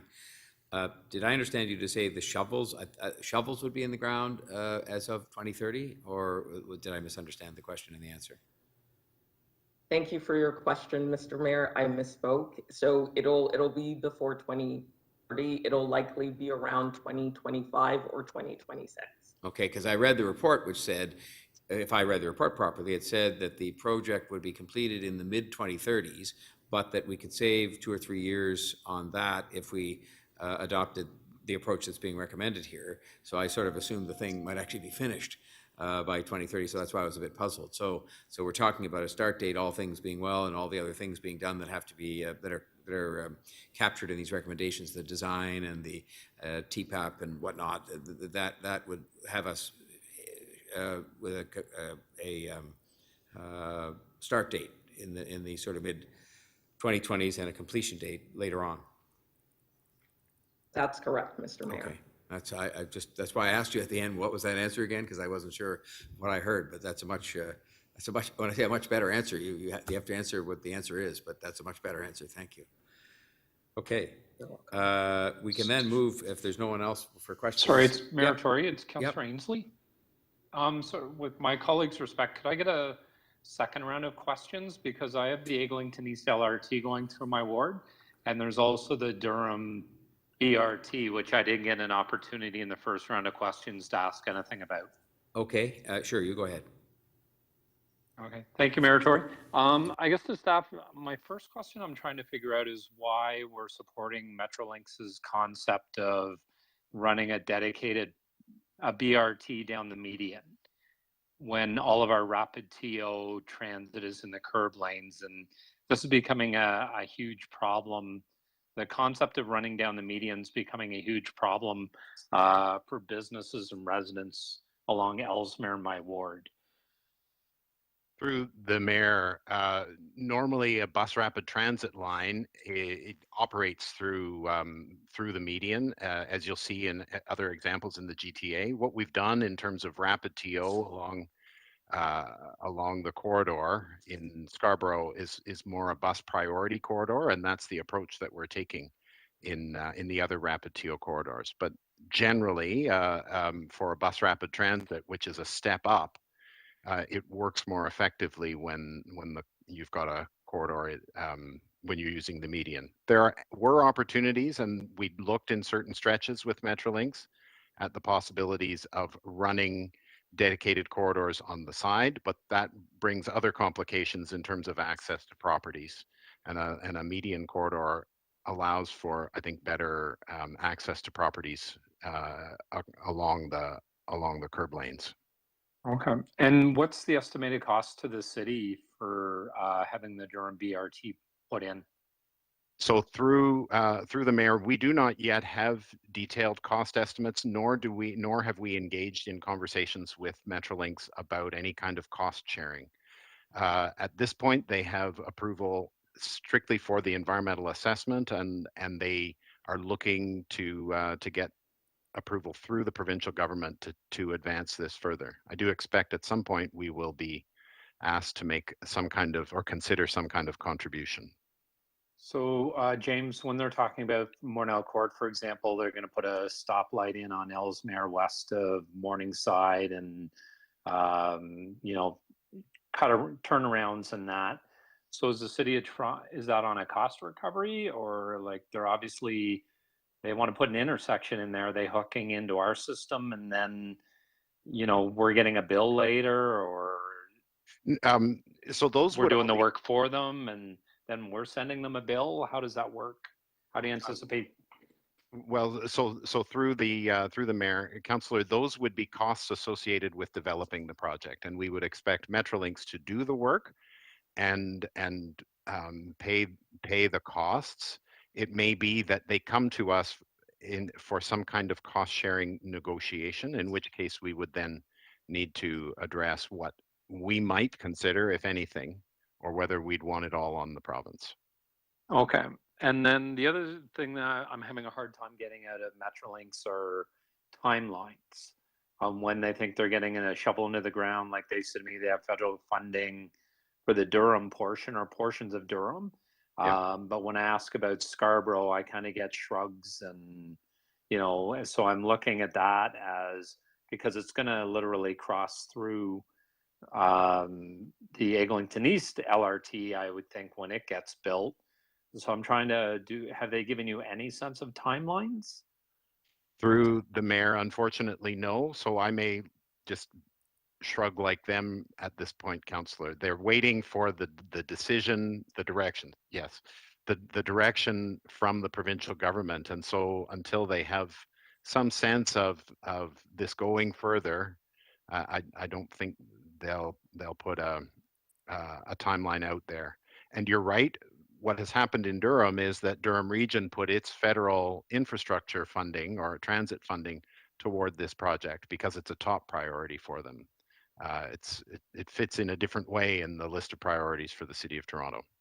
Yeah, and then so in this report, and there's no way for us to say yay or nay to the Durham BRT. So when we approve this whole report today, what does that mean for the city's participation in the BRT? You at the staff level will say to the staff at Metrolinx, City Council is fully behind this project and it's moving forward. So what does a vote today mean for the path forward for the Durham BRT? So through the mayor, there is no recommendation in this report on the Durham Scarborough BRT. This was simply an update, and for convenience, because there was the other project in Scarborough, we included the update in this report. But a vote on the report does not say that City Council has taken any sort of detailed position or is now on the hook for 50% of the funding or anything like that. Those decisions we will need to come back to council on when they're brought to us. This was really just an update. Thank you, Councillor Ainsley. Okay, thank you. Thank you, Mayor Tory, and to my colleagues for your indulgence. Thank you. Much appreciated. Anybody else in the second round, or can we move to speakers? Okay, I don't presently have a speakers list, but with those who wish to speak, put their hands up. I see Councillor Mahavik there. Okay, and let me just see who else had their hand up. I assume, who else is Councillor Ainsley? Okay, well, we'll start with those two. Councillor Mahavik, please go ahead. Thank you very much, Mr. Mayor and colleague councillors and staff. The report is an excellent report, and I'm really appreciative of it as the kind of interim councillor for Ward 10, but also supportive of the Scarborough one, having taught at UTSC, and boy, do those students and faculty really want that Eglinton extended out and that they are connected into the mobility network of the city of Toronto.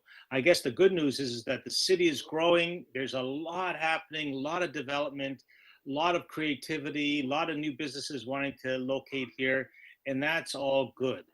And right now, it would be, I think many of our analyses, frankly, that the low ball here is the mobility piece, that we need to figure out how to keep the city moving, how to keep people moving to get to get home, to get to work, to get to colleges and universities and to play and so on.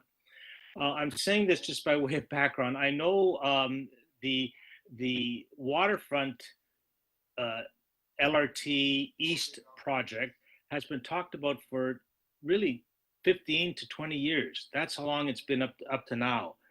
It has a very interesting history. The key piece of it, the key debate that has now resolved and continues to be resolved is that Union Station to Esplanade, or Union Station, sorry, to Queens Quay piece. And we know that that's a big ticket item, but it's just got to be done. Why? Because it unlocks all that development on the East Waterfront, where new businesses will be coming, tourism will happen, housing, affordable housing will happen. That has been identified as a priority project, not just with this administration, the last one, but the previous one even before that. It goes back almost to the beginning of the new megacity. I would call these two projects, and I'll speak most specifically to the Ward 10 project, as enabling projects. You cannot have other things that I just spoke about happen if this doesn't happen. And every developer has said that, every business has said that, and the residents have said that as well. So I think it is incumbent on us really to kind of almost have a dividing line between the planning process, which is small dollars, time consumptive, and a lot of work, and the big dollars when you actually have to bring in the heavy machinery and do the construction.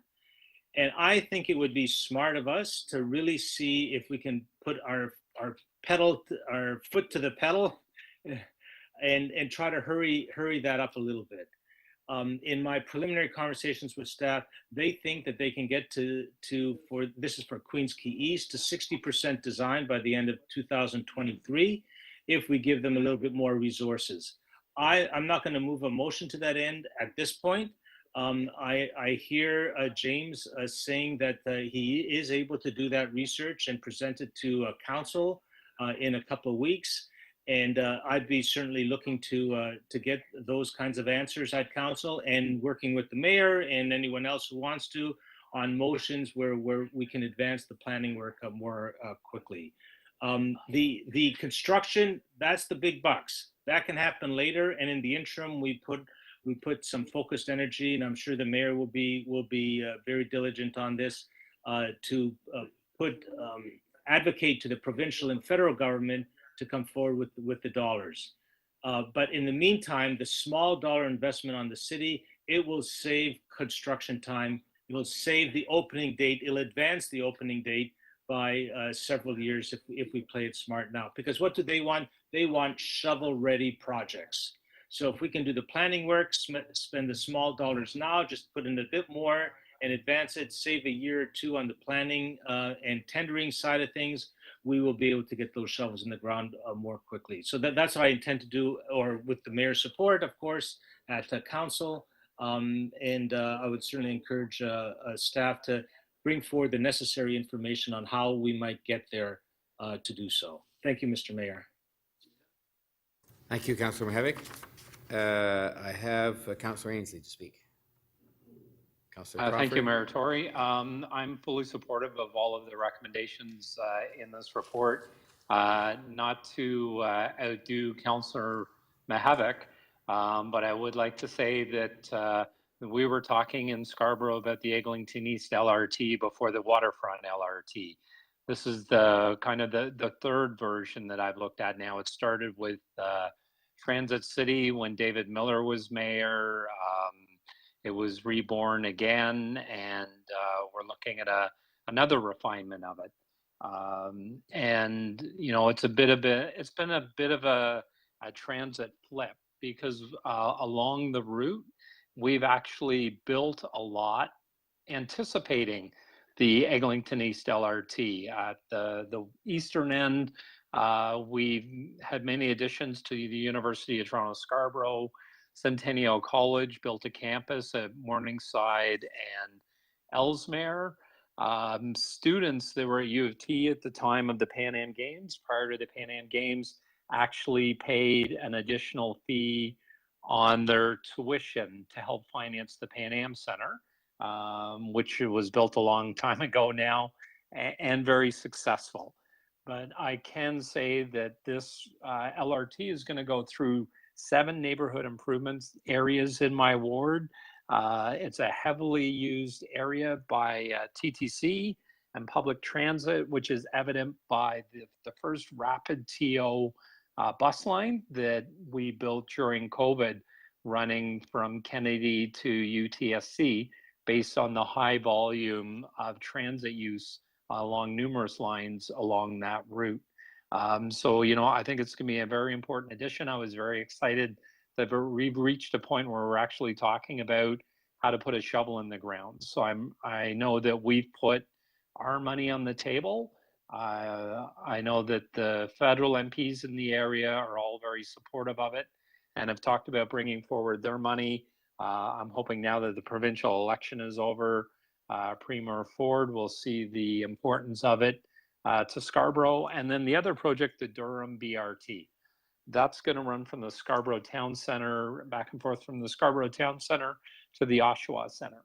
And that, if in Eastern Scarborough, if you're relying on public transit to get to your job in either Durham or Scarborough back and forth, or to school, as I mentioned earlier, you really only have 2 options. You have the Durham Rapid Bus, which is not the most consistent or reliable bus.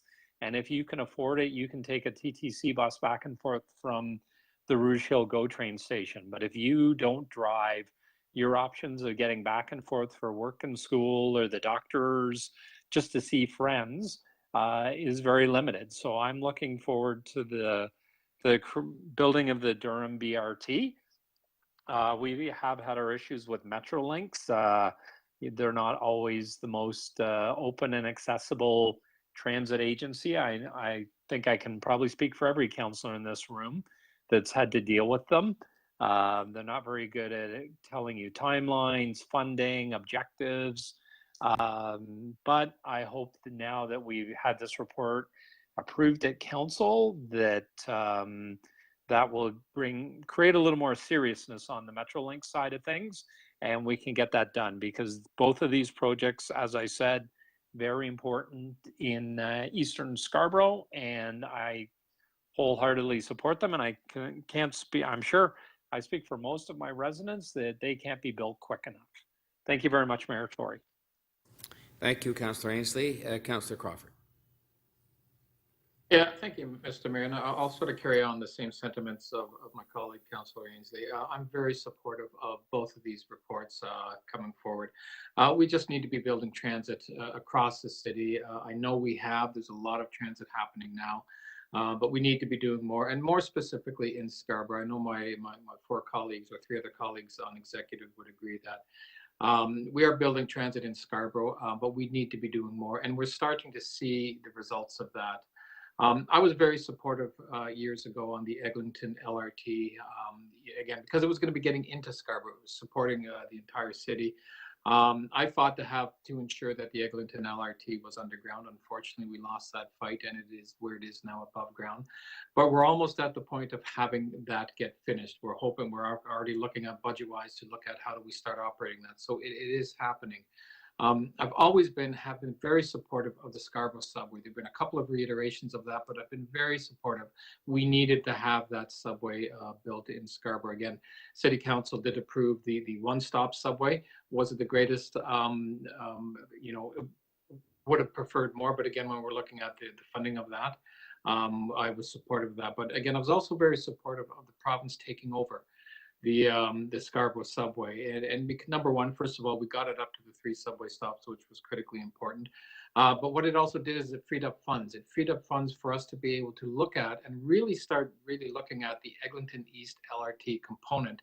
And once those funds were freed up, I think it gave us the ability to realistically start looking at achieving that. Yes, we had been talking about it a long time, but I think it was in freeing up those funds, I think we sort of saw the path to getting there. This report, of course, recognizes one of the big challenges of having the Scarborough subway with the new alignment, along with trying to have the Eglinton East LRT, which is the challenges of the through service.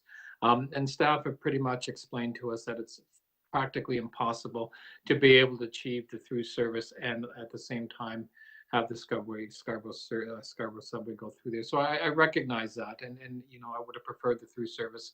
But I think when we're looking at the light at the end of the tunnel, I think the question that the mayor answered was really important, or asked, that was really important, as we will be able to achieve this a couple of years, 2 or 3 years quicker than what we would have if we had had the through service. So, and I think the residents in Scarborough, whether they're in my ward, Councillor Thompson's ward, Councillor Ainsley's or McKelvey, and the other 2 Scarborough councillors, they want transit built. They want it built properly. They want it built right, and they want it built quickly. So I'm very supportive of that. And as was also mentioned, we are just at the beginning of work. We're in the EA process right now.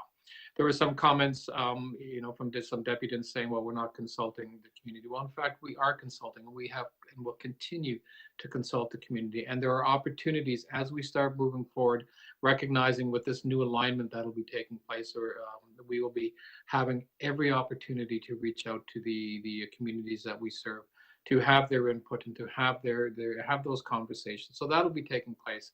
And again, I'm very supportive of these recommendations here that have come forward, and specifically on the Eglinton East LRT. Thank you. Thank you, Councillor Crawford. Others wishing to speak on this item? Councillor McKelvey. Thank you, Mr. Mayor, and thank you for your leadership on this issue for Scarborough Transit. When it was flagged that it needed to go to Scarborough, you stepped up and helped with motions to make it go, when it's up to Malvern, to extend it to Malvern. When it was identified that there were constructability issues, you stepped up with motions to help to force Metrolinx to come to the table to resolve that. And under your leadership and that of all our fellow Scarborough councillors, we're really all standing united in getting Scarborough Transit built. And likewise, you've heard from TTC riders today. There was deputations that are included, submitted by Scarborough Renewal and the 42 Voices. Scarborough really does stand united in wanting to advance the Eglinton East LRT. And the report that's been brought forward to us today has several benefits. The first is it resolves the issue at Kennedy Station. It was impossible to build the current design given what the province is doing with the Scarborough subway extension. And the Scarborough subway extension is also a great project that will benefit a great many people. So the first thing this report does is it resolves that conflict. The second is it's solidifying that we will move the storage sheds off of the U of T Scarborough campus up to Conlands. That's important because those lands behind the Pan Am Center can be used for other things that can have great economic development impacts, including furthering the discussions that we're having around having a high performance track training center in Scarborough. And the third is that given the funds that are saved, we have the real possibility to fully extend this into the Shepherd Station and have a fully connected Eglinton East LRT, which gives riders the option to go in either direction and connect into Kennedy and or connect into the Shepherd Station. So thank you to you, Mayor Tory, for your leadership on this. Thank you to all of our Scarborough councillors who have been watching this very, very closely. And as soon as staff indicated they were having problems with design, everybody stepped up to put the pressure on Metrolinx so that we could get this resolved. So I'm very, very fortunate to be with this group of great Scarborough councillors, and thank you so much to everybody. Thank you very much, Councillor McKelvey. And where did I have my list here? There we are. We had Deputy Mayor Vinder Wong. Yeah, thank you, Mr. Mayor. You know, I've had some conversations with you and also with staff and some Scarborough councillors expressing my concern with the Eglinton crosstown and the extension. I don't know what to do with it, except I am, and I've told you and the councillors that I'm pretty disappointed that that journey can't be seamless. That's really unfortunate. Doesn't sit well with me. I don't know what to do with it, and you know, if other councillors, especially the ones in Scarborough, had some great ideas, I'd be happy to listen to them. So I'm not gonna be against what's proposed there. I'm just concerned about it. Mr. Mayor, I did want to talk to you a little bit about the waterfront line. Have some concerns there. I mean, the history about transit on the waterfront isn't great. I didn't really get a chance to ask, and it did occur to me that I should have asked who's building the thing. And Mr. Mayor, you'll recall when you first appointed me to the waterfront about 7.5 years ago, at my first meeting, they presented a massive cost overrun on the LRT on the west side. So it was like $65 million, and they went $40 million over budget, like over $110 million. And it looked like that they knew that, but they kind of didn't. They left it till after the election to let that out. But the point is that in terms of this constructability and how they're going to design, I think it's important to raise this now, that the engineering has to be spot on because of where they're building. And, you know, we have to be very careful about the budget we're giving them and how they're spending it. And as I said before, I'm pretty sure that this project, on the east side, was already funded. And because we didn't do it back then, it's going to cost a significant amount of money more, which is really unfortunate. You know, those are my comments, Mr. Mayor. We've got to be very, you know, we're starting out right now. And that might give us, you know, this idea, Councillor Mihevik wants to kind of really go guns a-blazing. And the idea that they were massively over budget on their first try, as you'll recall. And then after that, even the design, you remember the design? people were driving into the down into the tunnel, and there were all sorts of conflicts. I would say that take the time that you need to get it right and get your numbers right and do proper engineering, so we're not caught with these really big surprises that are going to cost massive amounts of money. We're building near Lake Ontario, and there's certain consequences to that, and so let's not rush this. That would be my advice to the staff and to council. Thank you very much. Thanks, Deputy Mayor Wong. Are there any others wishing to speak? I guess that's pretty much everybody that has. I'm just going to say a few words if I might. Can I go before you, May? I'm So sorry. you're the- Again, I'm here. Sorry about that, Deputy Mayor. You're sitting right in front of me. No problem. Please I'll go be ahead. very quick, but I do want to express my support because these are really two important projects in the city of Toronto. One of them because it will serve 7 priority neighborhoods, as it was mentioned, university campus colleges, and I think it's really important. The other one also because it's in the part of the city that we are looking, and all 3 levels of government are doing major investment in flood protection, and we, the city of Toronto, own hundreds. I believe it's about 700 acres of land that we own in there, and great potential area that needs to be developed. Everybody talks about the development of the waterfront, that we've seen a lot of good work in what has been developed so far, and we have that land, which, putting my housing hat on, is really important in this conversation. And here we have all 3 orders of government investing to make that land available for development, for jobs, for housing, for affordable housing.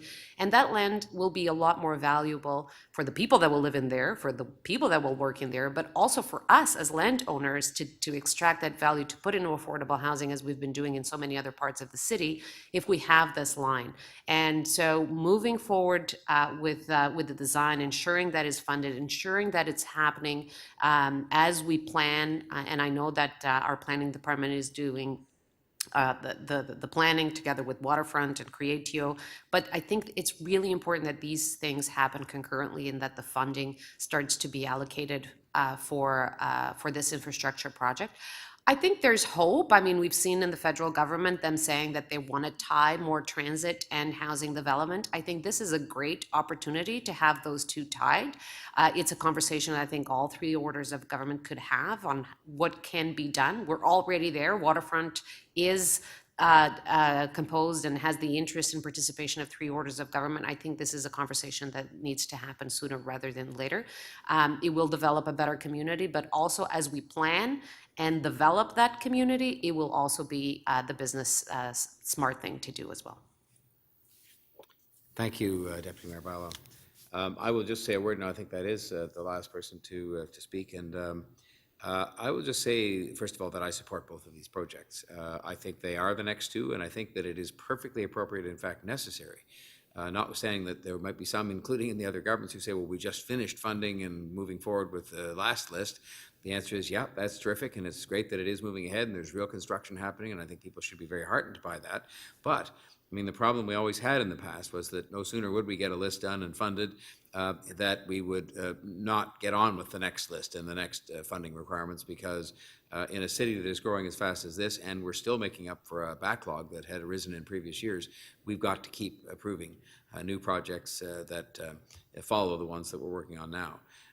As for the Scarborough-Eglinton East LRT, I strongly support this. I think it is necessary for equity. It is necessary for economic growth. It is necessary for livable neighborhoods. It is necessary for opportunities for students. It is necessary for workforce development and employment near homes. And that is a sufficiently long list of reasons. In fact, it's well longer than might be the case for other projects for this to proceed. I think that while in the ideal world, of course, you would say that you'd prefer at least the option of having a through connection, we've been told that's not possible for technical reasons related to decisions. And it was a very interesting and important answer that was given by our officials, that the decision that was made was a decision made by the provincial government to change the tunneling for the Scarborough subway to account for the 3 stations that were going to be put in as opposed to 1. And I think that's a very important thing to note. There was no negligence or forgetfulness or oversight on the part of city officials in long-standing plans for the Eglinton LRT. We already know where that ends at present at the Kennedy station, and we would know where it's heading from there. The question only was, could you have the maximum flexibility to have a through line, and as it turns out from decisions made by the province on the Scarborough subway, that is technically difficult to impossible, and of course extends the time and cost very significantly. And so I am in favor of the option that says, and I've listened to Councillor McKelvey who talked to stakeholders, I've listened to stakeholders who spoke, and the issue of a through connection was mentioned, I think, by 1 or 2, but not as a huge issue. And I think that they are just saying to us, because I asked one of them the specific question, would you just build it, as opposed to somehow waiting for an answer or waiting for the money to produce an answer that had a through connection? And the answer was just build it.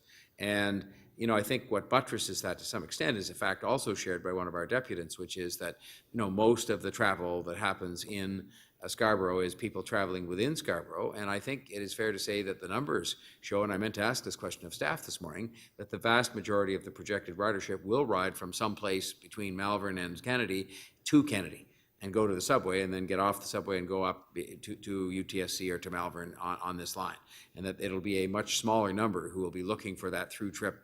Certainly the number who I expect will travel right through to the Pearson Airport from Malvern using the LRT, I think will be modest. So I'm in favor of moving forward with this.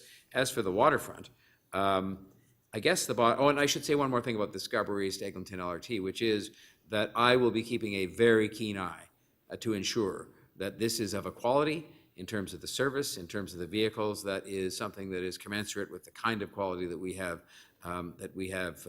worked with Metrolinx to produce for Eglinton East, for Finch, and so on. That doesn't mean it has to be exactly the same, but it means that there's not going to be any downgrading of this project in terms of the physical characteristics of it beyond what is needed, and the physical characteristics and the service characteristics designed to make sure that the people of Scarborough are properly served in all of these neighborhoods this will pass through, including some marquee locations like the college campuses, university campuses. With respect to the waterfront, we simply cannot repeat the mistakes we made in the west end of the city down by the lake. We've seen huge investment there, and it's a positive in many respects, but we've seen inadequate transit, and we're still trying to remedy that, except the development's already there and the people are already living there and they have trouble getting around. And on the waterfront, the same thing happened. We heard this morning from the Waterfront BIA the number of new employers that are coming in. We've seen the kinds of developments that are coming forward for approval. We've heard the Deputy Mayor and others refer to how much land we own down there, some of which is on the verge of being developed once the Mouth of the Don restructuring is finished. And that's not that far away, as we also heard today. And so the notion of needing to get on with this for, again, the same purposes, livable neighborhoods, climate change, employment opportunities, economic development, all of these things spell out the need for us to get on with getting the funding from our government partners, deciding how we're going to fund our portion of that, because we've done that with respect to Scarborough and the Eglinton LRT, and then moving forward with it. So I'm strongly committed to doing that. It's going to be a priority project. It already is. The next two, these are already the next 2 priority projects, and now we've got to move forward, and this report takes us that next step. Thank you. If there's no one else that has any comments, I don't think there, if I'm right, Julie, haven't been any motions on this, so we can simply go straight to the recommendations in the report, which I'm happy to move, and I'm ready to call the question because I think everybody's had their say. So I'll ask for the vote. All those in favor of the recommendations in the report? Opposed? I don't see any opposition, so it's carried unanimously with many thanks. Okay, back to the agenda here. The next item is item 33.10, request for Accessibility Housing Task Force and report on accessibility initiatives. And this was held down because we had two deputants, I apologize, and the first is Wendy Porch and the second is Miguel Avila Velarde, so that Wendy Porch is first to depute on this item.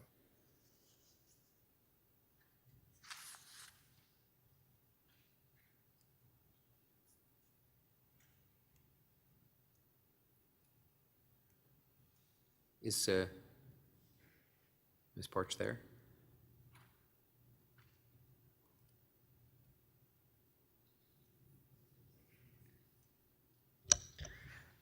This is the host to Wendy Porch. Can you unmute yourself?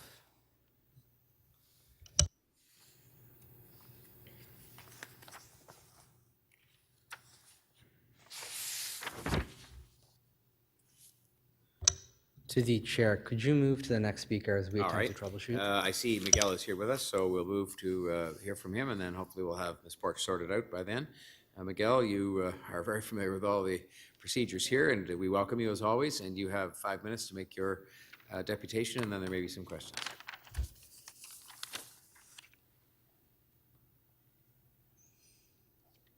Good afternoon. As always, a picture speaks 1,000 words. So here's our reality for people with disabilities. 80% of people cannot afford to live in housing, in decent housing, because it's unaffordable. Every time I hear the word affordable housing in these city council chambers, I think we should change it for rent geared to income affordable housing, because that's what we can afford on ODSP and Ontario Works. So this is the reality. A tent and a wheelchair in a city park. Why it has to be in a city as rich as Toronto? Everybody asks a question. How is it possible? So here we are discussing item 33.10, and it says that the mayor is asking the city council requests the mayor to establish a task force on accessible housing. Wonderful. I would like to add the voices from the indigenous community to be engaged in this task force to provide feedback and input.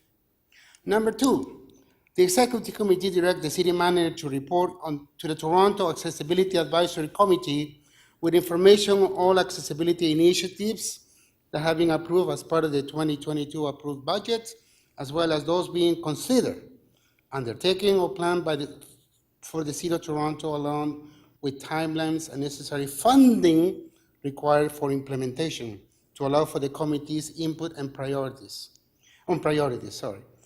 Here is the problem, Mr. Mayor. Doug Ford got elected for another 4 more years, and we know that Doug Ford owes the city money. I think he owes us like $55 million to implement all these housing initiatives, would involve also accessibility for people with disabilities in partnership with the federal government. But we know that Doug Ford does not care about our poor people, does not care for immigrants or people like myself.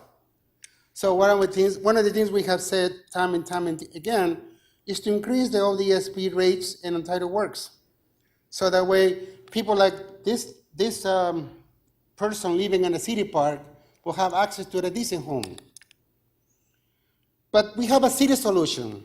While we wait for the province to raise the rates on Ontario Works and Ontario Disability, we can do something called the city solution. And I said it again, what I have repeated time and time again at the Toronto Police Services Board, where you have sit at that table, Mr. Mayor, for the last 8 years. Divest the $1.2 billion budget by 50% and fund our disability communities. I have another matter to address. Last May 2022, I was a registered speaker to the presentation that you came to speak at the Toronto Accessibility Advisory Committee, Mr. Mayor. I don't understand why the chair of the committee switched the order of paper. We always, the city council, and the city clerk can correct me, because I'm watching at the city clerk right now, that we allow the presentations to come first, city officials, or et cetera, from people from the outside, and then what happened? Then we allow the registered speakers to speak on the matter. I was a registered speaker, and what happened? The chair decided to switch the paper. I know the mayor's listening to me and Councilor Bailao, but at the same time, I want to let you know, Mr. Mayor, that was wrong to put me on hold until all the members of the committee asked questions to the mayor. I have many things to say to you, Mr. Mayor, but instead, they waste their time talking questions totally irrelevant to the matter. So here we are, as an indigenous person, as a person with disabilities, and as you know, disability will never stop me. Only discrimination can. And what happened on May the 5th, 2022, it was wrong. It was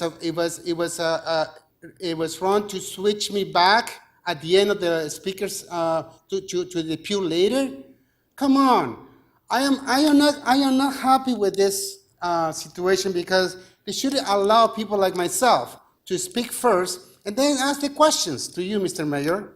And again, that is something I spoke to the Ombudsman, and guess what the Ombudsman said to me? Miguel, that's fine. They can switch the order of paper anytime they want. So here we are. That is my deputation. And I also want to say one thing about the presence of security guards. We're wasting $2 million in these companies. Instead, we should be using the money into house people that really need it. That is our city priorities, and we should be tackle that matter because that Ford is not going to do it. That Ford doesn't care about people like me. Thank you. Or the other hundreds and thousands of Torontonians with disabilities. Thank you very much, Miguel. Any questions of the deputy? Okay. In fact, we, as you know, we're putting billions of dollars, of city dollars, into housing, and we'll discuss that another time. Is Ms. Porch available now? To the chair, one moment, please.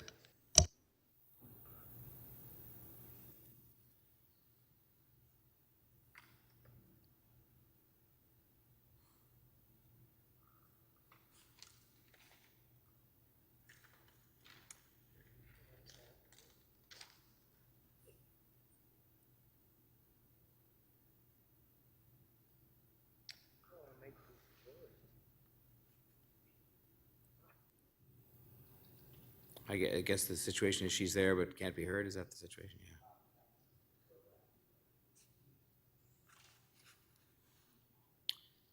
Well, we could just go ahead for the moment. Oh, there we are. Okay, Ms. Porch, sorry about that. Okay, let me just leave the meeting. Sorry about the echo. All right. Hello, I'm sorry about the delay. So you know the rules here. You have 5 minutes or up to 5 minutes to make your presentation. There may be a question or two, so please go ahead. Thank you very much, Mayor Tory, and good afternoon to you and to the members of the Executive Committee. My name is Wendy Porch, and I'm the Executive Director at the Centre for Independent Living in Toronto, also known as CILT. I'm a white cisgendered woman with long brown hair and a black shirt, and I have a physical disability myself. I'm a member of the City of Toronto's Accessibility Advisory Committee, and I chair the city's Accessibility Task Force on COVID-19 vaccines. I would like today to speak to an emergency facing people with disabilities in Toronto. My organization, CILT, is a community-based resource center serving people with disabilities, and we are largely composed of people with disabilities as well. Calls related to the dire need for accessible and deeply affordable housing are the #1 inquiry that we hear at CILT. We hear people tell us that they are in dire need of accessible and affordable housing and that they feel that they have nowhere else to turn. We are also increasingly hearing that disabled people with nowhere accessible to live and living on ODSP well below the poverty line are considering accessing medical assistance to dying simply because they cannot live with any kind of dignity. We've been hearing that this is what they feel as their only choice, and an expansion of MAID legislation federally actually makes granting such a request possible. The Accessible Housing Network, of which we are members, is also seeing a rise in distress calls from disabled people. I had the privilege to meet with you, Mayor Tory, and other disability community leaders several weeks ago to discuss what we see as the critical issues facing the community. Again, they're amongst leaders of cross-disability organizations. The issue of accessible housing, the emergency of accessible housing, was raised by all community leaders in the room. And I know that there is an existing accessible housing working group led by city staff. One of the senior managers at my organization sits on this working group, and I don't think that the working group in its current composition is adequate to address the urgency of the housing emergency for our community. Also of note is the fact that this group has been severely hampered in meeting for months because of staff insistence on using WebEx, which does not work for people who are blind and use screen readers, versus Zoom, which would enable blind people to actually join the committee meeting. So rather than a staff-led working group, I believe that an accessible housing task force could be very effective in moving the needle on this urgent issue. I believe the task force should encompass the following: The task force is not city staff led, but is community led. It has a cross-disability focus and includes seniors and people with lived experience, as well as EDs and decision makers from organizations including supportive housing, and researchers and experts on accessible and affordable housing. It includes city staff from more than one department. It functions in an advisory capacity and can write letters and communicate to the city recommendations, which the city can then respond to and implement. The task force itself should determine meeting dates, agenda items, gaps, and areas of focus. And this structure could also allow the task force itself to reach out to other jurisdictions independent of the city, like the province, who also have an important role to play here. As the chair of the city's accessibility task force on COVID-19 vaccines, I can tell you that this model of task force has definitely improved the accessibility of the city's vaccine rollout, precisely because community members and city staff are represented at the same table, and the group is able to communicate directly recommendations, and in this way we're able to cut through the usual red tape and implement meaningful initiatives together. It's also necessary to have all of these people at the table because historically, the City of Toronto does not collect disaggregated data related to the needs of disabled people. The city's Housing Now strategy does not include many references to disabled people. There have been no systemic reviews of accessible housing, who needs it, what's available, what gaps there are, what are the barriers to making more. Even amongst affordable housing initiatives, the need for accessible housing is usually left behind. Accessible housing is a complex, long-standing problem that is only growing in urgency, and the plan to address increased accessibility is unclear and the pace is slow. Aging is the #1 cause of disability. Many seniors will require accessible housing, and so the development of this task force could also provide an opportunity for representation from the newly developed Toronto Seniors Housing Corporation, specifically to look at the question of accessible housing. But to reiterate, this problem extends beyond seniors to disabled people of working age as well across the city.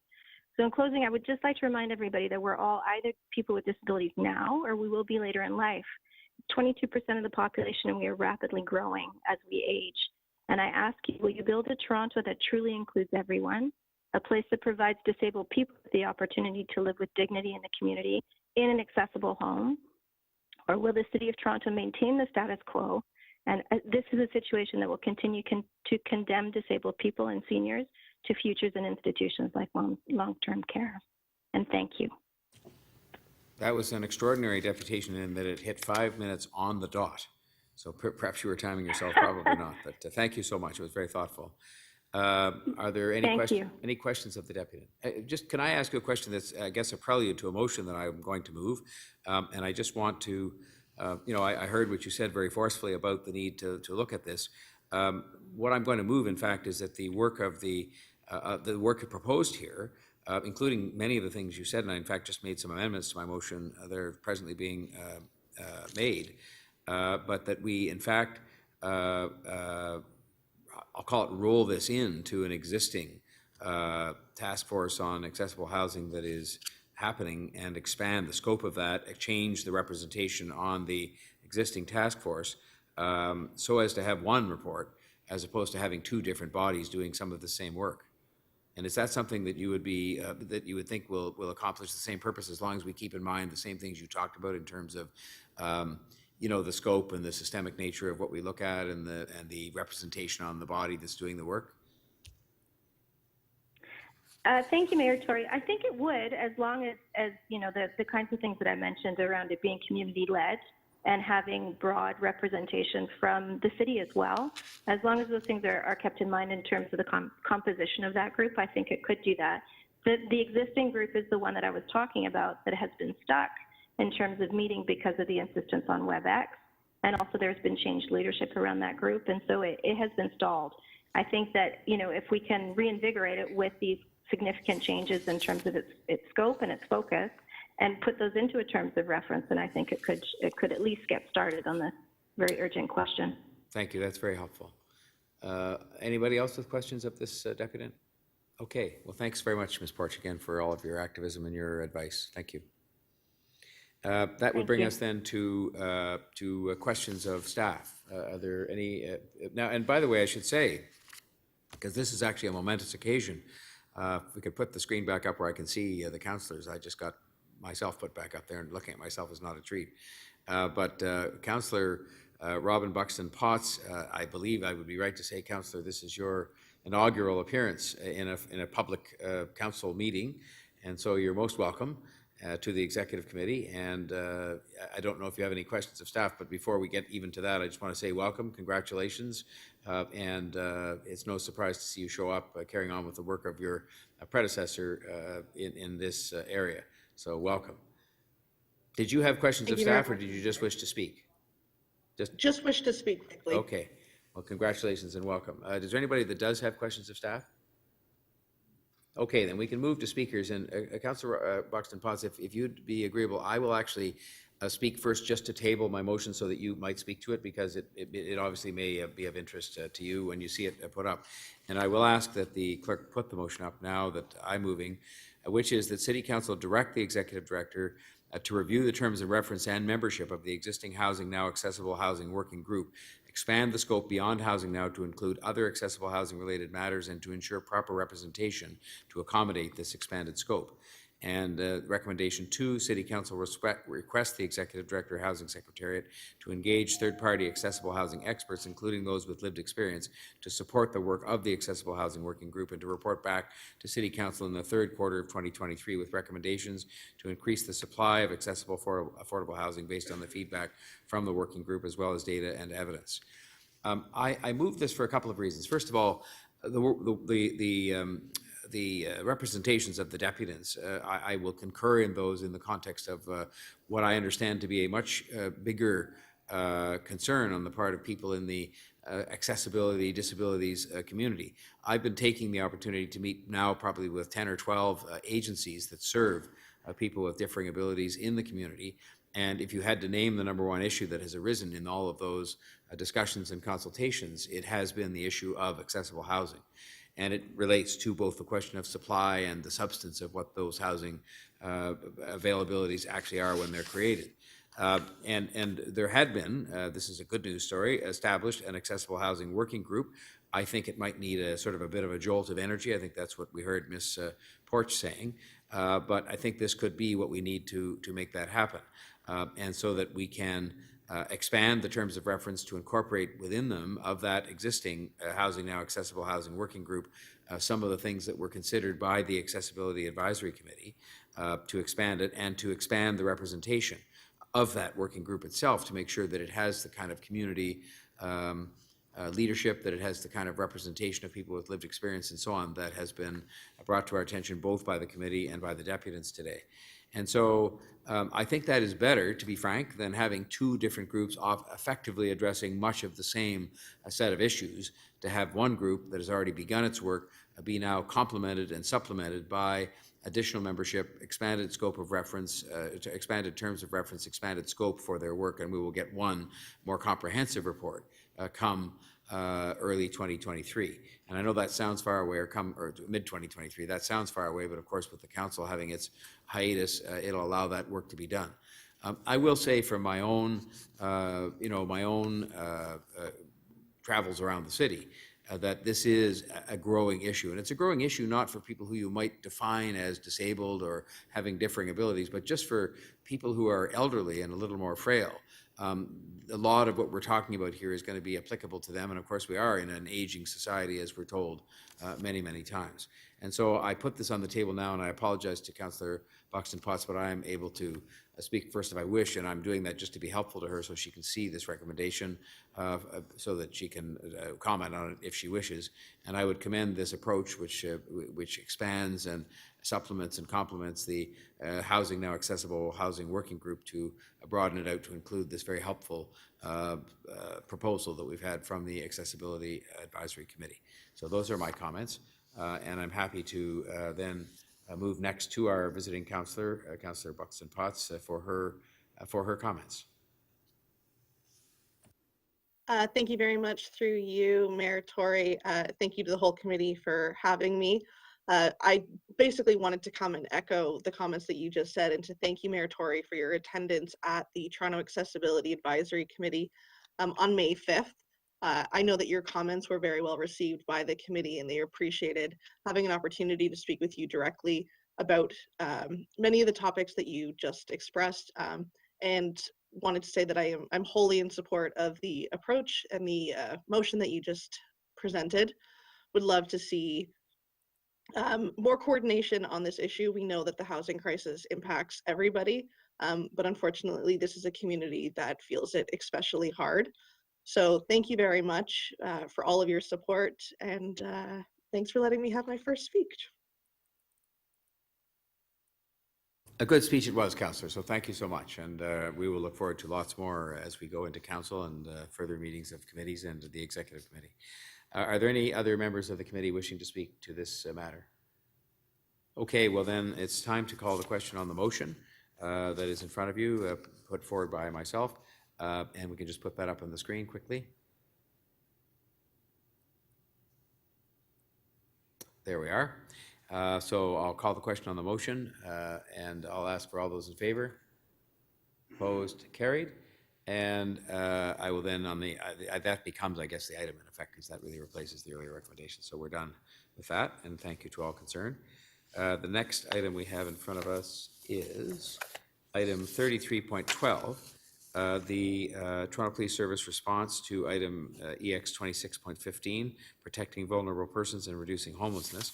And we've held that down because we have one deputant who I believe is Miguel, and I'm just looking now for my deputations list here somewhere. Thank you, Mr. Mayor. Again, Miguel, speaking on this important item that I was a speaker on EX 26.15 and how the Toronto Police will reduce homelessness and protecting vulnerable people. I want you to introduce two important Indigenous brother, a sister of mine. Her name is Lynn Walker. She is a resident at Allen Gardens. Currently, she is living under a eviction notice by the City of Toronto. I understand they're making efforts to find her permanently housing. Well, that is exactly what the intention of the Toronto Police is, to reduce homelessness. But there is a money issue here. And we know that Doc Ford is not going to come and rescue the city with our housing initiatives. I want to meet another person. His name is Jordan. Jordan Gildart Hautala. He lives at Clarence Square. He lives in this encampment, and he lives under the threat of eviction. Both individuals are Métis. They're indigenous people. They own this land. And the least thing that we can do as a city is to find them permanently housing. I'm so glad that the complaints made to the city regards to the over-jealousness of the security companies at Allen Gardens has stopped the following of Lynn when she needs to go out around the community. That has to stop. That's just really good if we want to be compassionate towards our vulnerable people. Again, we have an issue. The name is Doc Ford, and we have to be strategic. How are we going to face this bully for the next 4 years? Of course, there are short alternatives and long-term alternatives to address these concerns of housing and vulnerable peoples. Well, while that is happening, as I mentioned before in my previous deputation, Mr. Mayor, we can always request the Toronto Police Services to listen to what the community has always said through Desmond Cole, to my friend Derek Moran, to Chris Langenfeld, to so many good people that understand the issues of our housing crisis. Divesting the police budget by 50% will go a long way to address our current situation, our current crisis. But again, it's something that I can't understand why the City Council is so entrenched not to listen to the people that have voted for you, Mr. Mayor. And now you are telling us you want to run again for mayor, I want to ask you please a favor, leave your vacancy, leave your seat at the Police Services Board. You have been there for the last 8 years. And all we have seen the last 8 years is the status quo being unchanged. What I mean by that is that the budget keeps going up and up and up. There's no sign of relief. I don't understand why we cannot make the right thing for our communities. The communities are telling us we have a crisis in the housing, and it's going to get worse under DOC 4. Under DOC 4, we're going to be seeing reduction of benefits. We're going to see the same levels of ODSP rates frozen since 2018. But in the meantime, DOC 4, every time there is an issue of gun violence, car theft, or whatever, he comes with money. He gives the city $50 million, $75 million. I think since 2018, he has given the city over $200 million. But when it comes to housing, when it comes to the poor, when it comes to the homeless, zero. And I'm tired of that. So you as mayor, you should be a leader, and you can tell Doug Ford, oh, thank you, Mr. Ford. You gave me $50 million for the police. I'm going to take that money and I'm going to build housing for the poor that need us right now, because it's something that needs to change. And if you are not able to do it, let somebody else do that job, Mr. Mayor. And that is the reason I'm running for Ward Council, for Council Ward 13, because I care about my community, the disabled, the indigenous, the black, the BIPOC, everybody else who live in Ward 13. I have disabilities. I understand the problems of the community. Thank you. Thank you very much. Thank you, Miguel. And I would just say that while it's not enough and we need more, in fairness, the province has given us tens of millions as well for things related to homelessness, but we need a lot more. So, and that's something that I'm discussing with them as we speak. So, they have given tens of millions. I don't want it to be left the impression that you created that they've given nothing. Okay, that is all of the deputations on this, and actually, this is just a report to be received, and so can I have a motion to approve the receipt of this report? Moved by Councillor Ainsley. All those in favor? Opposed? Carried. Item 33.15. I'm sorry, 15 is the next one, and it is being held down for a deputation. There is one, and it is Susan Gapka. So, Susan, I see you've been here patiently, and we'd appreciate hearing your comments on this now. This is the Two-Spirit, Lesbian, Gay, Bisexual, Transgender, and Queer Advisory Committee request of the Toronto Library Board.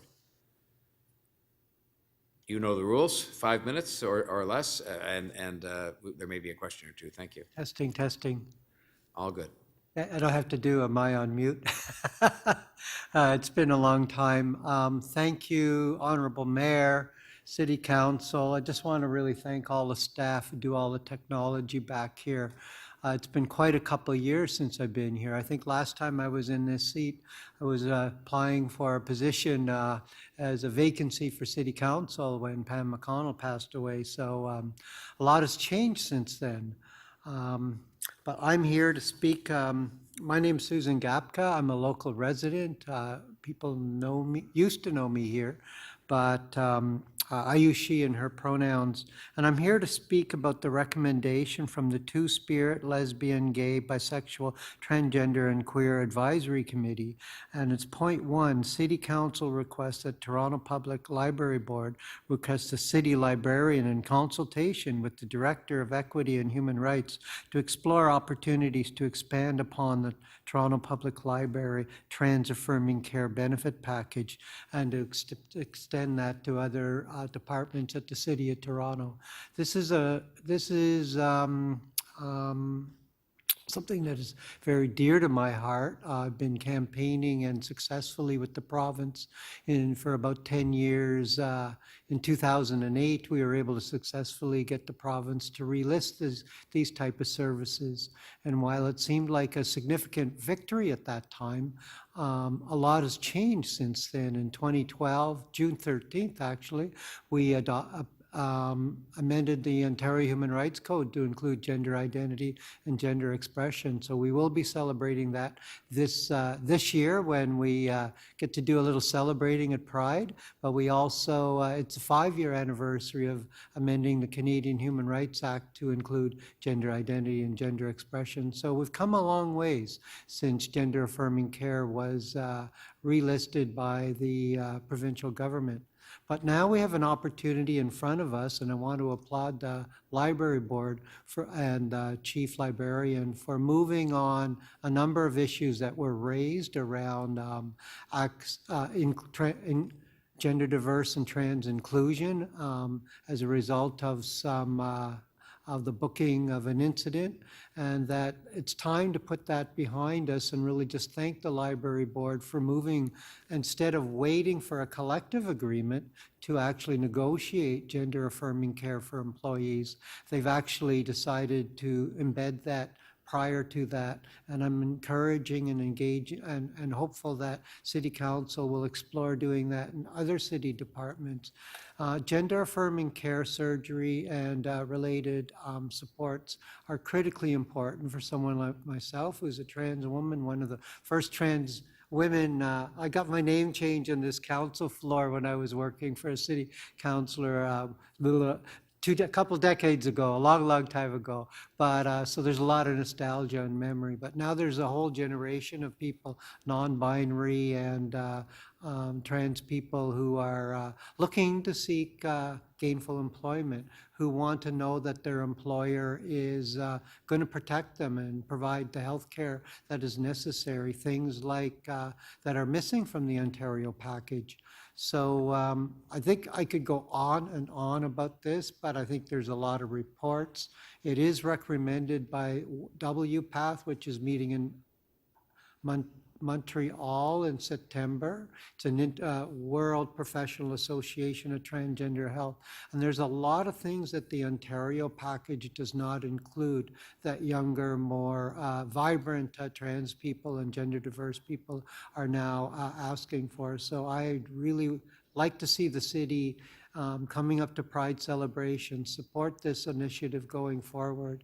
And I just want to offer the services of myself and other community groups across I was going to say the province, wrong meeting, but all across the province. But the city in Toronto here can be a leader in this by ensuring that its employees know that when they work for the city of Toronto, they have access to gender affirming care. So on that, I think I'd just like to thank the staff, thank everyone here, thank councillors online, and the mayor sitting right in front of me for your good nature on this, and hoping we can move forward on this sooner rather than later.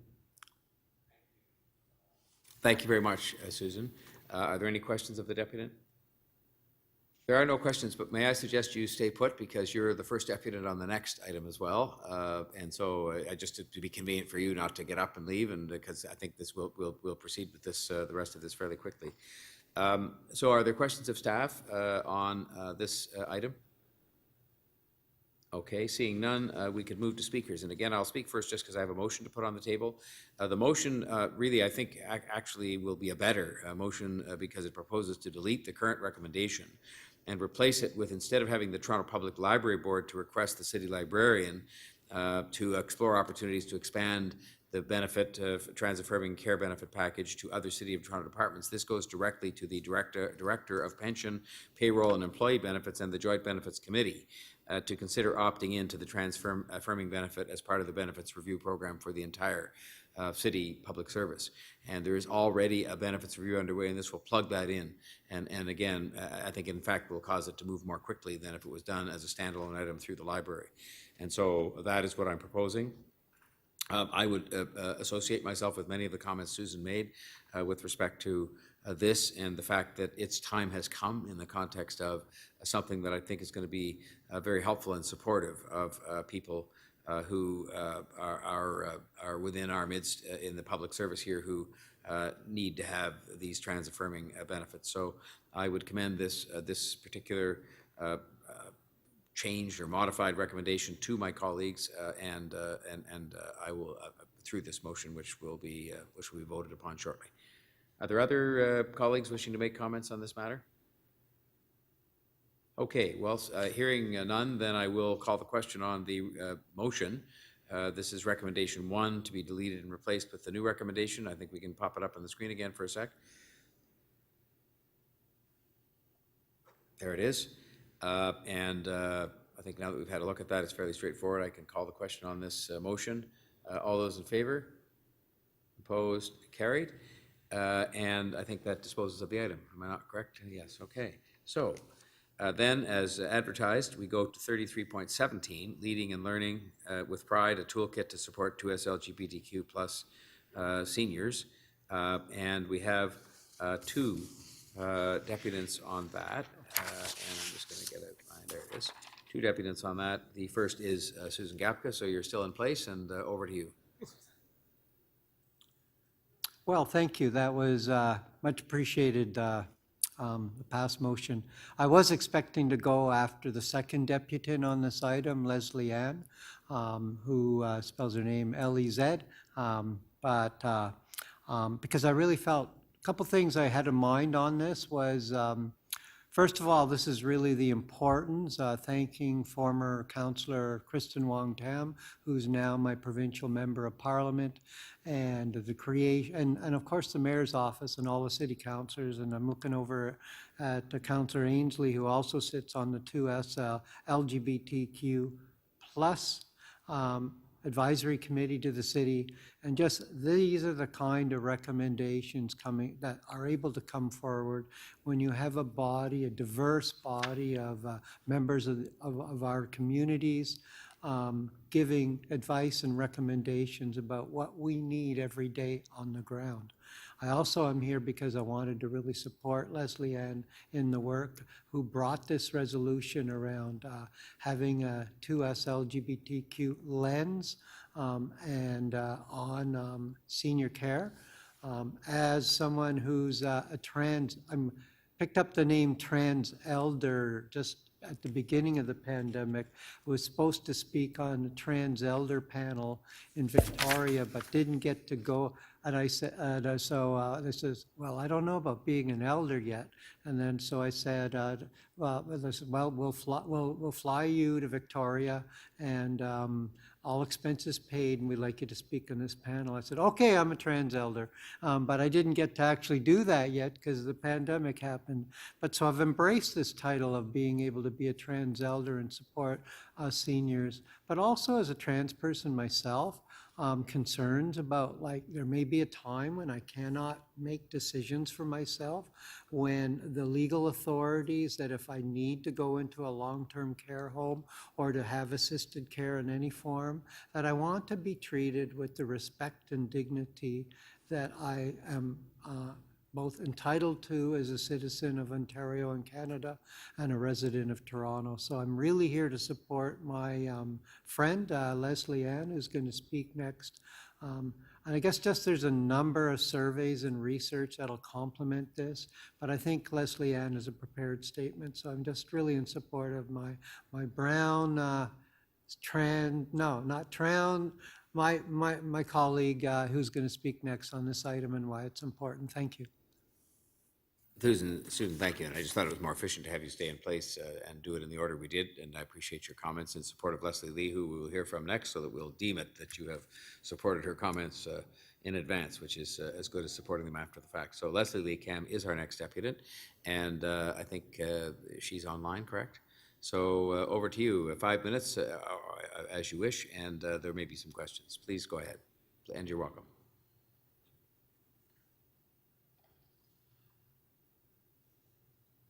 Good afternoon, everybody. Thank you, Mayor Tory, for having me, and to the members of the Executive Committee. Thank you, Susan, for your very kind words of support, and also to Kristen Wong-Tam, who is now an MPP. As Susan was just saying, when you become a queer senior, you become invisible. You already have read my motion, and I have also put forward a deputation a written deputation from a resident who is in one of the city's 10 long-term care homes. And I am here to speak for the 2S LGBTQI seniors who are living in the city's 10 long-term care homes, who do not have a voice, who are afraid and who are literally terrified to be their true selves as they age in the city's 10 long-term care homes. I'm on the working group through the SSLTC department. I'm working with Joseph Burley, who I see is here today. And we have come up with an excellent toolkit, which is going to be used to train staff in the homes in terms of how to work with and care for 2S LGBTQI seniors. Unfortunately, one of the things that's happening is we do not have committed funds from the City of Toronto, and the money that we do have now is a $25,000 grant from New Horizons. When that money runs out, unfortunately, where's the money coming from in terms of continuing the training? This $25,000 grant is only funding training for 420 staff.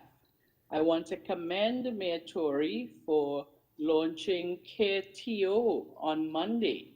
It's an amazing pilot project at Lakeshore Lodge. And Mayor Tory, I was at the CN Tower. I'm on the board of Pride Toronto. I'm the only queer senior on the board of Pride Toronto. And I was there when you proclaimed that you were there to support all 2S LGBTQ people living in the city of Toronto. And queer seniors seem to be invisible citizens of our fair city. I was reading the press release on the amount of money that's going to Care Toronto. The city is putting forward $4.1 million in terms of addressing the diverse needs of all the seniors who are living in the city's 10 long-term care homes. So I'm asking you, Mayor Tory, and the Executive Committee to use your power and privilege to ensure that all the seniors who are living in the city's 10 long-term care homes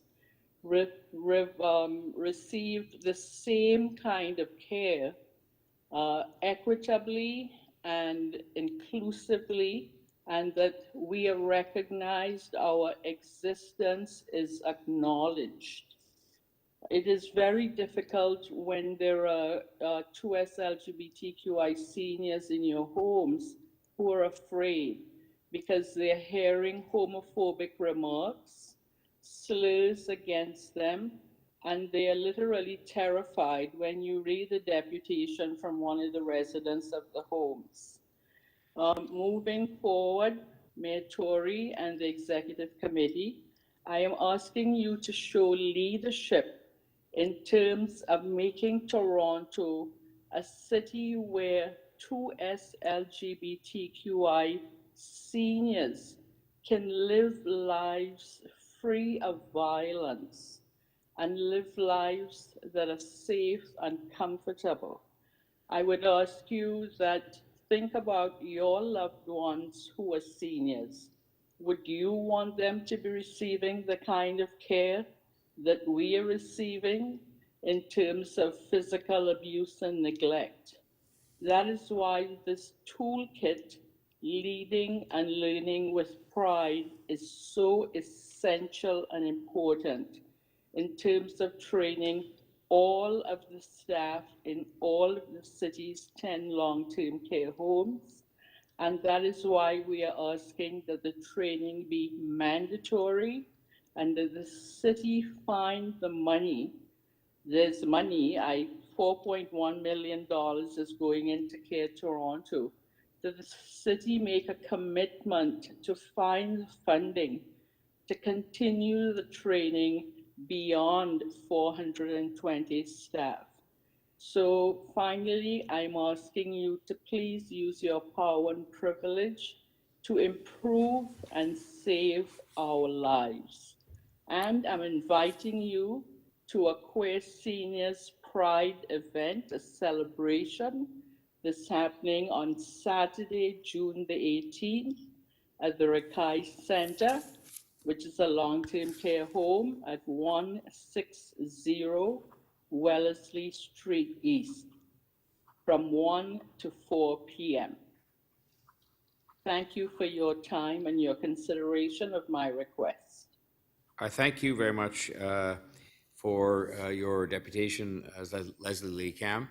And I will tell you, I've made note of that invitation, and I think you'll see that the support we're giving to this recommendation that's come forward from the committee is evidence of our desire to move forward with what you talked about and with what the committee said to us. So I thank you so much for your deputation. Are there any questions of the deputant? Okay. Hearing none, I'll say thank you again, and I'll see if there are any questions of staff on this. Seeing none, I'll see if there are any speakers. I'll just, again, say that I think our support of this recommendation that came forward without alteration or modification speaks to our commitment to address these issues and to take the very wise advice coming from the advisory committee, with thanks to all the members of the committee, including Councillor Ainsley. So let's call the question then. All those in favor of the recommendation in the report 33.17, opposed, carried. That brings us, I believe, to our final item, which is 33.18, Federation of Canadian Municipalities Summary Report, which Councillor Ainsley dutifully and vigilantly submitted on the Board of Directors meeting from March. And we do have a speaker on that, and that is Bianca Wiley from Tech Reset Canada. Is Ms. Wiley available? Hello.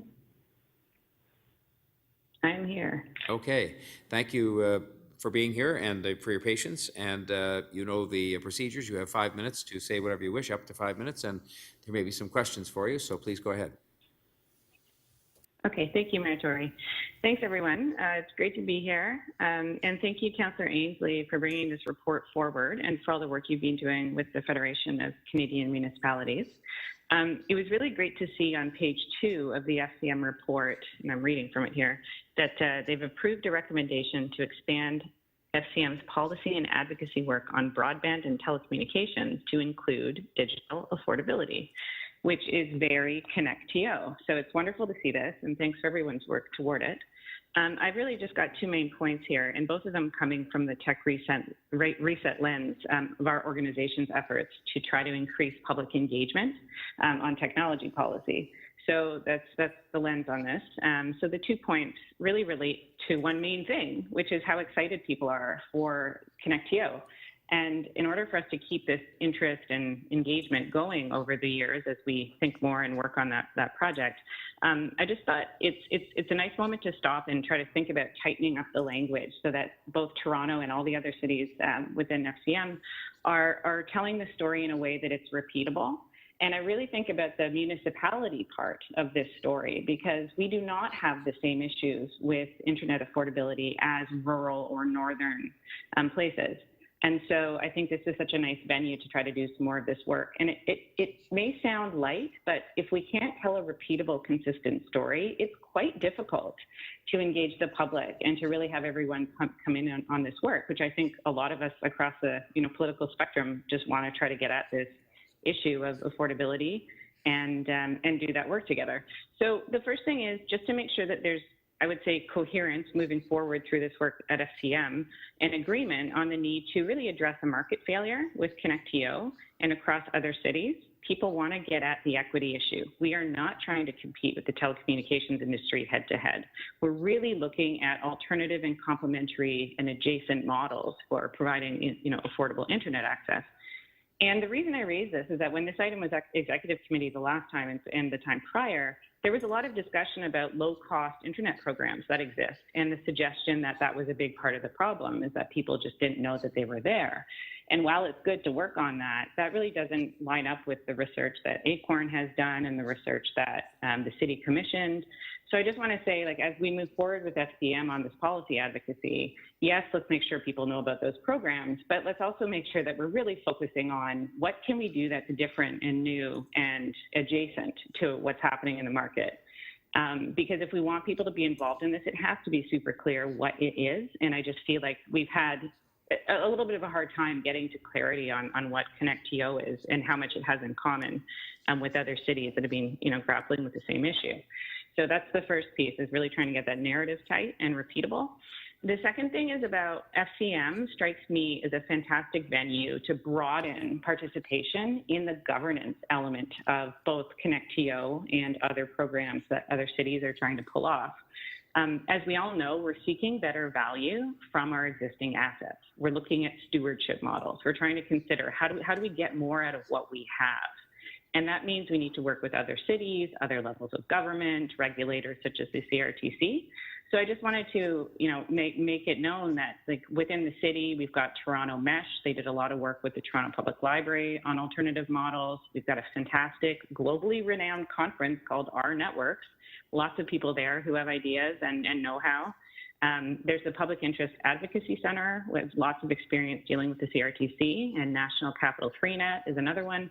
So let's think about how we might be able in future to bring these voices, lessons, and experiences, like lessons learned from these groups and others, into this work at the FCM. So I just wanted to offer up that if I can help with that and try to bring more of the community into this work, because it is hard, it's messy, it's new, and it's, that's what governance is about. We just like to think about, can we use that venue to broaden it? So I just wanted to say, if I can help bring others in, and if we can try to make this a little more participatory, and if you can report out more, all of that would be helpful. But just generally speaking, it's great to see this, and I'm so glad that we have that specificity in this report around affordability and the municipality, and how do we all sort of work on this together better. So thanks again for all the work, and that's it for now. Thank you, Ms. Wiley. Are there any questions of the deputy? Councillor Ainsley. Thank you. Through you, Mayor Tory. Bianca, thank you for waiting through the day to get this item. I just wanted to know if there's anything else that you thought of that I could bring to FCM to expand or add to the ongoing discussion around CreateTO and internet equity. Yeah, thank you for asking. I think one space would be to explicitly name and explore the sort of community-based approaches that we could look at for internet provision. So I think in Toronto, we've got Toronto Mesh that had a lot of experience working with the Toronto Public Library and thinking about bringing that. And then we've got other cities, both in the US and Canada, who've experimented with some of these really community-based models. And so I think if we can bring that forward as a topic area, there'd be a lot to learn there, and also potentially to get into some of the really specific issues that are sitting there. And I just want to say, for community-based approaches to internet provision, like mesh networks, a lot of the issues remind me a little bit of what a small business may struggle with at the beginning around capacity and organizational support, finding appropriate insurance, fiscal sponsors, these kinds of issues. And just to give you one example of this, what we saw in Toronto as we were trying to work out some more sort of community-oriented approaches to setting up internet networks, someone, say a volunteer, had to go on the roof of a high-rise building to install some hardware. And they might only have had to do that once or twice to maintain, but to get the insurance for that person to go up there when they're not covered either by the building or by a large company, it's really difficult, So that's an example of something like, hey, there's an issue here. It's very specific. Might we, as cities, look at that issue together and think about alternative insurance models, or something to be supportive? Because this is a different kind of approach. And I think that would be something really specific. And there's a lot of learnings already out there. So how can we bring that across the cities and also back to the CreateTO work? That would be really wonderful if that's something you can bring forward. Okay, thank you. Thank you very much. Those are my questions, Mayor Tory. Thank you, Councillor Ainsley, Thank and you. thank you for your diligence again on giving us a report of your attendance at that meeting. We don't always see that. We appreciate it. Are there any further questions of the deputy? Okay, Ms. Wiley, thanks again. And we can move on to any questions of staff there may be on this. Okay, seeing none, are there any speakers? Councillor Ainsley, go ahead. Thank you, Mayor Tory. I'll be brief. I just, as one of the city appointees to the Federation of Canadian Municipalities, I just wanted to bring this report forward on my activities at the meeting in March. We had a number of different seminars and workshops, and I just wanted to give an overview of what I attended. One of those that's very important to me is the chair as well as the General Government Licensing Committee, and I'm also the chair of the Federation of Ontario Public Libraries, is around digital connectivity, Wi-Fi use. I think it's very important for the city to be at the table as a member of the Federation of Canadian Municipalities. You know, we really take for granted our internet connectivity in the city of Toronto, and you look at many different municipalities from one end of this country to the other. Once you get out of large urban centers, they depend on their internet from a satellite dish. If it snows or something goes wrong, a bad thunderstorm, they lose their internet. I've learned through the Federation of Ontario Public Libraries, there's Indigenous villages throughout Northern Canada. Their computer is on the verge of what we would call dial-up. Their library is in a shipping container. So, you know, I think it's very important to have the City of Toronto's voice at that table, both for FCM and FOPL. And I just wanted to provide this report as an update. I'd also like to thank, again, all of our technology staff that have been backing me up and giving me advice and direction in bringing the city's voice to that table. Thank you very much. Thanks, Councillor Ainsley. Are there any other members wishing to speak? Okay, well, I believe the recommendation on this item is to receive this report for information, and I think Council will ultimately as well receive it for information, but we can send it on to them to be received as such. If there's nothing else to be said about that, I'll just call the question on voting to receive this report for information. All those in favour? Opposed? Carried. And I believe, Madam Clerk, that concludes our business for today, so I will issue my thanks to all the deputants and all the staff, city staff, and to all the members of the committee, and this meeting is concluded. Thank you very much, everybody. Thank you.